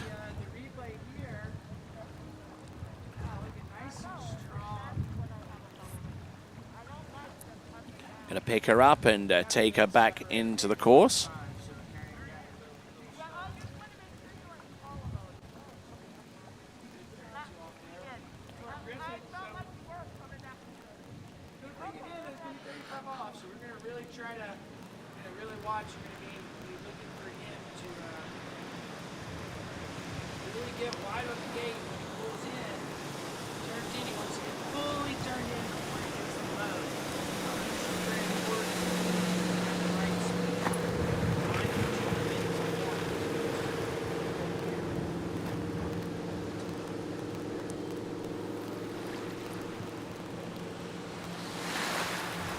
All right, so Janie, let's see what she's got.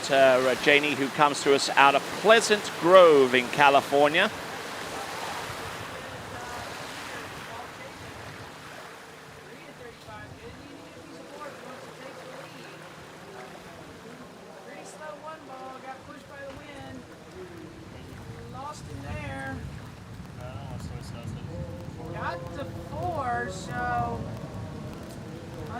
unfortunately, they're not able to get any more than that, but looks like he got a little separate there, hopped off the handle, then never got back, so he's slowing down course, and then he kept struggling. So here comes Janie out of Pleasant Grove in California, which isn't too far away from Rio Linda and the other places in the Sacramento area of Northern California. So she's got plenty of places to choose from to ski at.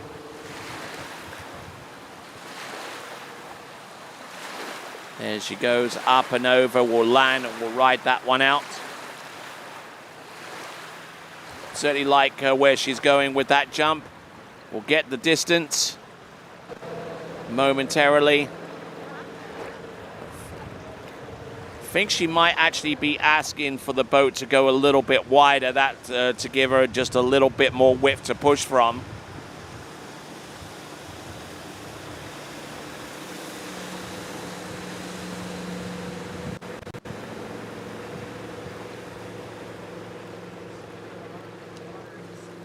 All right, it's a 42-footer or 12.9 meters, 42 feet, 12.9 meters.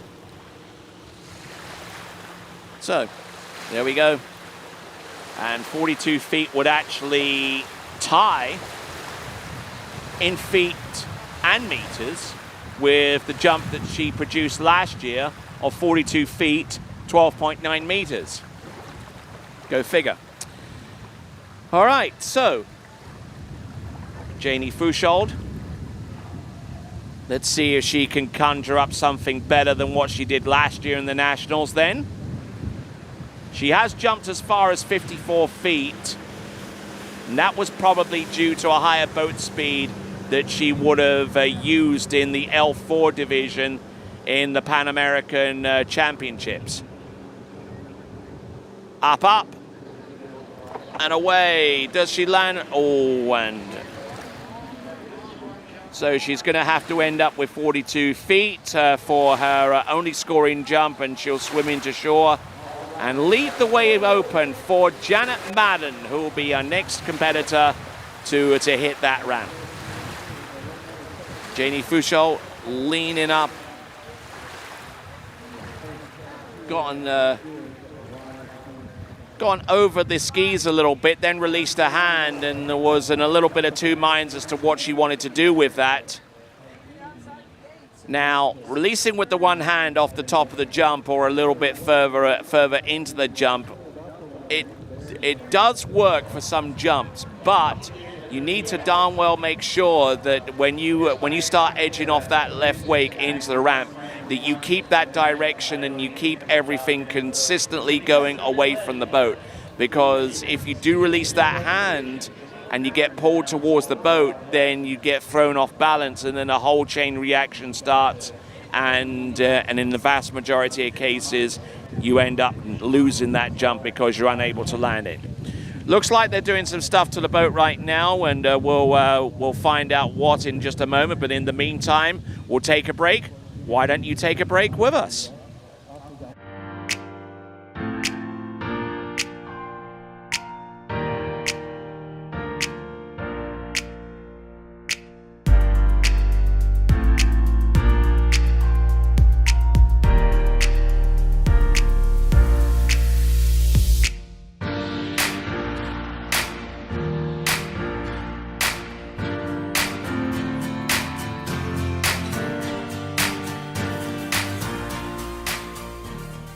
Hi, my name is Brantley Hawkins. I'm one of the co-founders here at New Dimensions Wellness.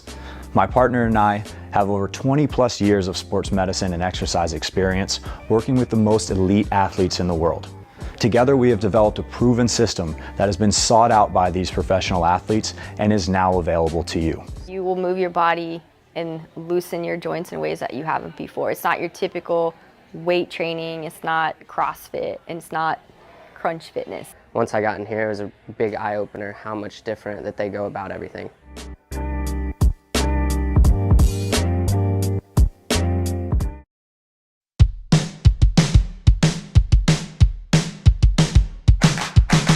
Today is gonna a little something more. I've got a plan in mind, a special thing in store. The light bulb inside my head says, get out and play, 'cause you never feel this way. All right, second jumper and last jumper out in women's 7. This is going to be Janet Madden.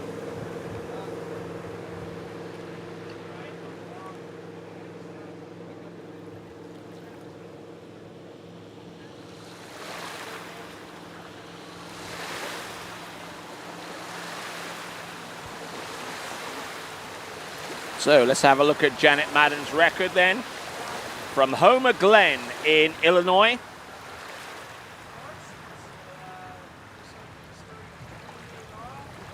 So in last year's Goode Waterski National Championships, jumped a 49-footer to end up as the winner of the Women's 7 jump event last season.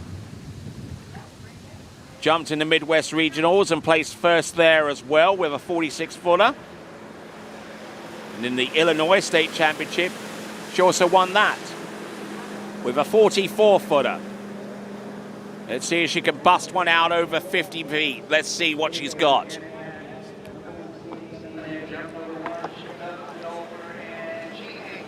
Yep, she lands that one. And it would appear to be, for all intents and purposes, that she's probably snagged this year's national championship as well in women's 7.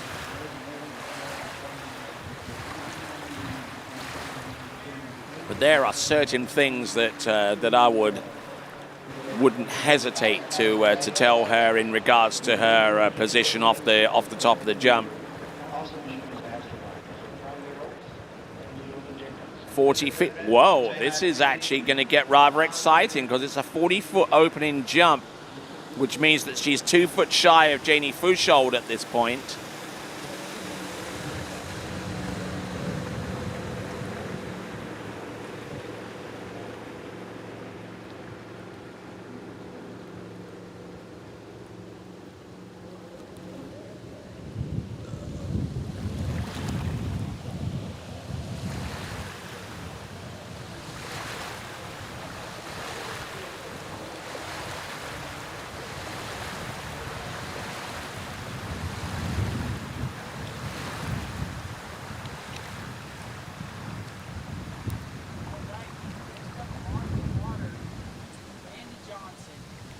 All right, so Janet Madden, it's a 40-footer on the opening jump.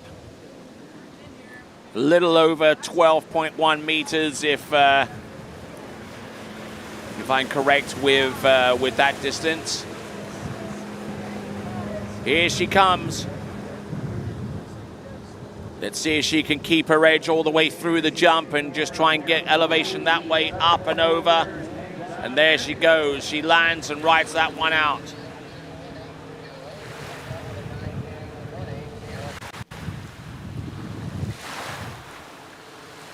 Just getting a little bit stretched out into the bottom of the jump. And they're getting pulled across the jump rather than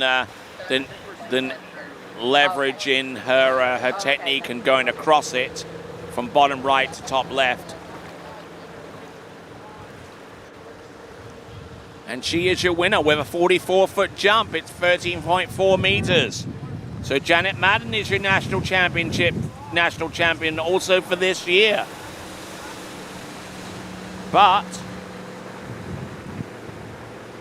she jumped 49 feet last year in the Goode National Waterski Championships over at Water's Edge, just outside Joliet in Illinois.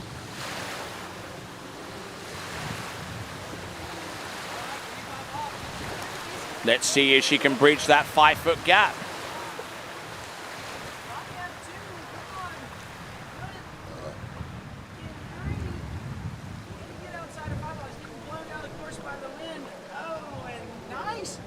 He was getting a bit of a push from the tailwind there as he got to 3, 4, and 5. But let's take a check out here. He got a nice looking one. Good looking 2 here. Gets a So with one last attempt and 44 feet under her belt, she is the national champion in women's 7 jump. Gets good elevation off the top. That's Janet Madden with 44 feet, and I suspect that one might actually be a skosh longer.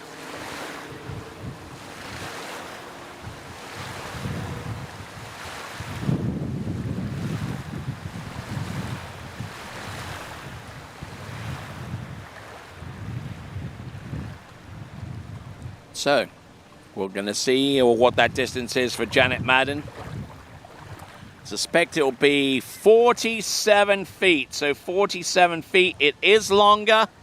Not quite as long as she did last year, granted, but it's still long enough for her to take the national championship title in women's 7. So, well done to her. All right, our next competitor, women's 8 jump. It is going to be Brenda Kavanagh. And we'll see her jumps coming up next.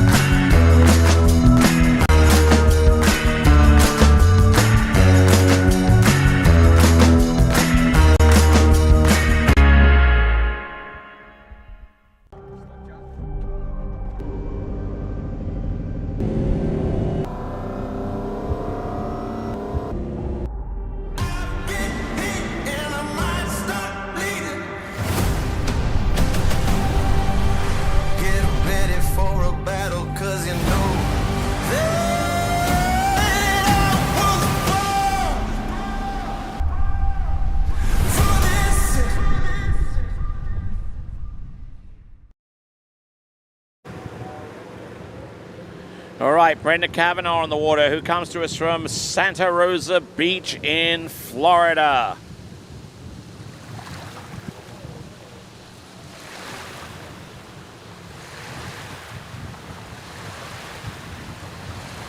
All right, so Brenda Kavanagh, let's see what she's got and what she's had in the last 12 months. She's only jumped twice, mind you. Jumped a 32-footer in one tournament, and then the Southern Regionals held not too long ago. She jumped 34 feet. Was the only women's 8 jumper, to the best of my recollection, in the Southern Regionals, and thus qualifies as the sole entrant in the women's 8 jump event right here at Mystic Lake for the 80th Goode Waterskiing National Championships. Let's have a look. Let's have a gander here at Brenda Kavanagh. Up. Oy, there we go, lands it and secures the title once again. That's Brenda Kavanagh with a landing on jump number 1. She certainly has a good grasp of what it takes to land a jump successfully. And by scoring in all 3 events, I believe she slalomed as well, then she's got the overall title in her bag as well. So there we go, Brenda Kavanagh from Santa Rosa Beach. It'll be interesting to find out what the records are for her particular category.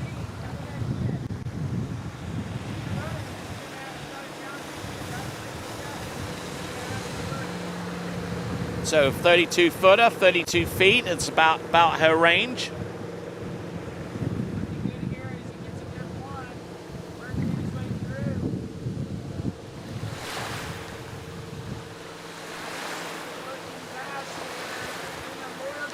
Okay, so let's have a look at the national records. It's women's 8. Thelma Salmas has a 50-foot jump in women's 8. Or 15.2 meters, and Brenda Kavanagh looking a little ways off from that particular effort. But we'll see what she can do to bridge the gap between herself and that jump that was recorded in 2008 by Thelma. Here she comes.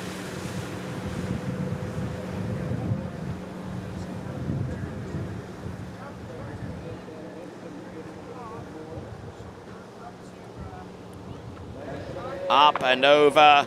And there you go. Will land and ride that one out. Taps the head. She's done for the day. Decent effort there from Brenda Kavanagh. Up over her skis, keeping them directly under a body mat. No slippage at all. Handle up a little high on the landing, which would affect a lot of jumpers, but Brenda Kavanagh double head tap into the dock. That should be about a 34-foot jump, a little further than the original jump of 32 feet. Distance coming through any moment now.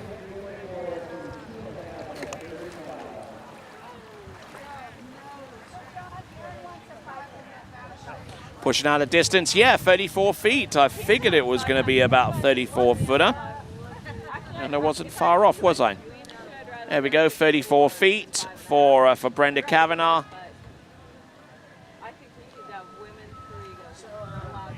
So now we're going to go to women 3.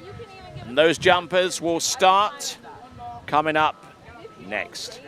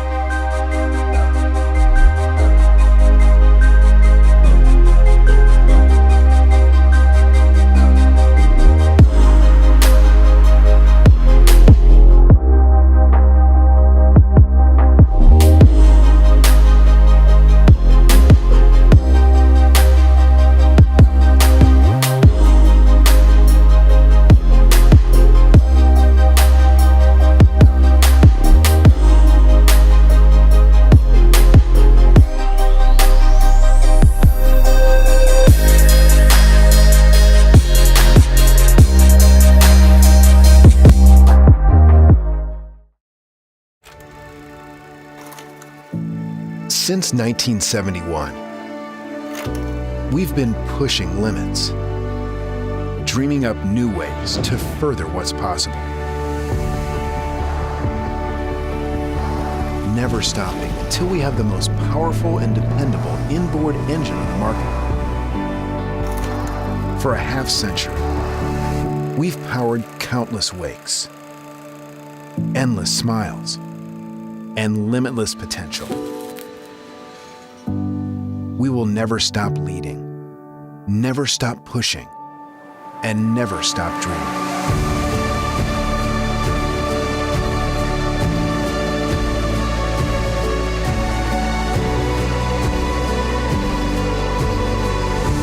Indmar Marine Engines, pushing forward for the next 50 years and counting.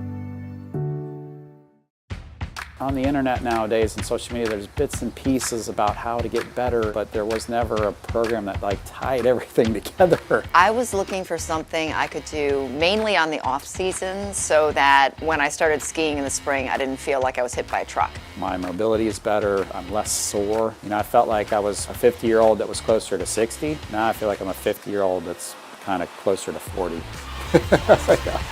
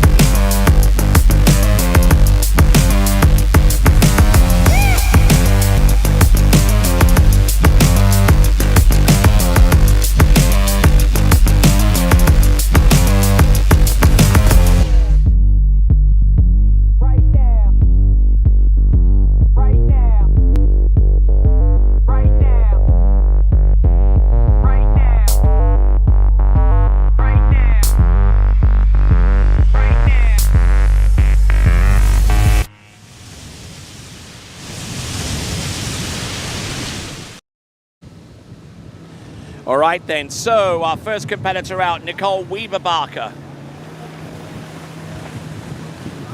Actually, no, this isn't Nicole Weaver-Barker at all. This is Erin Kalkbrenner coming in, jump number 1. Decent looking jump, lands and rides that one out.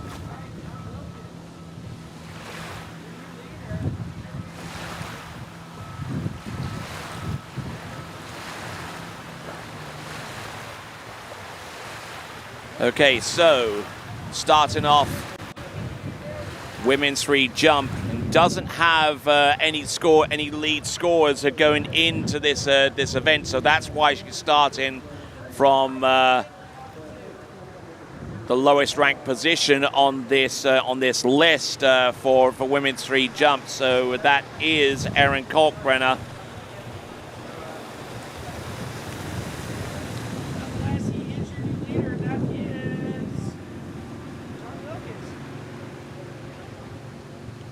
So decent first jump. We'll get the distance for her very, very soon.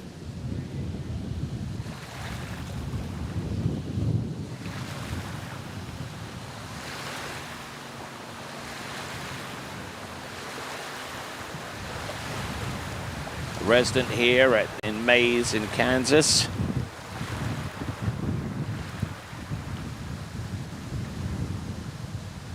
And actually, Erin Kalkbrenner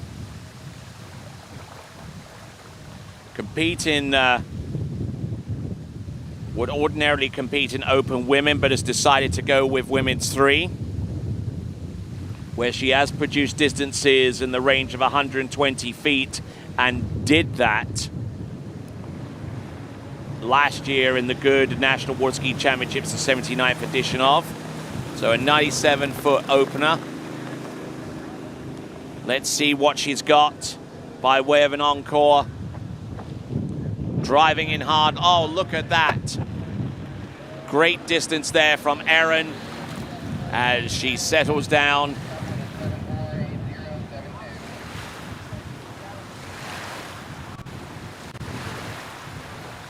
So deciding to change up from competing in the open women's competition and going with women's 3. That late change to the running order meant that she had to start from the lowest seeded position. But it could end up being something that the remaining skiers will have to chase down if they're to get anywhere close.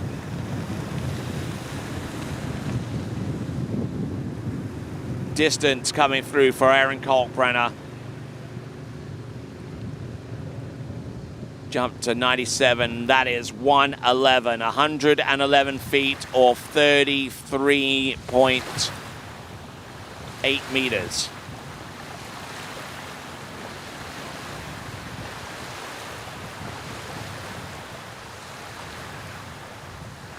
.33 meters dead. So 111 feet for Erin Kalkbrenner.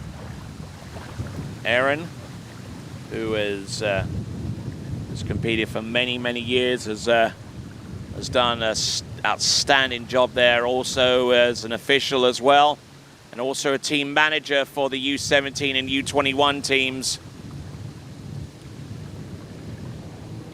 No, it's certainly a big old task for Erin Kalkbrenner, for anyone who chooses that. It's like herding cats. Here we go. This is Erin Kalkbrenner. This is a third and last attempt. She's trying to work her way off 111 feet, getting pulled into the jump. Yeah, good effort off the top of the jump, getting a good pull. She might have been a little bit early on this one, but she turns successfully around the, I think that was the 600-foot cut buoy. May have been closer to the 500, but the wind is certainly making things a little complicated so far as timing goes. And there is Erin Kalkbrenner just waiting for the jump, getting good extension. There you see right off the top there with our cameras. And looking great off the top of the jump. She may not feel like that she's gotten the most out of the jump with that effort there on jump number 3, but we'll get the distance anyhow. Well, it is 112 feet. It's 34.2, 112 feet. Now the remainder of the women's 3 have got to chase her down.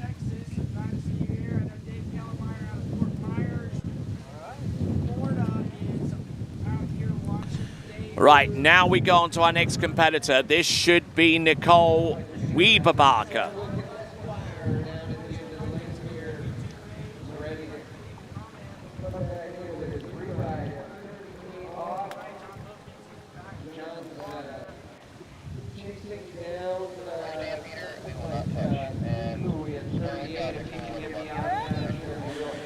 All right, so here we go on those.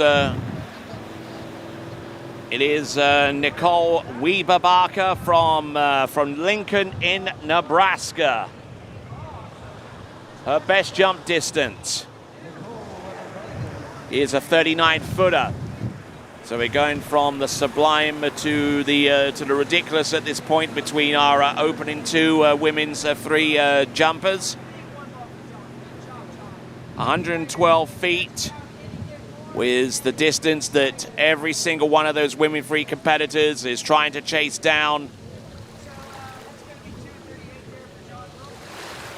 Probably swallowing quite hard at the prospect of having to get to that kind of distance to make an impact on this event, at least within the scope of placing in the top 3.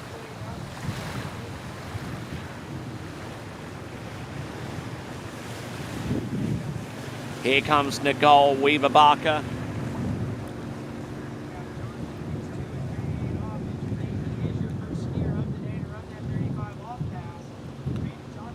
First of 3 jumps. Here she comes, up and over, collapses on the landing and expends her first effort. Nicole Weberbacher. Let's see where things started to go wrong. As she hit the jump, she was actually trying to rise up against the ramp surface. Whenever you do that, it throws your weight back and makes life a lot more difficult for you in terms of being able to land.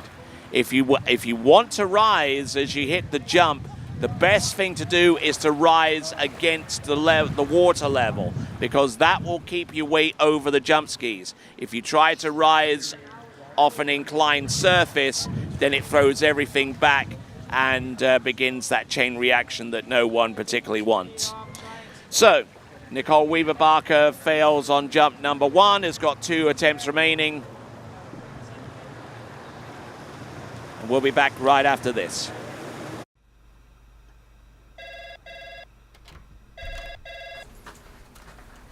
Morning, Brian. Hey, morning. You have a good weekend? Yeah, got out on the water a couple times. How about you? Yeah, I got to set in. Just gonna make a quick phone call here. Oh, of course. Can you get that, Will? Yeah, man, I got it. Thanks for calling Wake House. This is Will. Yeah. All right, back on with live coverage of the 80th Goode Waterski National Championships. My name is Tony Lightfoot. Glad to have the pleasure of your company once again here in Maize, Kansas, for the continuation of this competition, this great championship here, right in the middle of Kansas, just outside the city of Wichita. Leaning away from the boat, not always advisable on jump skis. Let's see if she can make this attempt. And unfortunately for Nicole, down on jump number 2 as well. And a lot of what happened on jump number 1 has replicated itself on jump number 2 as well. She rises, not quite as much this time, but she just needs to keep that weight distribution fairly and squarely over the tips of those skis in order for her to ride out. Now we're going to deliver her the handle. We're going to take her back towards the other end of the course, and by the time that she gets ready for jump number 3, we'll take a little bit of a break and be back just in time.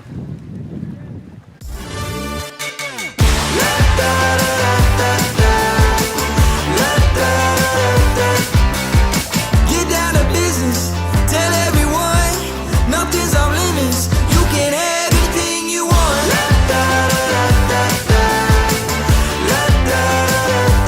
Anything you want.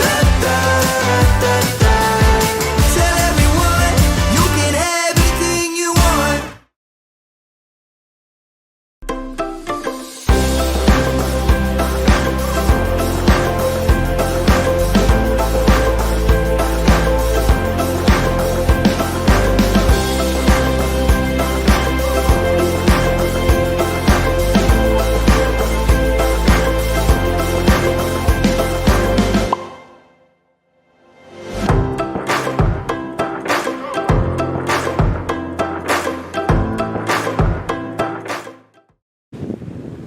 All right, here she comes. No score in either of her 2 opening jumps. Let's see if she can get over her skis a little bit tidier this time. Yes, there you go. Nails the landing. Well done there, Nicole Weaver-Barker from Lincoln, Nebraska. Her best jump so far this season has been a 39-footer. Replicated that in the 79th Goode Waterski National Championship, same distance, different venue. Just grabbed onto that handle, fist bump out there. Nicely done there for Nicole. Good on you, girl. We're waiting on the distance. It is going to be a distance. Oh, it's a 33-footer. 33-footer. Not a worst jump of the season by any stretch of the imagination, but certainly it's good to have a score on the books in these national championships. So 33-footer, well done. Bridget Atwell from the United States of America. Yes, getting ready for her 3 jumps. We will see what she has in store for us right after these.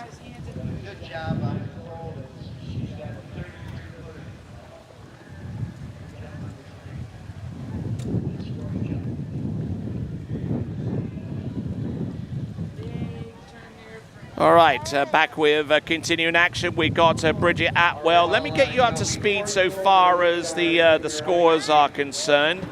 Want to try and keep you up to date as much as we can there as well, especially where the tricks event comes into mind. Our previous event.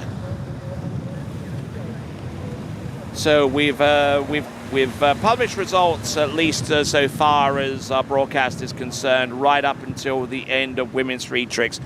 Why don't we have a look at women's 4 tricks and see what the results are there?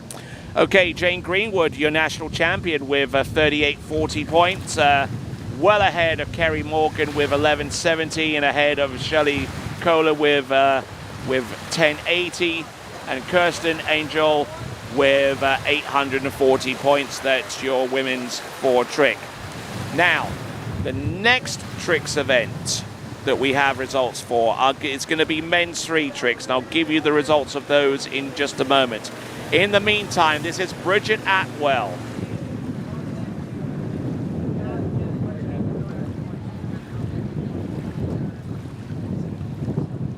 Okay, well over her skis, up.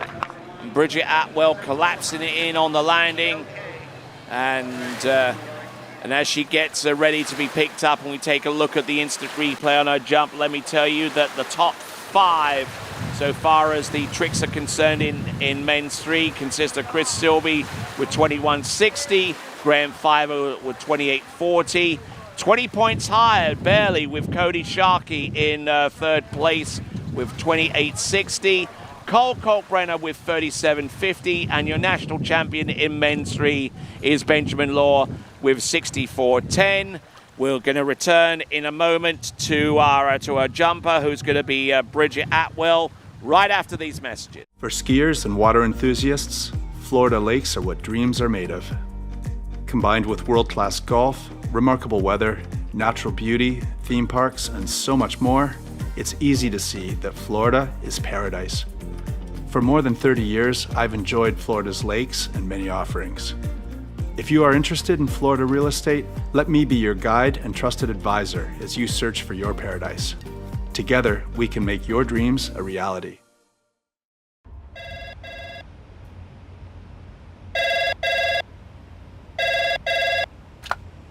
Thanks for calling Wake House. This is Brian. How can I help you?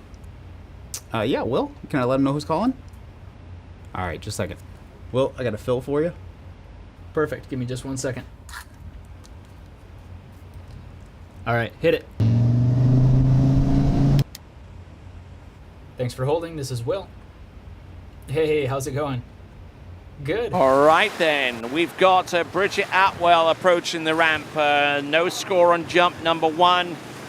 The best score that she's had so far this season was a 49-footer at the Midwest Regional Championships, which gave her a 4th place finish in women's 3. Let's see if she can get somewhere closer to that potential. Up. Oh, and getting pulled over the skis coming off the jump.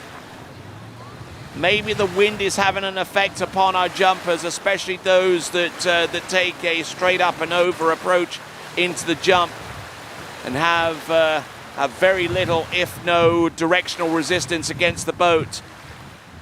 She definitely gets the chest up and gets height that way, but unfortunately just not able to leverage the boat's pole and to ride out that jump. She's going to be picked up and she'll get her skis on, and while she does that, why not take a break with us, and we'll be back just in time for Bridget Atwell's 3rd and last attempt. Do not go away.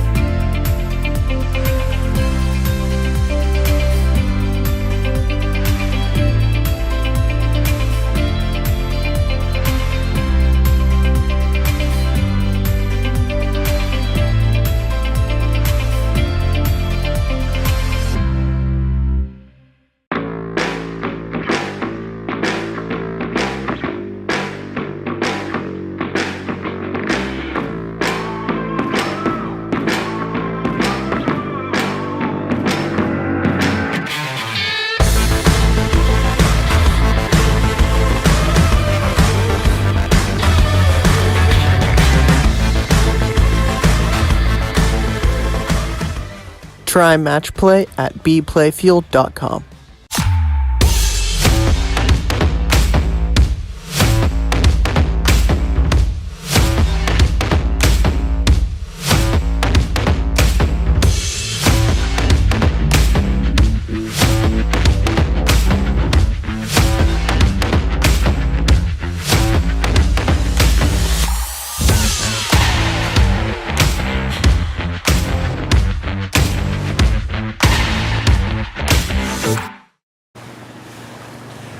third and last attempt.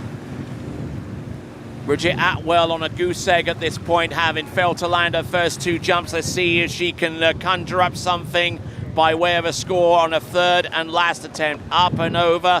Yes, and much like Nicole Weaver-Barker, coming through in the clutch with a third and last attempt to score a distance that keeps her in contention.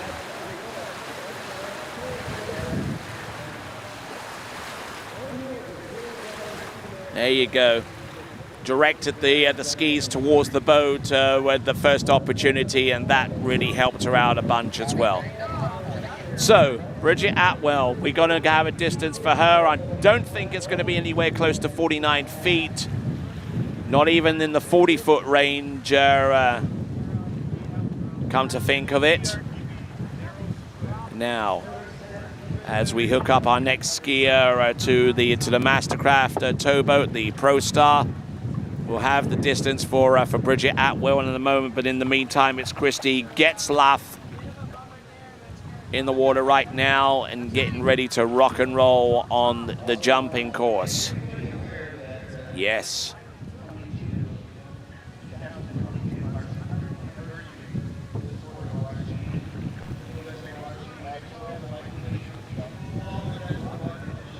Okay, Christy Getzlaff now getting ready for the three jumps that she has at her disposal. Still waiting on Bridget Atwell's last jump, which I suspect is probably going to be in about the 34-foot range. Whoa, actually 37 feet. That currently slots her into second place right now. To be in first place, well, you have to jump over 112 feet. Tall order. Let's see if Christy Getzlaff is equal to the task.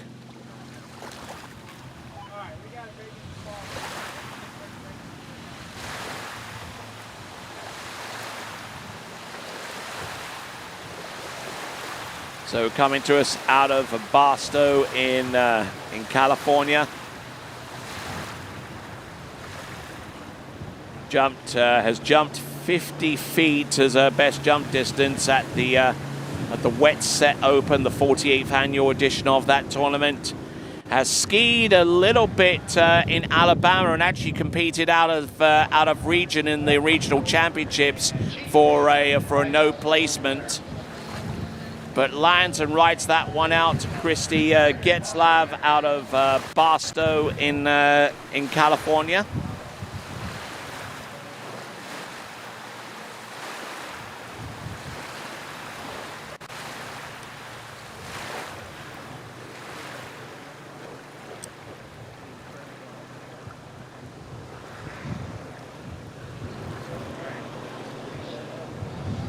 So waiting on her jump distance, we should see it be revealed shortly.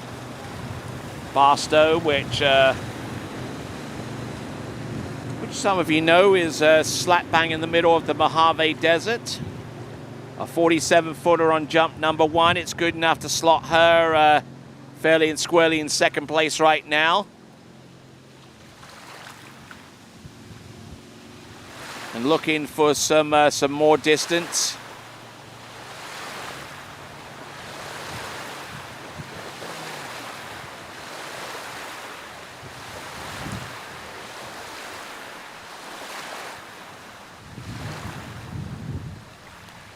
All right, so there are our distances in women's free jump. Erin Kalkbrenner far out in the lead there. I mean, she's got about a 20-meter differential between herself and Christy Getzlaff at this point.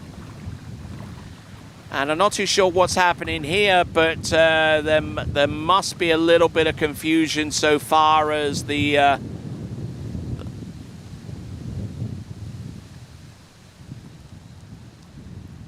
so whilst we get ready and alleviate this little bit of confusion, we'll come back and be ready for the second jump of three here at the 80th Goode Waterski Nationals.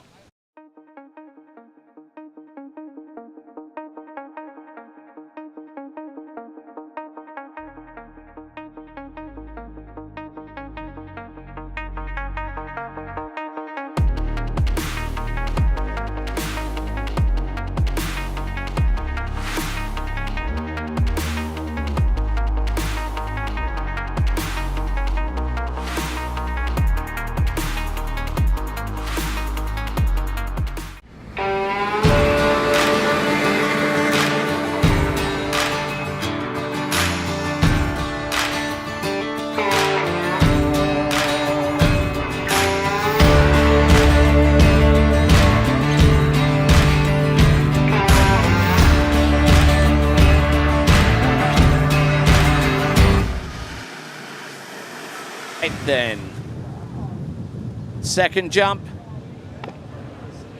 Having landed 47 feet, and I think the confusion was what the maximum boat speed was for women's 3. I believe it's 31.4, almost equivalent to the max speed for women in general. 31.4 miles an hour. But women do go up in speed to almost 34 miles an hour, at elite level. So one step below that is the maximum speed for women's 3 jump. All right, it's a 46-footer. 46 feet, about 3 meters difference, 0.3 of a meter difference between her first jump and the second. And 0.3 of a meter is 30 centimeters, and anyone that's ever used a ruler in school will also realize that by flipping it upside down, it's the equivalent of 12 inches, near enough, and 12 inches is a foot.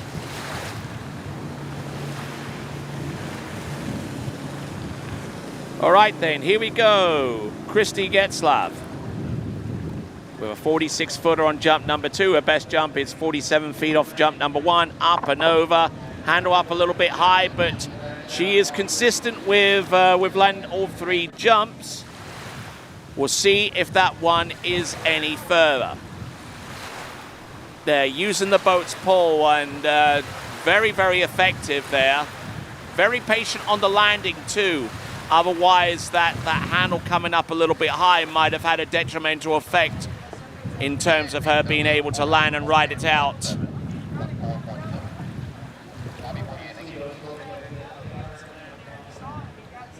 So it is a 48-foot jump, 48 feet, or 14.7 meters. So 47, 46, and then 48.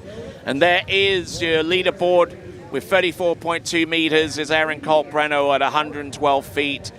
Christy Getzlav with 48 feet or 14.7 meters. Bridget Atwell with 37 feet or 11.4 meters. And Nicole Weber-Barker with 33 feet and 10.1 meters. All right, next jumper to come is going to be Marie Thomas. And she's getting ready to go. And we'll join her for the first of 3 attempts in just a moment. Only one water skiing brand holds all 6 world records.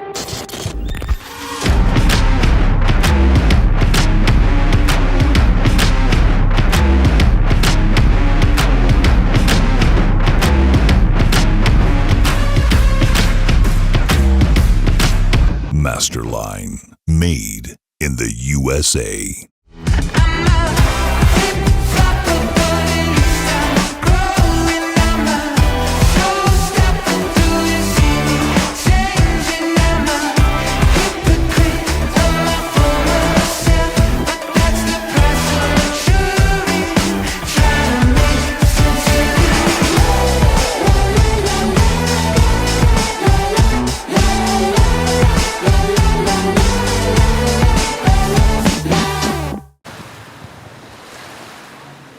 All right then, folks, continuing right along, we've got Marie Thomas.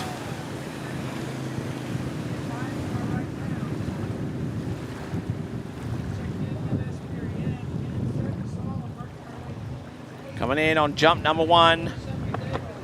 Handle up. Yep, once again, a little high. And Marie Thomas, who is a resident of Madison in Wisconsin.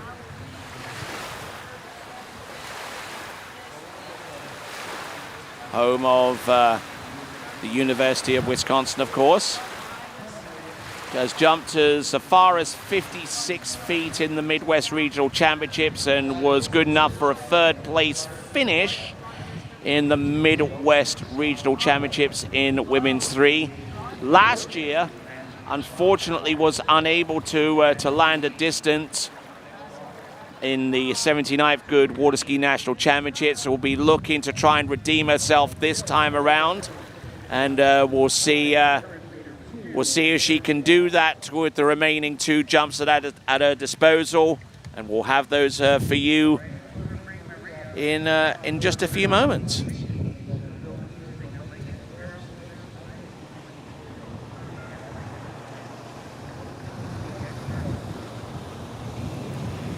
All right, my name's Tony Lyford. I'm glad that you are here watching the jump event here at the 80th Goode Waterski National Championships, coming to you live from Mystic Lakes in Maize in Kansas. And why don't you go shop now for your water sports needs at wakehouse.com. That is wakehouse.com.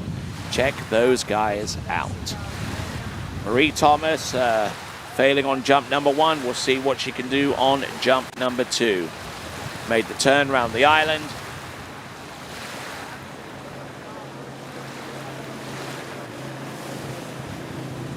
Okay, let's see what she has in store.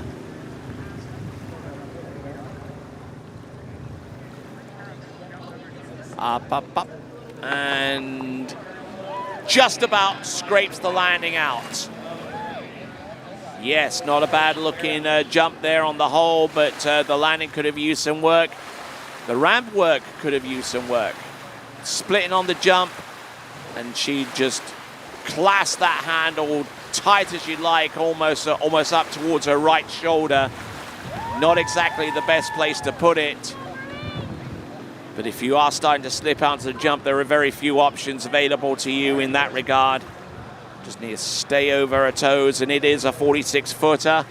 46 feet or 14 meters exactly, 46 feet.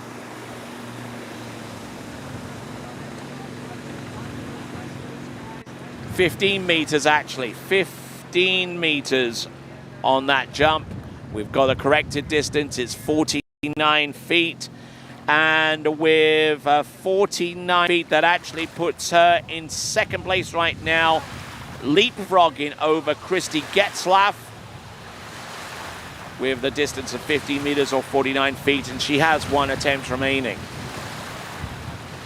We are on the 4th seeded jumper, coming to us out of the Midwest region, where she is the 3rd place finisher in the Midwest Regionals in women's street jump. Let's see what she's got.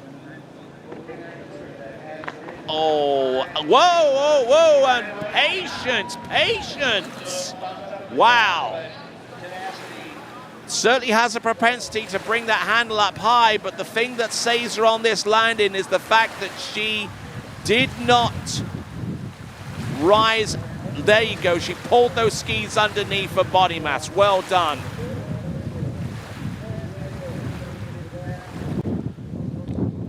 So great effort there from Marie Thomas. I suspect that jump is going to be around about the same, maybe. Oh, hello, how wrong am I? 52 feet.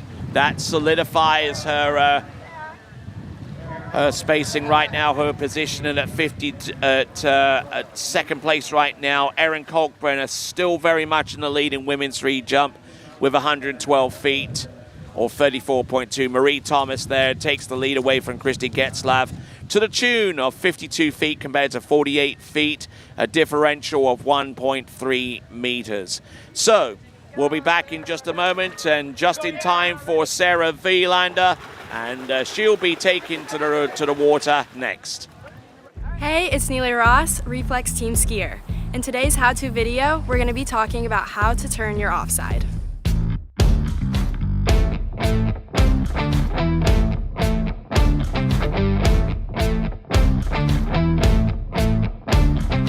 The offside for left-footed skiers are balls 2, 4, and 6.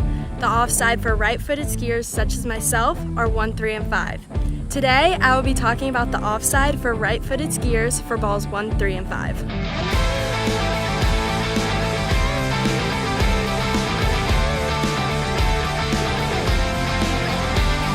Our first major step for a good offside is the approach into the buoy.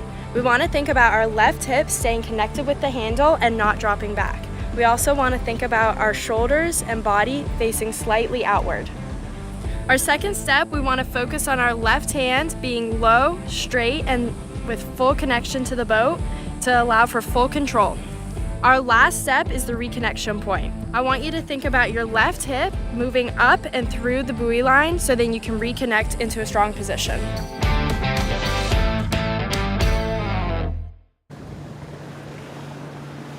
All right, returning with women's free jump, Sarah Wielander. 66 feet, her best jump. Now she's going to try a three-quarter cut on jump number 1, just trying to send it. And the fact that she has direction off the jump and is able to maintain a tight line is certainly beneficial for her in terms of being able to land these jumps consistently. Coming into the jump there, good edge, good direction. Kind of got the old Wonder Woman vibe in that jumpsuit of hers. And looking in good shape. Whether it's good enough to take over second place or not is still a mystery at this point. If it's anything more than 52 feet, oh, it's a 62-footer. Mystery solved. There we go, 62 feet. Slotting her in second place right now. Will finish no worse than fourth place, taking into account that there are 2 more competitors to go, and that target from Erin Kalkbrenner of 112 feet still very much there.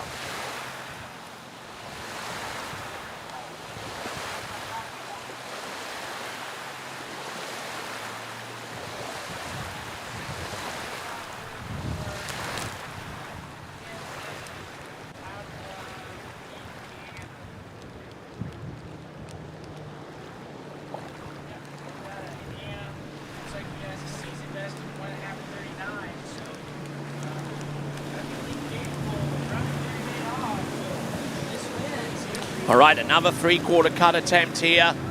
Oh, and almost breezing by the jump. Now this could result in a late approach. Up and over. Oh, and the landing could have used some work, but a 62-footer on jump number 1 keeps her nose ahead of some of the other jumpers of a similar ilk. With the distances that they've produced so far. Sarah Wielander, whose best jump is a 66-footer from the Midwest Regional, which was enough to garner her a second-place finish. Whilst she gets ready to take her third and last attempt, we'll take a quick break and then we'll rejoin her on jump number 3.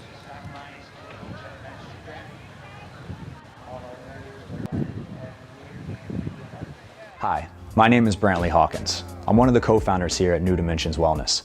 My partner and I have over 20 plus years of sports medicine and exercise experience working with the most elite athletes in the world.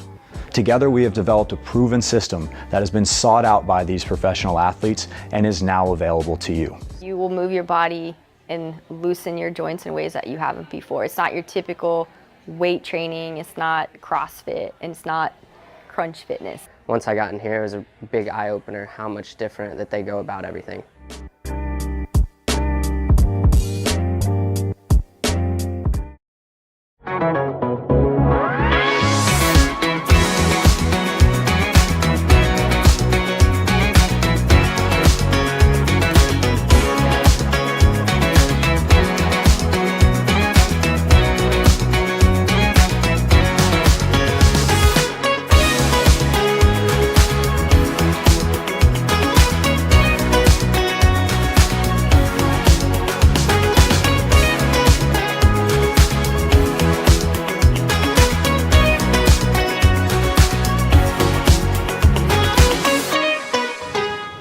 All right, here we go, rejoining Sarah Wielander. Oh, almost getting crushed there. Oh, wow. Barely able to ride that jump out, Sarah Wielander, who's who took a really, really late approach compared to her previous 2 jumps, and that enabled her to carry a little bit more speed, and provided that she kept her direction, would have given her almost instantaneous lift off the top of the jump as a result. Certainly having active legs for jumping in terms of the spring is certainly advantageous, but if you realize that by taking more cleaner direction across the jump and towards the top left-hand corner, that does more for you in terms of getting lift than anything artificial ever could. All right then, that is Sarah Wielander with a 69-foot jump, or 21 meters exactly. The jumper that we're going to take right now is Michelle Bucher. So we could have a viable challenge here to the lead that's held by Erin Kalkbrenner at 112 feet. Let's see the tail of the tape for Michelle Bucher.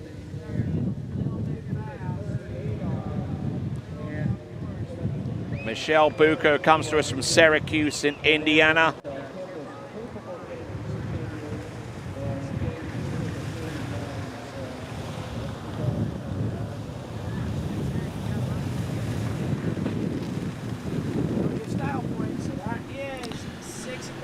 So let's have a look at some of the scores from Michelle Bucher out of Syracuse in Indiana.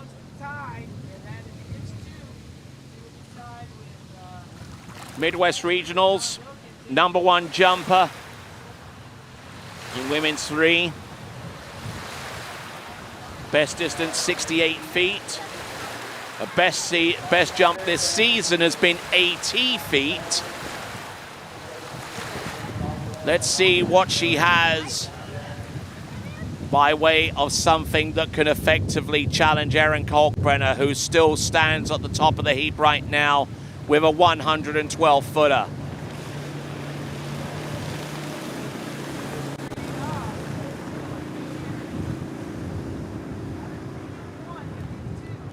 Here she comes. Good edge. Oh, sublime landing there from Michelle Bucher. Absolutely sublime.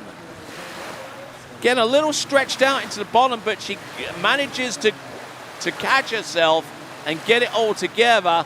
And she just lands, and just a little bit of a butt check on the landing, and very flexible knees, lands and rides that one out.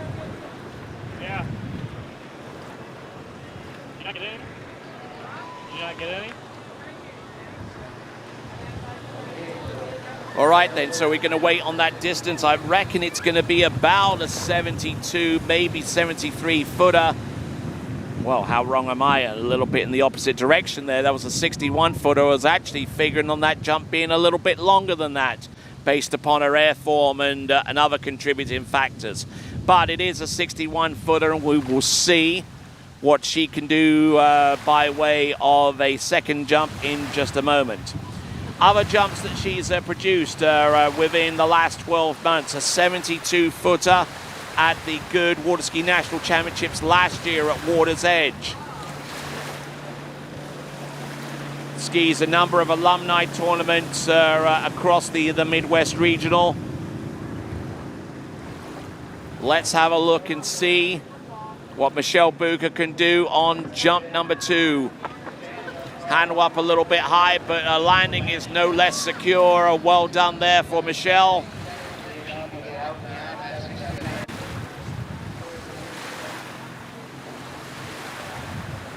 Getting pushed into the bottom. There you go. Getting a good rise, good flight. And I wonder if she has anything more left in the tank.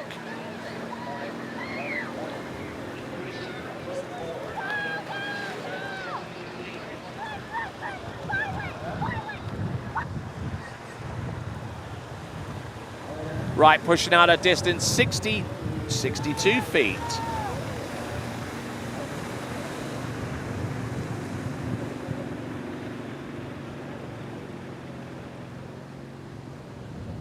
Okay, so with a 62-footer, that puts her within range of Sarah Wielander, whose jump at 69 feet currently is in second spot, but still a considerable ways back from that distance of Erin Kalkbrenner, who was the first person out in women's 3, elected not to ski in the open women's, but decided to go with women's 3, and thus had to get out on the water as the first competitor out, as she came into the nationals without a viable seeding out of women's 3.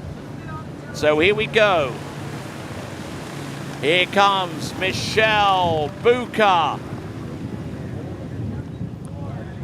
Turns in, drives hard across the surface of the jump, up and over.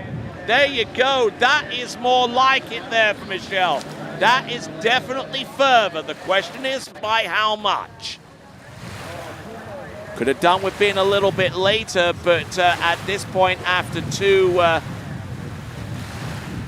cuts of the jump there with a single, this is definitely a step in the right direction.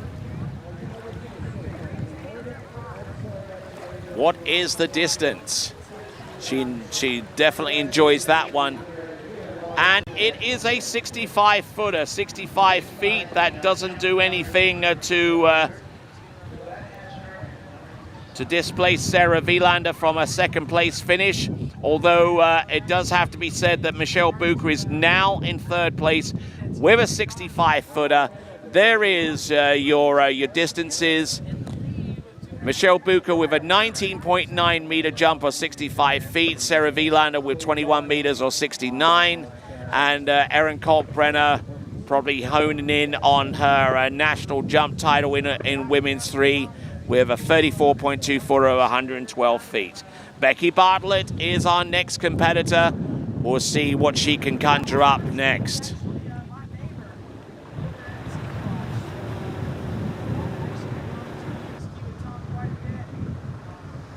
Go on top of the water. This is women's 3 jump. We only have one category of jumps left to go for the day. We're skiing these competitors at a blistering pace.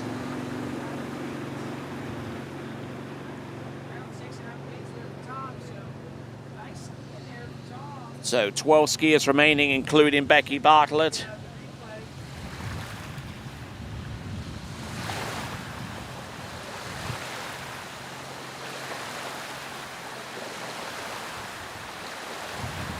So out of Wolfboro in Tennessee.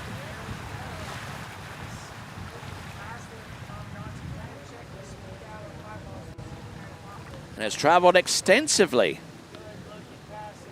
throughout the region.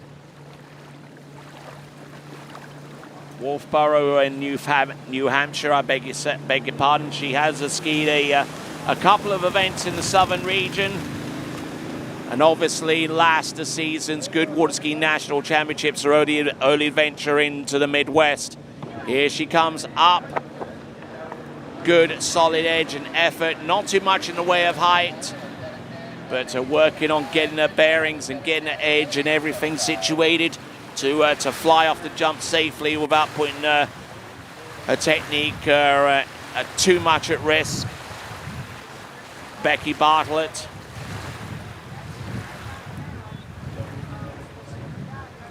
Jumped 106 feet in one of her excursions this season at the annual Lakes Region Open.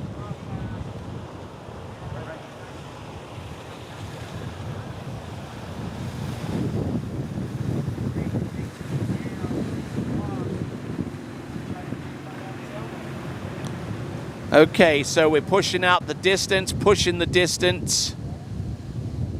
All right, it's a 74-footer. Now, the message that we're hearing from our officials is because of something to do with the seeding or what have you, and because Erin Kalkbrenner jumped first, I think she was actually jumping for a non-position for no position in the women's 3 jumping competition. which is a little weird to me, but we're prepared to go along with it. And if that is the case, then Becky Bartlett with a 74-footer is your national jump champion in women's 3. We'll try. So, oh my word, she collapses. I don't know what happened there, but the instant replay is going to pick up on that. And, you know, very, very similar to what happened to a good friend of mine, Stefan Field, all the way back in the day. Whenever he, exactly what happened, just brought the ski up a little bit too high, fell out the back. And unlike Stefan Field, who actually ended up going up the shore, because at Trophy Lakes, where he had that kind of crash, the shore lines are very, very close together to the jumper. He ended up almost in the new apartment blocks that are built on the other side of Trophy Lakes, but that's another matter. In this instance, there's plenty of water and plenty of space to run off, and just looking at this. Boom! Oh my word! That is just absolutely gnarly.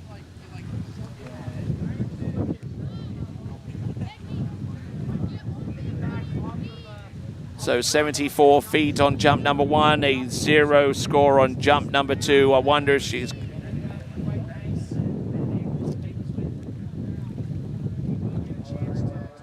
All right then, so...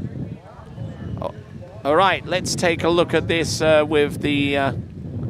Okay, all right. We'll pause and take a quick break. Then we'll return with the remaining jump of Becky Bartlett. Do not go away.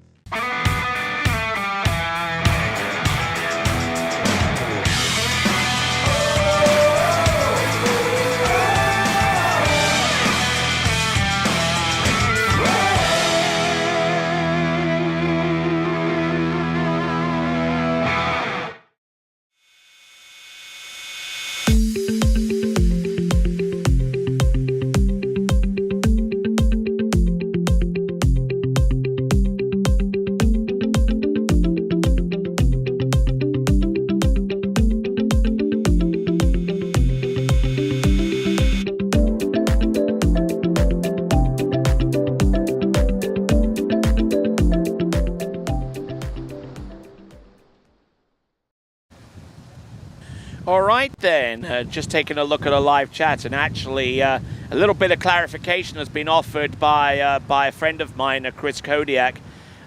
She, in regards to Erin Kalkbrenner, she actually tells me she's competing in the open women's jump, so she goes first, because these jumps are just for overall score in women's 3. So she'll be able to have placement in open women, but to be able to compete in overall in women's 3, she must go. She competes with the other women 3 competitors for jump, but not for placement in that division. Here we go. This is Becky Bartlett up and over. So thank you for that explanation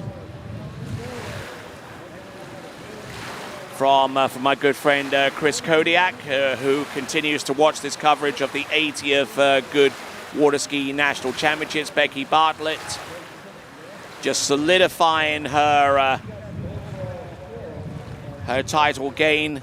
I'm not too sure whether that third and last jump is going to be anywhere close to the first one, and it certainly isn't. It's a 69-foot third and last jump, which means 74 feet is enough to give Becky Bartlett the win. We're going to take a look at the leaderboard.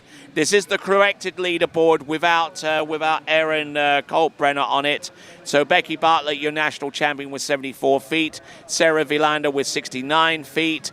Michelle Wabuka with 65. Marie Thomas with 52. And rounding off your top 5 with a 48-footer is Christy Getzlav.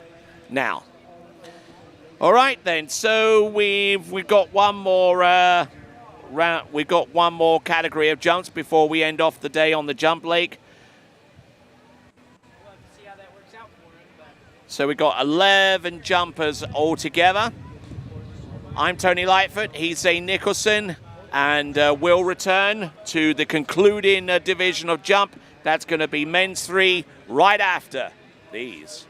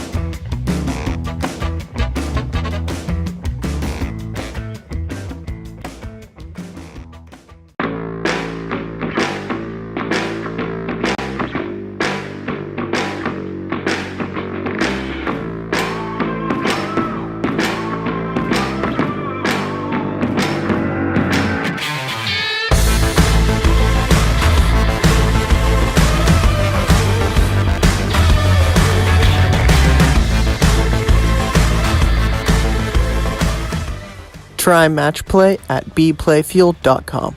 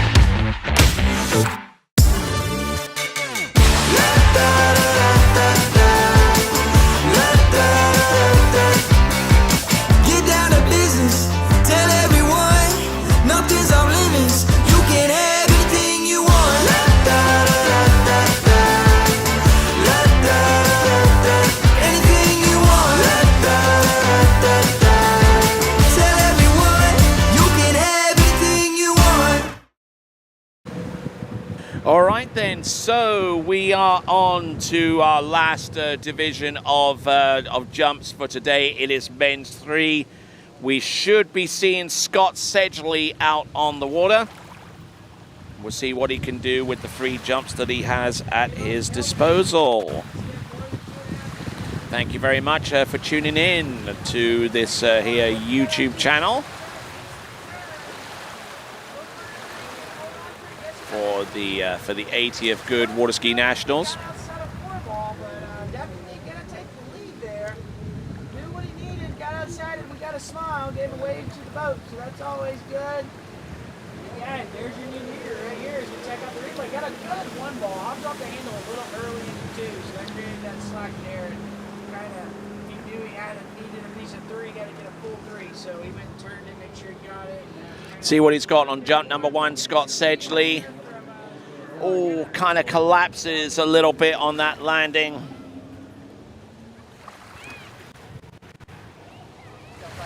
So Scott Sedgley from Allendale in Michigan. Let's have a look at the scores that he produced to get here at the National Championships. Midwest Regionals jumped 40 feet.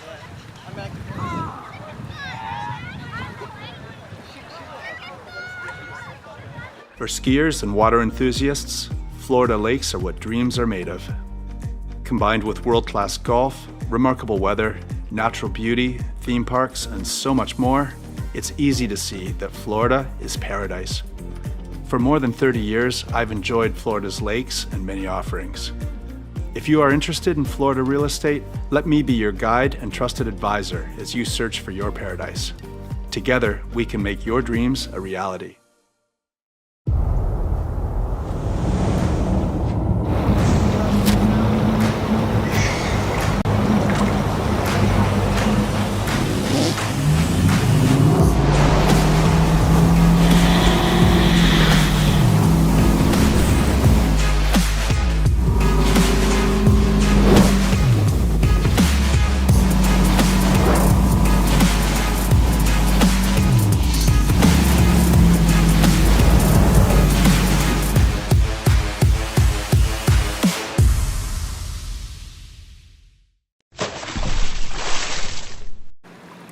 All right then, so Scott Sedgley not landing his opening jump. Let's see what he's got for jump number 2. He's jumped as far as 40 feet in recent times. Good enough for a 5th place in the Midwest Regionals. In men's 3, up and over, and he just about makes it. Yeah, there you go. That is a Scott Sedgley. He will receive a score for that jump, and we'll see what he can do coming up with his with his 3rd and last jump, rather. Yep, showed a little bit of patience there and allowed his skis to just slide their way under his body mass.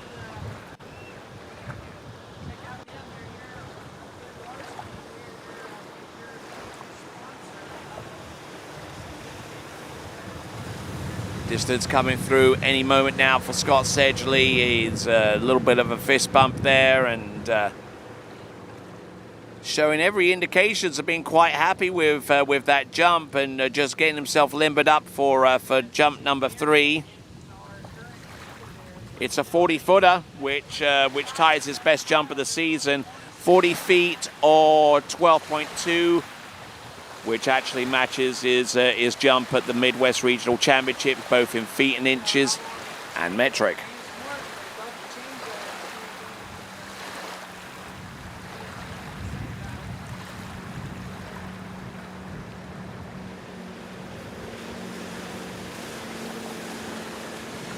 So hitting the ramp at about 30 miles an hour, 31.4 miles an hour to be exact. Here he comes.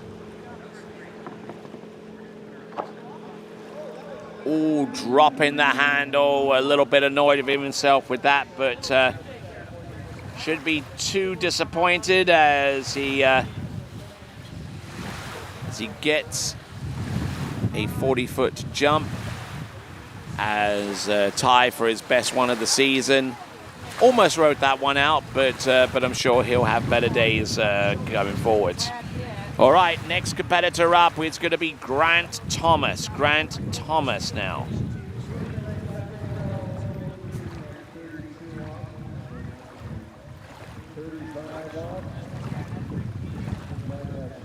All right, so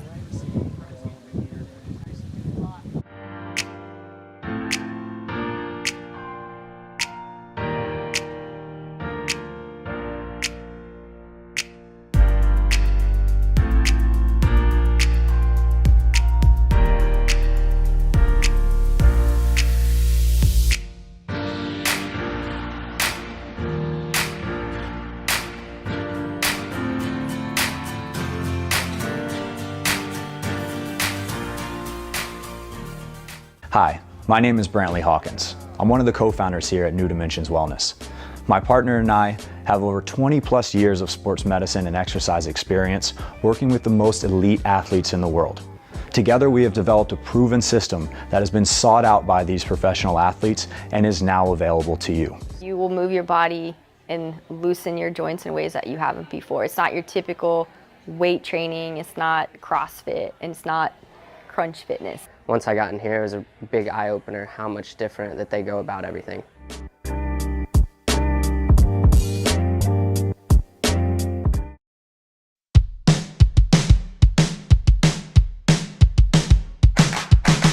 Today is gonna be a little something more. I've got a plan in mind, a special thing in store. The light bulb inside my head says, get out and play, 'cause you never feel this way. all right there, rejoining us with continuing action at the 80th Goode Waterski National Championships. We've got the men's 3 jump event, and our skier on the water is Grant Thomas out of Madison, Wisconsin. His best jump is a 58-footer, and looking to take the lead away from Scott Sedgley, whose best jump is a 40-foot effort on this middle jump of 3. So Grant Thomas, let's give you an indication of what he's done so far this season. I can honestly tell you not too much. He's only entered a couple of tournaments this season. The first of which was the Wisconsin State Championship, where he jumped 52 feet and placed 3rd in men's 3. Then he ended up placing 4th in the Midwest Regionals with a 58-footer. So he's looking to see if he can bust out a distance over 60 feet. Wouldn't that be something there for him? This is Grant Thomas. Little flat coming in, and rides that one out. Decent effort there on jump number 1. Good, safe effort. Nothing too dramatic.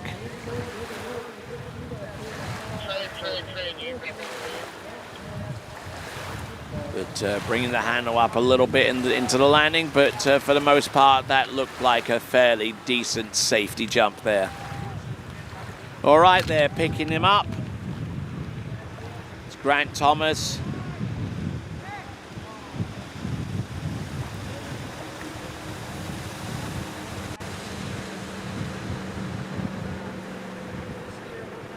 All right, pushing a 52-footer, 52 feet. So that is the equivalent of the jump that he produced at the Wisconsin State Championships. Actually, that jump that you just saw is 10 centimeters further, because whereas the one in the Wisconsin State was actually 15.8, it's the other way around. That jump there that you saw is the jump that you just saw him produce was a 15.8. Still the equivalent of 52 feet, but the Wisconsin State jump was marginally further by 10 centimeters. All right then, Grant Thomas. Still got 2 jumps remaining though, so all is not lost. Oy, and getting thrown out the back there and just losing his bearings on jump number 2, so he won't get a distance for that. The boat makes its way to pluck him out the water and get ready for jump number 3, provided he isn't hurt in any way, shape, or form.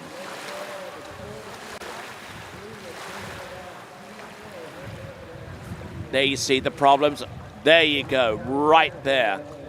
And almost as soon as he knew he was going out the back, he just flung the handle as far away from him as possible to make sure he doesn't get caught up in the line.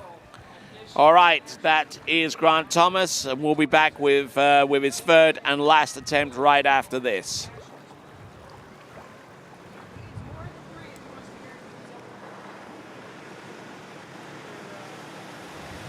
Okay, it looks like we've got a little bit of time to tell you about our towboats, Malibu, Mastercraft, and Nautic, the official towboats of the 80th Goode Waterskiing National Championships.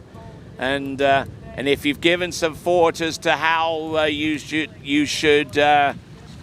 insure those boats, Ski Safe Insurance is the place to go, the official boat insurance provider of USA Water Ski and Wake Sports, and under that umbrella is the American Water Ski Association. So check out Ski Safe with a Google search. Ski Safe, the official boat insurer provider for the AWSA. And here we go. We've just seen Grant Thomas with a 52-foot opening jump. Failure on his second jump. Let's see if he can deliver on his third. The answer to that question, unfortunately for him, is a no. And he seems to have dropped some articles, not the least of which are his skis, but getting blown forward. Oh, that isn't dramatic. I don't know what is. So there we go. 52 feet. He's our leader, with about 9 more competitors to go. And we'll see how things resolve themselves within the next few moments as we get ready to put Curtis Frelkold into the fray. All right then, so we'll be back right after these.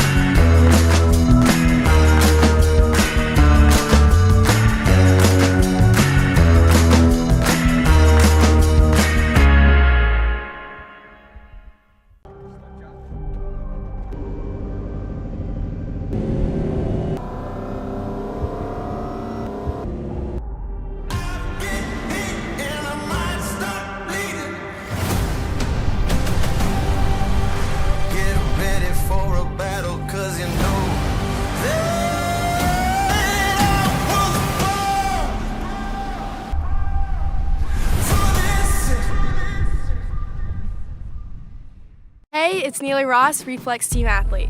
Today we'll be talking about one of my favorite tricks, the front flip. Keep in mind I'm doing this for right foot forward skier heel side front flip, but it's the same for left foot forward, just the opposite side.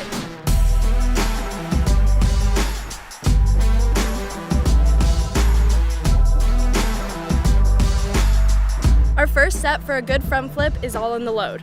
You want to start with having a lot of load all in your shoulders, and you want to think about the tail of the ski going straight to the bottom of the lake and the tip of the ski pointing straight to the sky, so you load straight back like this. Our second step is off the top of the wake. You want to pull with both your hands, let go with your right hand, bring this one close beside you like a dinosaur and tuck. Our last step will be the landing. As you're coming around, you want to bring your right hand back onto the handle, strong core, soft legs so you can absorb the landing, and look straight ahead so you can spot.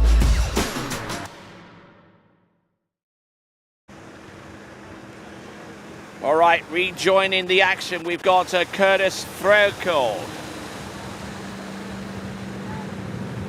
So let's see if I can conjure up some information on him, Curtis Frelkold. All right, Curtis, who comes to us from from Bucyrus in Kansas. Hopefully I pronounced that right. Correct me if I haven't. And he is also a competitor that's only competed in a smattering of tournaments, so 2 of them, as a matter of fact, with the Kansas State Championship being his best distance of the season with 113 feet. The number 1 men's free jumping competitor out of Kansas. He got 3rd place at the Midwest Regionals with 109. We'll see if he has anything substantial here. Well, I can tell you this, he's going to go for the gusto here. The full double cut. Little on the back of the ski, using the boat to pull him into the jump. Oh, look at that! Does he land and ski it? Almost lost the landing, but he was able to ride that one out. Curtis Freikold.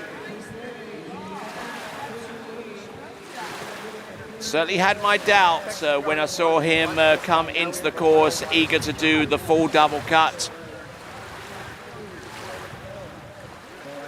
But the skier out of Bucyrus in Kansas doing a grand job on jump number 1. Should be enough with the lead on this one. There you go, well over his skis. Yeah, almost lost it out the back and just did enough to stabilize himself going forwards. From Bucyrus in Kansas. All right, it's a 110, 110 feet. 110 feet. That's just a little below his mean average between his best jump at the Kansas State and his backup jump at the Midwest Regional. And there you see him with the lead with 110 feet. So let's see what he's got by way of an encore.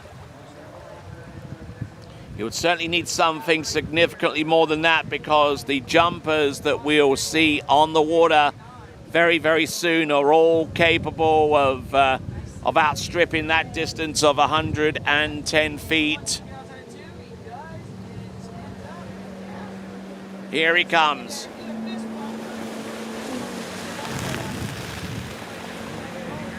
Just trying to edge away, just trying to keep the line tight, critical. Getting pulled towards the bottom right-hand corner, but still managing, getting a little twisted in the air, coming into land. Almost over-twisted, but managing to get that second hand on just in time.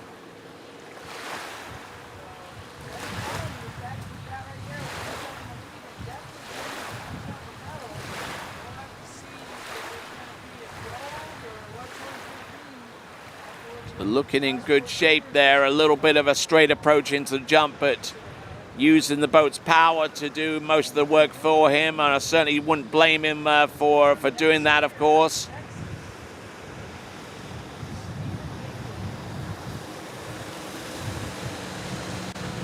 So the jump, all right, it's 112, it's 34.1, 112. 34.1, that's only 0.3 of a meter shy of his best jump of the season, which is 113 feet or 34.4. So within striking distance of some of his better jumps of the season. He's certainly done better than his performance at the Midwest Regional, that much I can tell you. 34.1, 112 feet.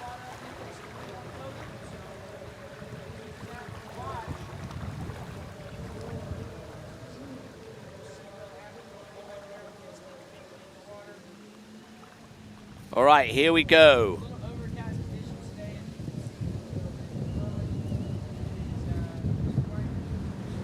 Here he goes, coming in. Right here, right now, this is Curtis Freikold. He's edging away from the boat. He's trying to keep that line tight so that when he turns around, he gets full connection right off the get-go. And that, I believe, is probably going to be a similar jump distance. May not be significantly longer than that 110 or even that 112 that he produced subsequently afterwards.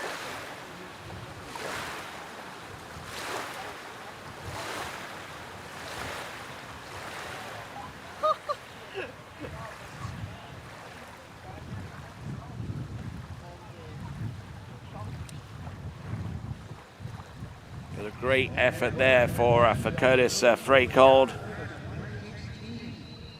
Certainly doing everything he can to try and bust his seeding.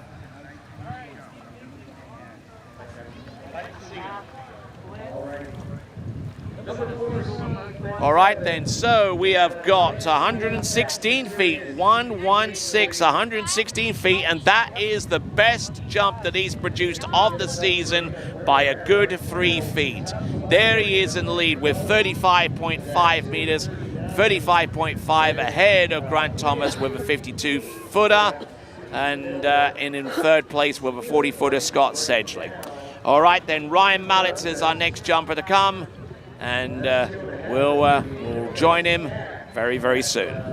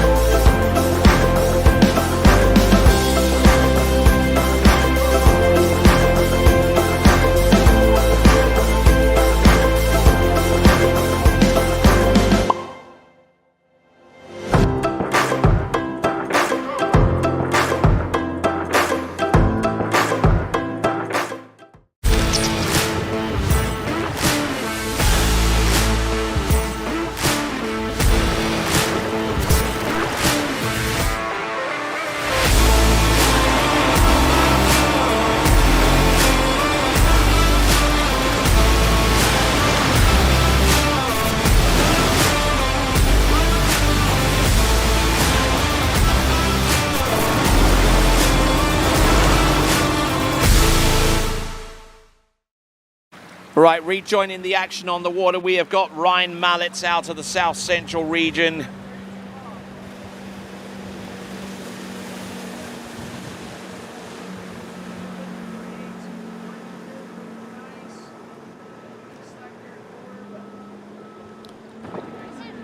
Good, oh nice, tidy looking first jump there. Good edge for Ryan Mallett out of San Antonio in Texas.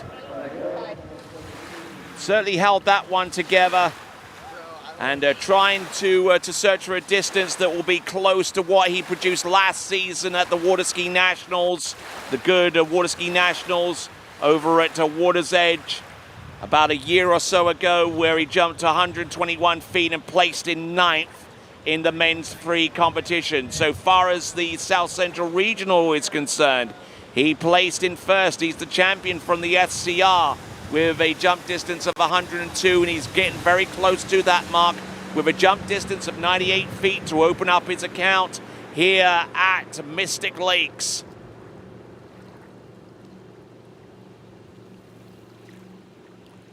So remarkable skiing there from Ryan Mallett.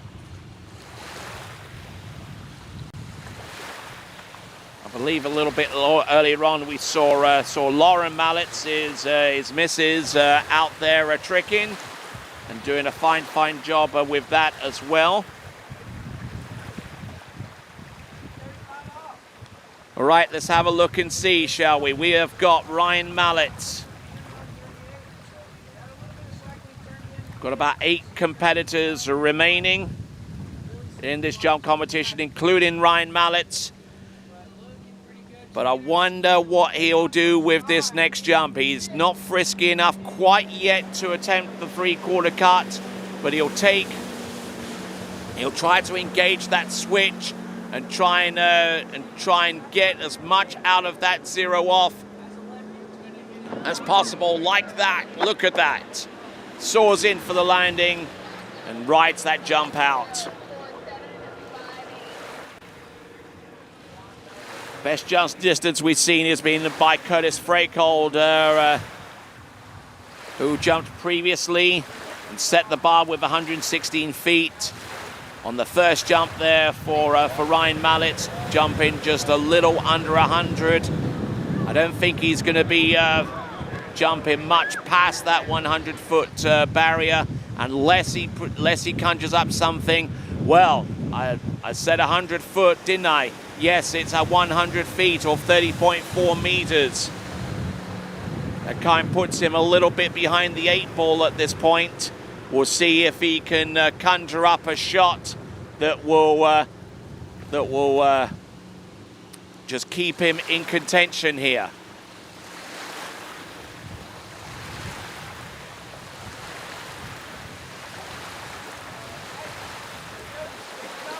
All right, so Ryan Mallett's one last attempt, making his turn around that beautifully sculptured island. And if you're looking for something that's beautifully sculpted and a desirable place to live in southern Florida, check out Pantalago. Check them out at pantalago.com, and also vote for your favorite matches by going to bplayfuel.com. Go to bplayfuel.com. I mentioned the 3/4 cut. It's important because that's exactly what he's doing right now. Taking a shallow 3/4, trying to make sure that he's not pulled onto the bottom right-hand corner. Oh, look at this! Connects with that jump. Could it be better than 116 feet? At first blush, it may not be enough to take the lead, but it's certainly a better jump than what he produced on the opening 2 attempts. Getting pulled into the bottom right-hand corner, really pushing hard. Getting a good lift because he was pushing hard against the surface and keeping his direction going. That's exactly the kind of jump he should have taken on the 2nd attempt rather than on the 3rd, because he's all out of jumps. The distance coming through is a 107, 107 feet. That currently puts him behind Curtis Freikold right now with that distance. Curtis Freikold still in the lead with a 116. Ryan Mallett there in 2nd place with a 107. Grant Thomas with 52. Scott Sedgley with 40. We are almost halfway through the men's free jumping competition, and we will return with Aaron Weeks right after this.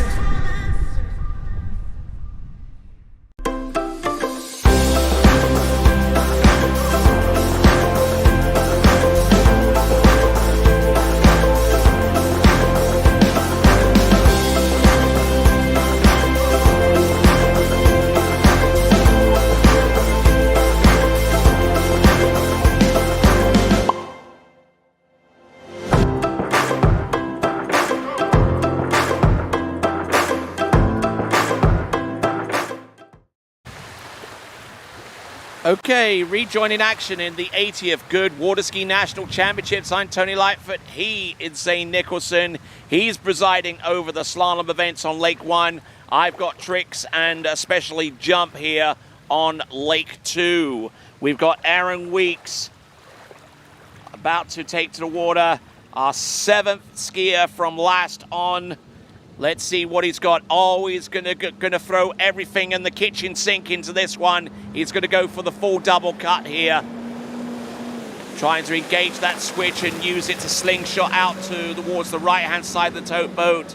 And now, keeping the line tight, a good quick turn, and deciding not to take the jump. Actually, that's pretty much our first refusal out on this championship. Maybe there was someone that refused yesterday, certainly, but one of the very few jumpers who has decided to err upon the side of caution and let go of the handle and ski round the bottom left-hand corner. That's the one safety valve that the skiers use in order to keep themselves jumping safe. There you see how early he was. If he'd have kept that tack, he would have probably have hit the camera that you're seeing the view from if he'd have kept his direction the way that it is. But for our sakes, well, probably not for our sakes from the immediate point of view, is probably not thinking about the camera at all. But anyway, from our perspective, we're certainly glad that he passed on jump number 1. Would have been too early, and actually hitting the ramp too early is just as dangerous as, if even more dangerous than hitting the ramp too late. All right. And greetings once again if you're joining us from various corners around the world watching the Waterskiing Nationals. We've got Connor Pauley there in the foreground. We've got Vincent Stadelbauer there in the middle seat controlling the visuals as you see them here with this webcast. And then right there towards the end, you see Kelvin Kelm presiding over the slalom event on the other webcast player. So let's have a look and see. This is Aaron Weeks passing up on jump number 1. Let's see if he can conjure up something on jump number 2. Dropping that right ski. He's in good position. He's waited for his time. Oh, look at this. Good flight. Is that going to be close to 116 feet? He certainly thinks it is, and will work away towards the third and last jump. But I tell you what, this setup was a little bit later. He put about 5 feet more of distance beyond that green turn buoy. That's the only marker, the only point of reference that the jumpers have to time their cuts and to get set up for the dramatic turn and an edge all the way through the jump. What a beautiful shot that is coming off the jump towards the landing zone. And we're going to get the jump distance for Aaron Weeks. It is going to be curious. And it is a 129-footer. He is your new leader, 129. 129 feet, and he has one more jump to come. So whether you are watching us from Amsterdam, from Athens, from Atlanta, from Frankfurt, from Edmonton, from Santiago, from Madrid and Melbourne, Australia, you are watching the 80th Goode Waterskiing National Championships coming to you from Wichita in Kansas.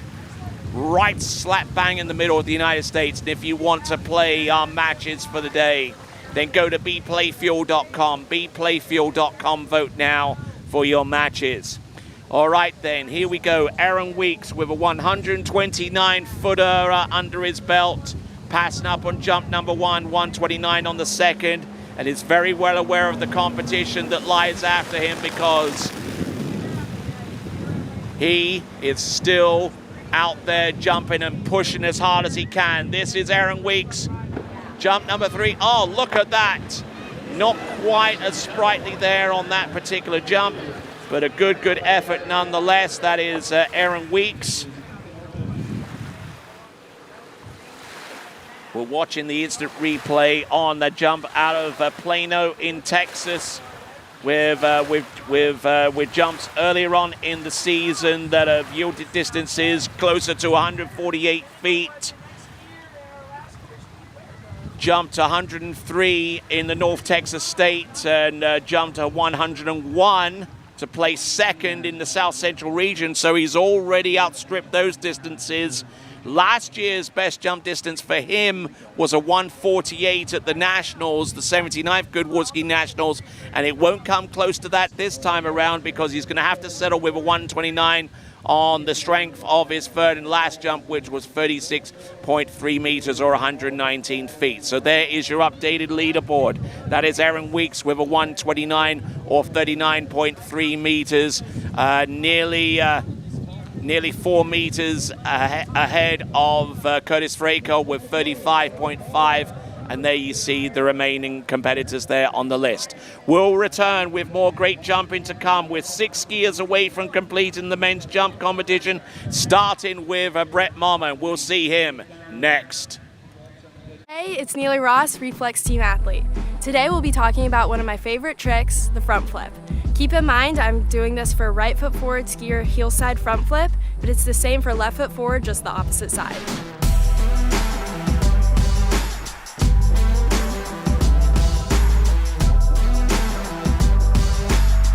Our first step for a good front flip is all in the load. You want to start with having a lot of load all in your shoulders, and you want to think about the tail of the ski going straight to the bottom of the lake and the tip of the ski pointing straight to the sky. So you load straight back like this. Our second step is off the top of the wake. You want to pull with both your hands, let go with your right hand, bring this one close beside you like a dinosaur and tuck. Our last step will be the landing. As you're coming around, you want to bring your right hand back onto the handle, strong core, soft legs so you can absorb the landing, and look straight ahead so you can spot.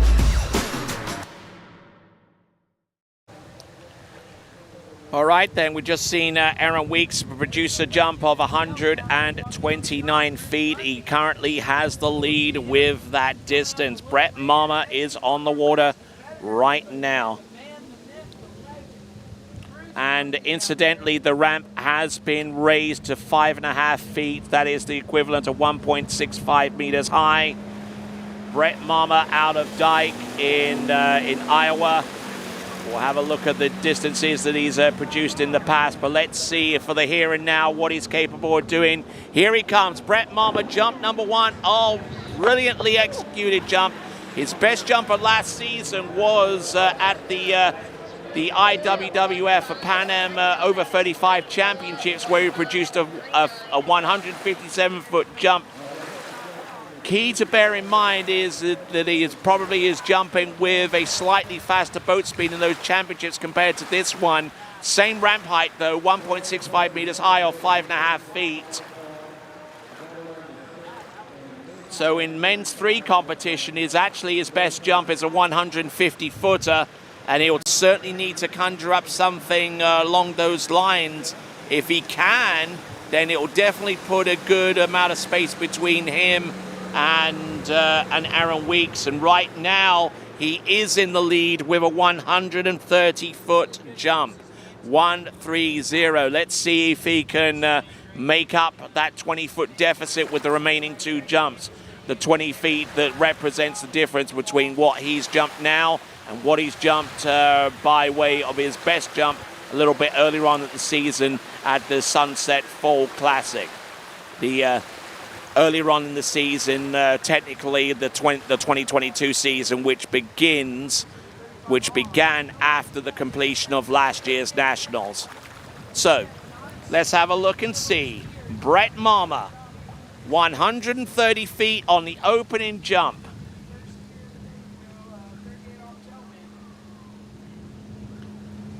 So far as his best jump this year is concerned, within the scope of the calendar year 2022, his best jump is a 146.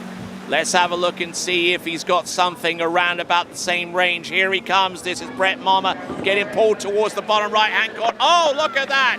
Good pull off the top, bringing himself over the tips of his skis and flying in the most aerodynamically conducive position possible.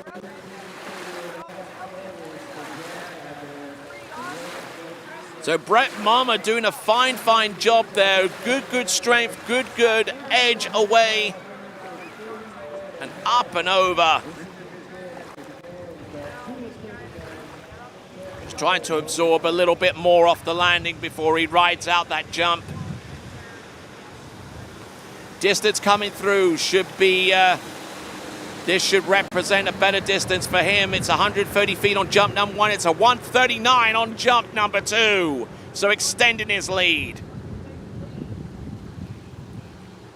So that still puts him about 7 feet shy of what he's produced earlier on in the season.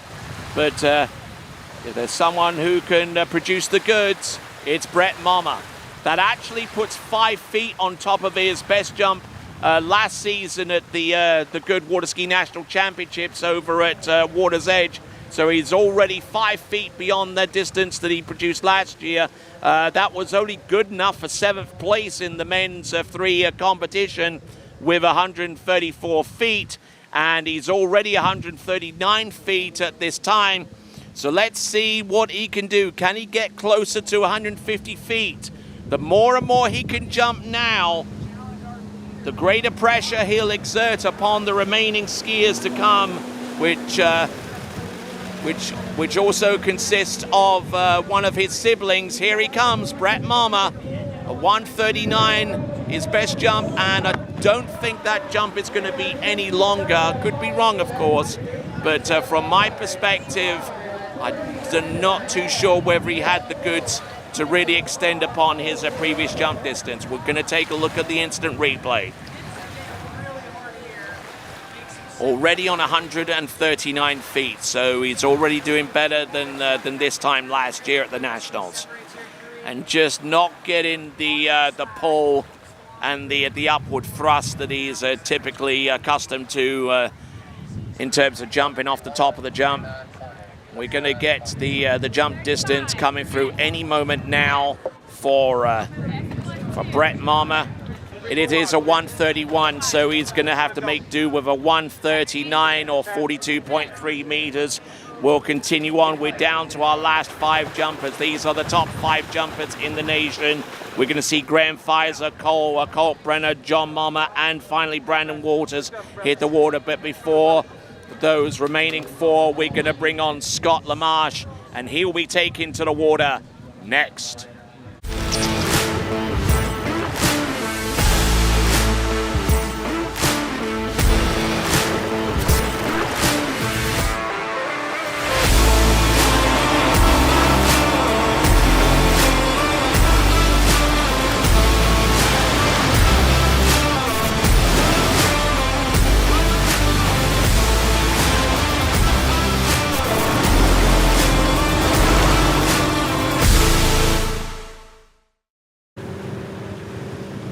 All right, Scott LaMarche,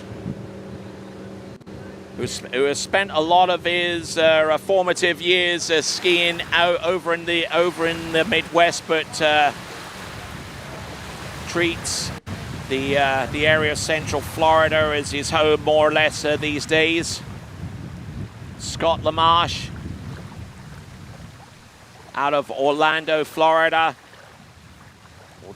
We'll see if we can get a little bit of the tail of the tape here so far as his jumping distances are concerned within the last 12 months.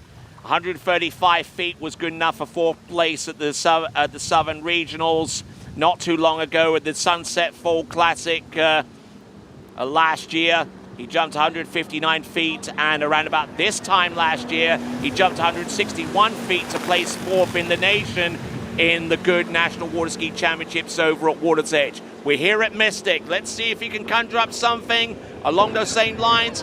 Up and over, good height. Not too much pull over his skis. That might have been the difference between a good jump and a great jump there for Scott LaMarche. But certainly comes in with a lot of confidence. And waiting on that jump distance for Scott. Just achieving good position off that turn and just holding it all the way through. Big slippage on the jump there. That was the difference between good and great. There you see a perfect illustration of how important it is to get that tension and to keep it going with direction. It is a 143-footer, 143 feet. Imagine if he'd have connected with that jump. A 143 is good enough for the lead at this time. So, what does he have with the remaining 2 jumps? He certainly jumped better than he did at the regionals, to the tune of 8 feet more than what he did at the regionals. Still looking to try and get onto level turns with what he did at the Fall Classic in the latter part of 2021 calendar year. So the only competitive action, serious competitive action that he's had in the jump event all season in this calendar year is the Southern Regionals. Let's see if he can conjure up something more than 143 feet. He connects. That's a better looking jump, but still rocking back, and we're going to take a look at the instant replay to illustrate why he's losing so much distance off the turn and the cut towards the jump. Just edging away, just keeping everything tight. Everything is good up to this point. The turn looked good, the direction looked good, the position was good. But then he comes into the jump and just tries to keep his direction, and then he brings his handle up and then rocks back, and it's almost like he's sending the distance that he wanted on top of the original jump and just sent it backwards. All right, we're going to have a look at the distance. Is it more than 143? No, it's 5 foot less. It's a 138. Now he's got one jump to come. And 4 hungry wolves about to make mincemeat out of that 143-foot jump, given the opportunity. If he can jump a little further than that, then that'll be more difficult for them to chew and swallow. All right, Scott LaMarche, 143.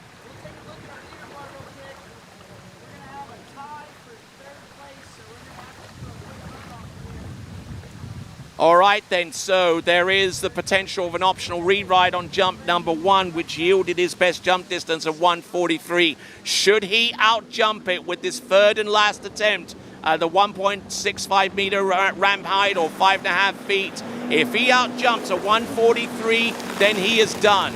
If he's less than 143, then he gets to jump again, with the maximum distance being a 143 that he can achieve. Here he goes. Oh, and he passes up on jump number 3. The optional reride comes into play, and I don't, depending upon whether he needs to take it or not. Now, to my understanding, the jump rules are very, very clear on this. If he refuses to take that first jump again, then he's going to have to make do with that 138. It was actually, the optional reride was on the 138, not the 143. Just heard communication on the radio, which meant that he's going to have to make do with the 143 as his best jump. So a little bit infuriated with that, but given that he hasn't had an awful lot of competitive sets in the last 12 months, maybe he shouldn't be all that surprised given the result that he just had. All right then, we've got Cole Kalkbrenner, John Mummer and Brandon Walters to come. Before all of those competitors, we're going to see Graham Pfizer. There is your leaderboard with a 143. Scott LaMarche is in the lead. Brett Mummer's in second place with a 139. There you see the remainder of the skiers on the leaderboard, and we've got Graham Pfizer next. Since 1971, we've been pushing limits, dreaming up new ways to further what's possible. Never stopping until we have the most powerful and dependable inboard engine on the market. For a half century, we've powered countless wakes, endless smiles, and limitless potential. We will never stop leading, never stop pushing, and never stop dreaming.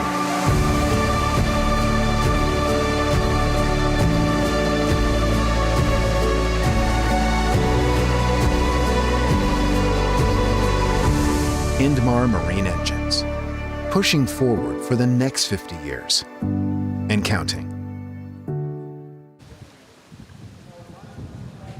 All right then, so we have got Graham Pfizer on the water right now, who came in third place at the 2022 AWSA Southern Regionals with a jump distance of 171 feet. If he can put something together in that range, wow, that would open up a whole great big can of hurt against the competition, and I think he's done it with jump number 1. Enough for the lead and a good sighter for the remainder of his set.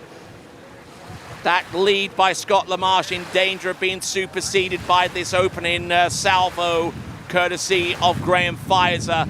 Look at that position, straight up over his skis, no messing about. Jump number 1, Graham Pfizer, for all intents and purposes, at least from that perspective, has probably taken the lead with a jump, I would say, in excess of 150 feet. So Graham Pfizer out of Morrisville in North Carolina. We're going to flash up the distance. It is a 159 feet, or 48.4 meters. So, very important to bear in mind the associated distances, whether feet and inches or in metric, because the closeness, the parity of this competition towards the end could mean that we might have to rely upon that backup distance in metric to determine who takes the title and who comes up short. So, 159 feet. How does that compare against the jumps that he's had this season so far?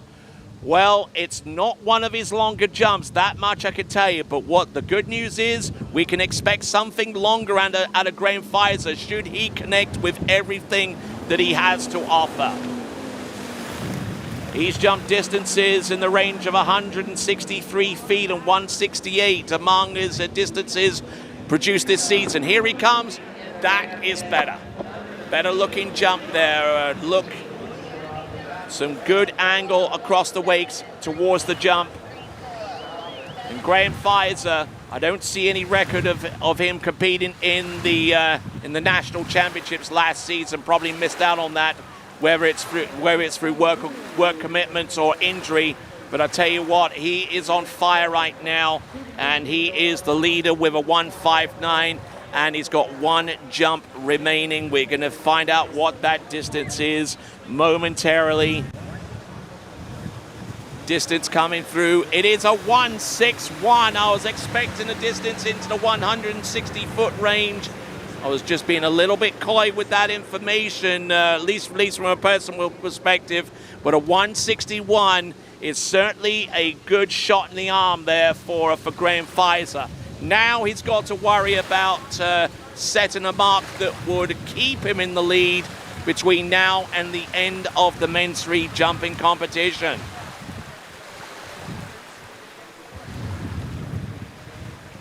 So as we continue on, skiprogear.com, the best grip you can get for your competition. And also check out wakehouse.com for all of your water ski needs, wakehouse.com. All right, here we go. This is Graham Pfizer working off a 161-foot jump. Let's see what he has to offer here. He's jumped as far as 171 feet at the Fluid Summer Showdown. So he has recent form, and he is the number 3 competitor out of the southern region and looking to try and outstrip that ranking there with the third and last jump. He certainly comes in with a lot of heat, but the question is, does that translate to better distance? Just very hesitant to move away from the handle prior to the turn, and just taking as much angle as he can get there and getting pulled across the jump. Oh, look at that airform. That is exactly what the doctor ordered.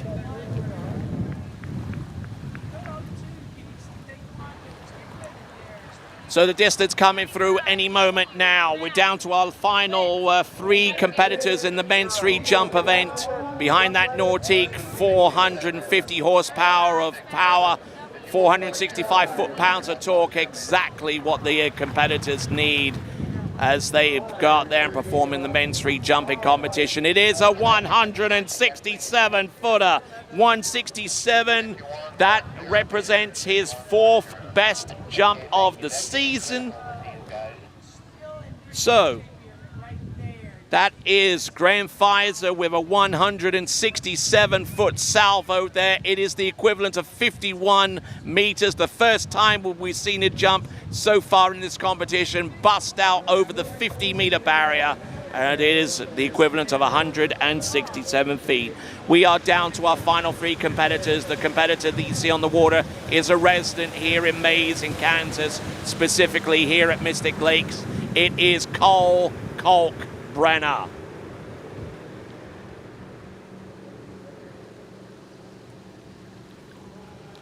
So Cole Kalkbrenner, we saw his wife compete a little bit earlier on in the jump competition, where she posted up a distance of 112 feet.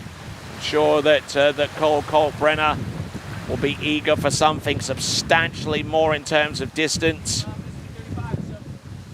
In terms of distance so far this season, he's been around a number of sites. He's actually skied in the Midwest, the South Central region, and you know, I mean, the distances he's thrown out there. I mean, his best jump is 189 feet.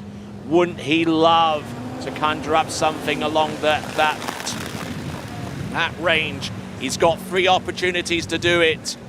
What can he do? Cole Kalkbrenner, jump number 1 on his favorite side, his home side. Look at him go. Lands and didn't feel the need to celebrate on that one for some strange reason. Probably didn't fully connect with what he had intended for on that opening jump. In the Midwest Regionals, only conjured up a 136-foot jump, but he was competing in the open men division. His best jump under the men's free category this season has been a 189-footer. Just holding that left ski all the way through to the surface and just getting a good extension off the top. We will see what the distance is conjured up, and it is a 157. That is not a... So he is 10 foot shy of the lead right now. 10 feet shy. Or the equivalent, or just a little over 3 meters away from the lead. And ask yourself this question: where do you want to live? Well, check out Pentalago and be inspired with the amenities and the 5 lake facilities of Pentalago. And also, if you enjoy the wet lifestyle, we've got cool clothing for it at splashthreads.com. All right, so we have got Cole Kalkbrenner now. 159 on the opener, but I doubt whether he will settle for that. He's outside the left, the right side of the towboat now, getting stretched in towards the bottom. Oh, look at that! Absolutely explodes off the top of the jump. That is more like it. Using the boat's power to do more of the work for him with that jump. Not too sure where he has his zero offsetting on that towboat, but I'm sure it's in the high echelons. Just edge away from the boat, keeping the line tight. Double gripping on that handle off the turn, and almost getting pulled through to the bottom right-hand corner, but good positioning, keeps him over the skis. I suspect that jump could be enough to take the lead. I'm thinking that it'll be over 170. That is Cole Kalkbrenner, and it is a 176. 176 is enough for the lead, is the equivalent of 53.6. So good strike there with a 176 on jump number 1, and a fantastic effort all the way throughout there for Cole Kalkbrenner. He is your leader with a 53.6 meter jump. That puts him about 2.6 meters ahead of Graham Pfizer, and that is the equivalent of about 9 feet of distance between first and second. The question is, what does he have left? Does he have enough to fend off a potential challenge from John Mama and Brandon Waters? We'll find out in the next few seconds. Here he comes. This is Cole Kalkbrenner, jump number 3. Yeah, absolutely flying in for the landing, putting everything into that jump. 167 feet is 100 in excess of 160 feet is his best jump.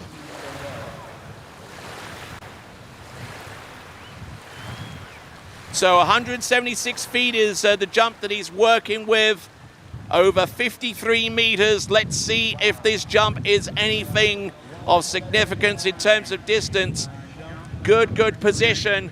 Holding that left ski all the way through the bottom, but some of that energy went behind him, and I think he lost a bit of distance on that jump compared to jump number 2, where he yielded a 176.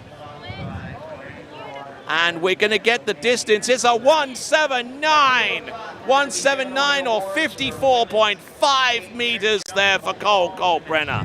179. So that represents his best jump distance. All right, so Cole Kalkbrenner with a 179, and with our final 3 competitors, that being the first of them, Kalkbrenner, we are continuing to provide you seamless coverage of this competition, a commercial-free between now and the end. We've got John Mama on the water right here with 3 jumps at his disposal. So Cole Kalkbrenner in the lead with a 179. Let's see if that's enough for the title. With the 2 remaining competitors to go, Brandon Waters will be hitting the water last, but preceding him is going to be John Mama.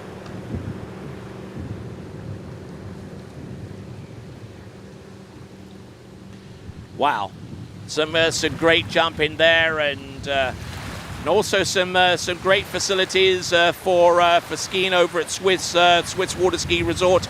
Check those guys out, SwissWaterskiResort.com, and also check out the matches that are being played out right now at bplayfuel.com. It is bplayfuel.com. Right, John Mama on the water at this time.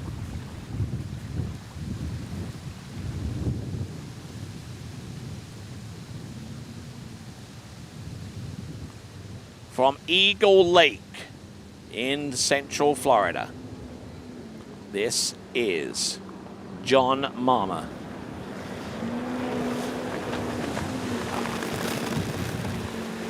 Let's see what he's got. He's been known for, whoa, almost biting it on the bottom right-hand corner. He's certainly living dangerously. John Mama, whose best jump distance this season has been 188 feet, certainly knows what is needed to throw out a big jump distance.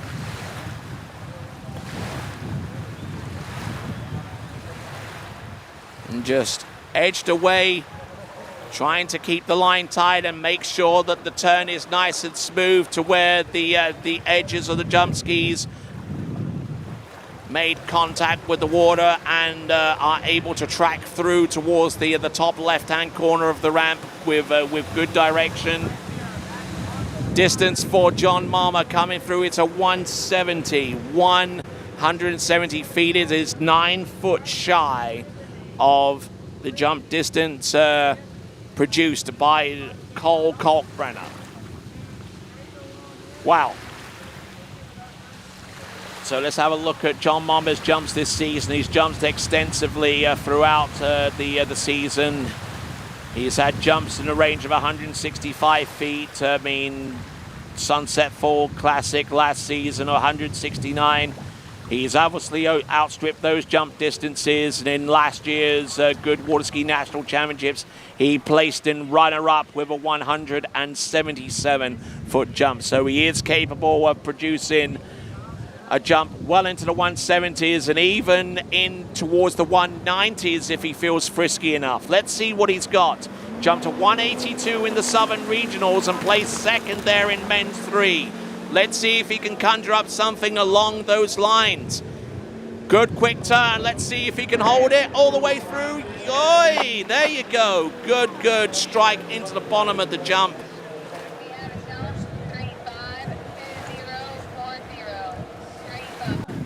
So John Mama.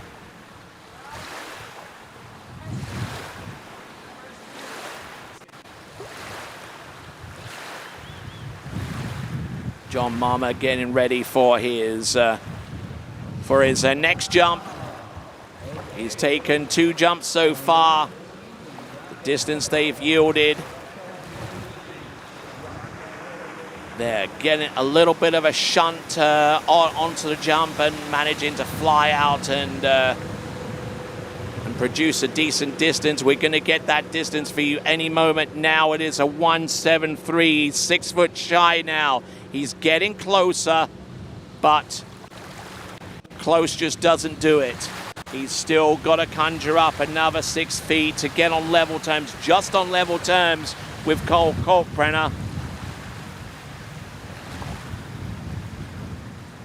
I told you a little bit before how close these jumpers are, the parity that exists between the likes of Graham Pfizer and Cole Kalkbrenner and John Mama, who's on the water. And we expect that to play out a little bit with Brandon Waters as well. Here we go. This is John Mama, last jump at the 1.65 meter ramp height, 5.5 feet. Here we go. What can he do?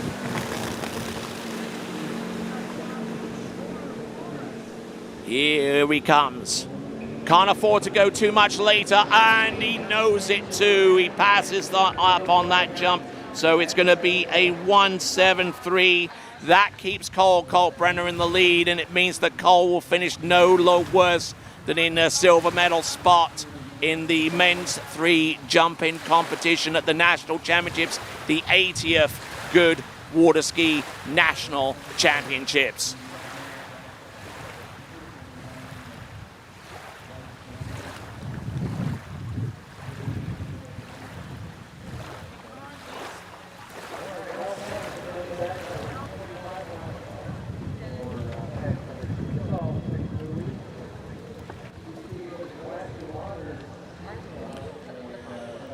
All right then, so pass on jump number 3. So John Mama unable to get more than 173 feet, and he's 6 foot shy of the lead. As a matter of fact, he's 1.9 meters off the pace with Cole Kalkbrenner, who has the lead on his home side with 54.5 meters or a 179. All right then, final competitor of the day, and the final competitor in men's 3 jump. This is Brandon Waters. Brandon Waters, his latest venture in recent times has been producing jumpsuits. You've seen it advertised a lot here on TWBC, and the latest spot shows their latest graphics and colors. And we definitely thank Brandon Waters for his support of our webcast in here at TWBC. We thank him very, very much indeed. Now, beyond the scope of his support, let's see what he can produce with the 3 jumps that he has. He certainly has the equipment to do it by way of a jumpsuit that is of his design and his manufacture. Let's see what he can do with that. 3 jumps at his disposal. 179 feet is the target.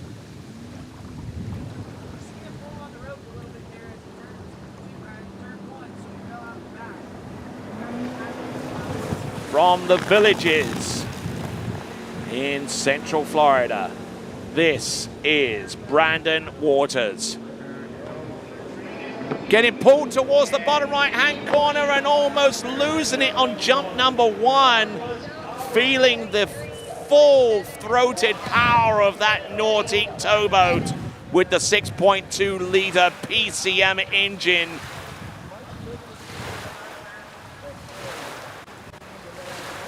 Just trying to get all of the components in perfect alignment. Turns away, keeps the line tied, and just gets in, but losing a little bit of distance off the second wake and barely got its skis off onto the ramp surface. Jumped 186 feet at the Southern Regionals for the title there in men's 3, and has jumped as far as 193 feet in last calendar year's Sunset Fall Classic.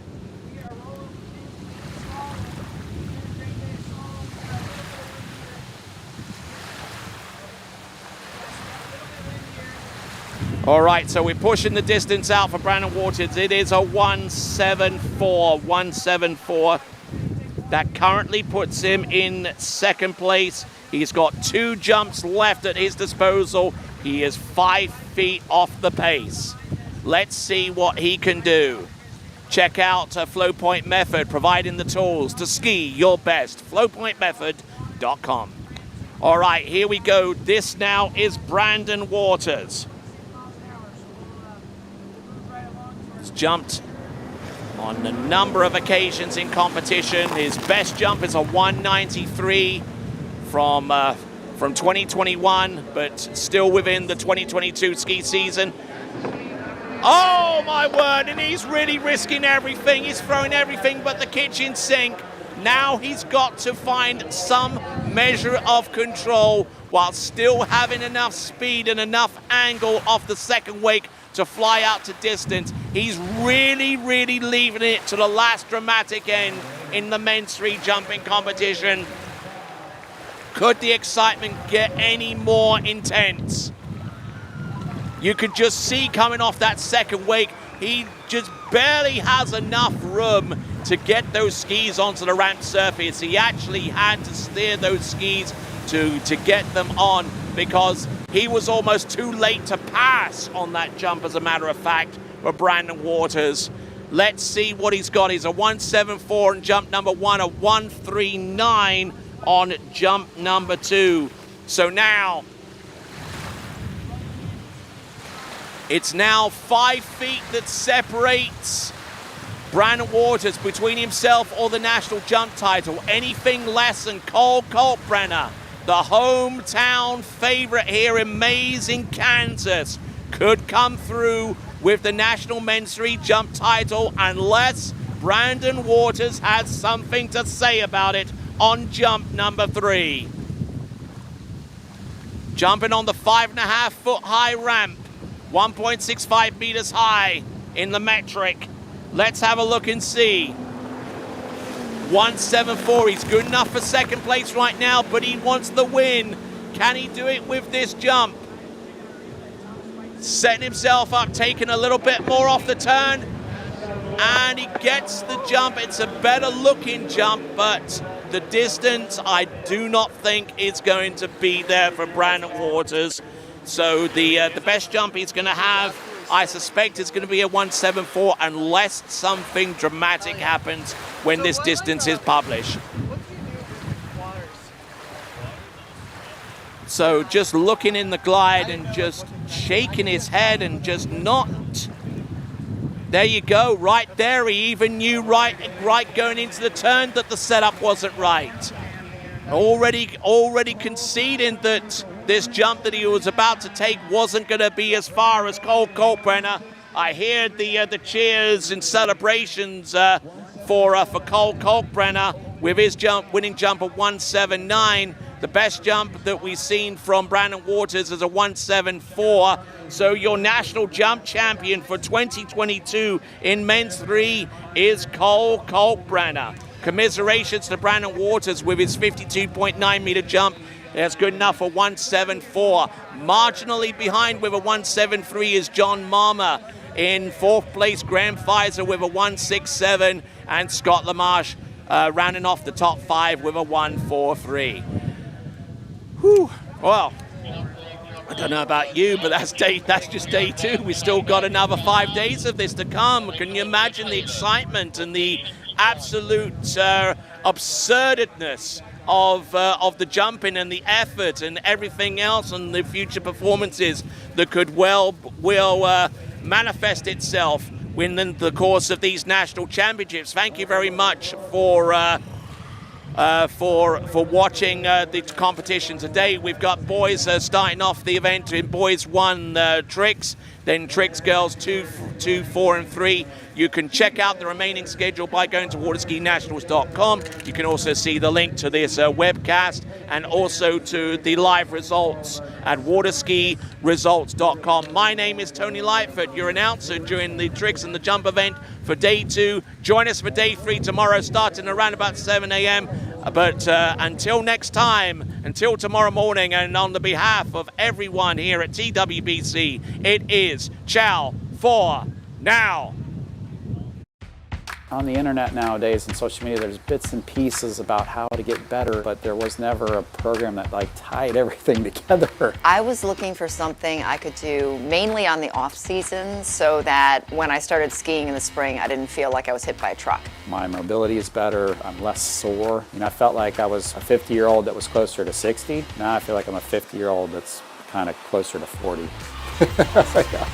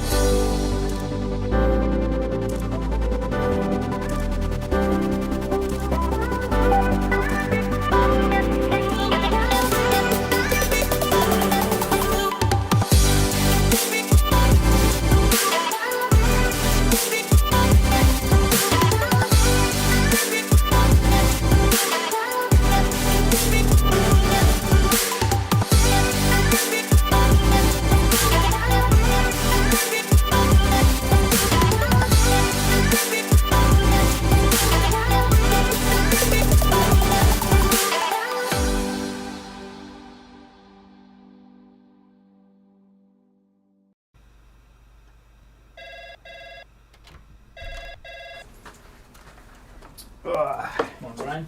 Hey, morning. You have a good weekend? Yeah, got out on the water a couple times. How about you? Yeah, I got to set in. Just gonna make a quick phone call here. Oh, of course. Can you get that, Will? Yeah, man, I got it. Thanks for calling Wake House. This is Will. Yeah, looks like we've got those in stock.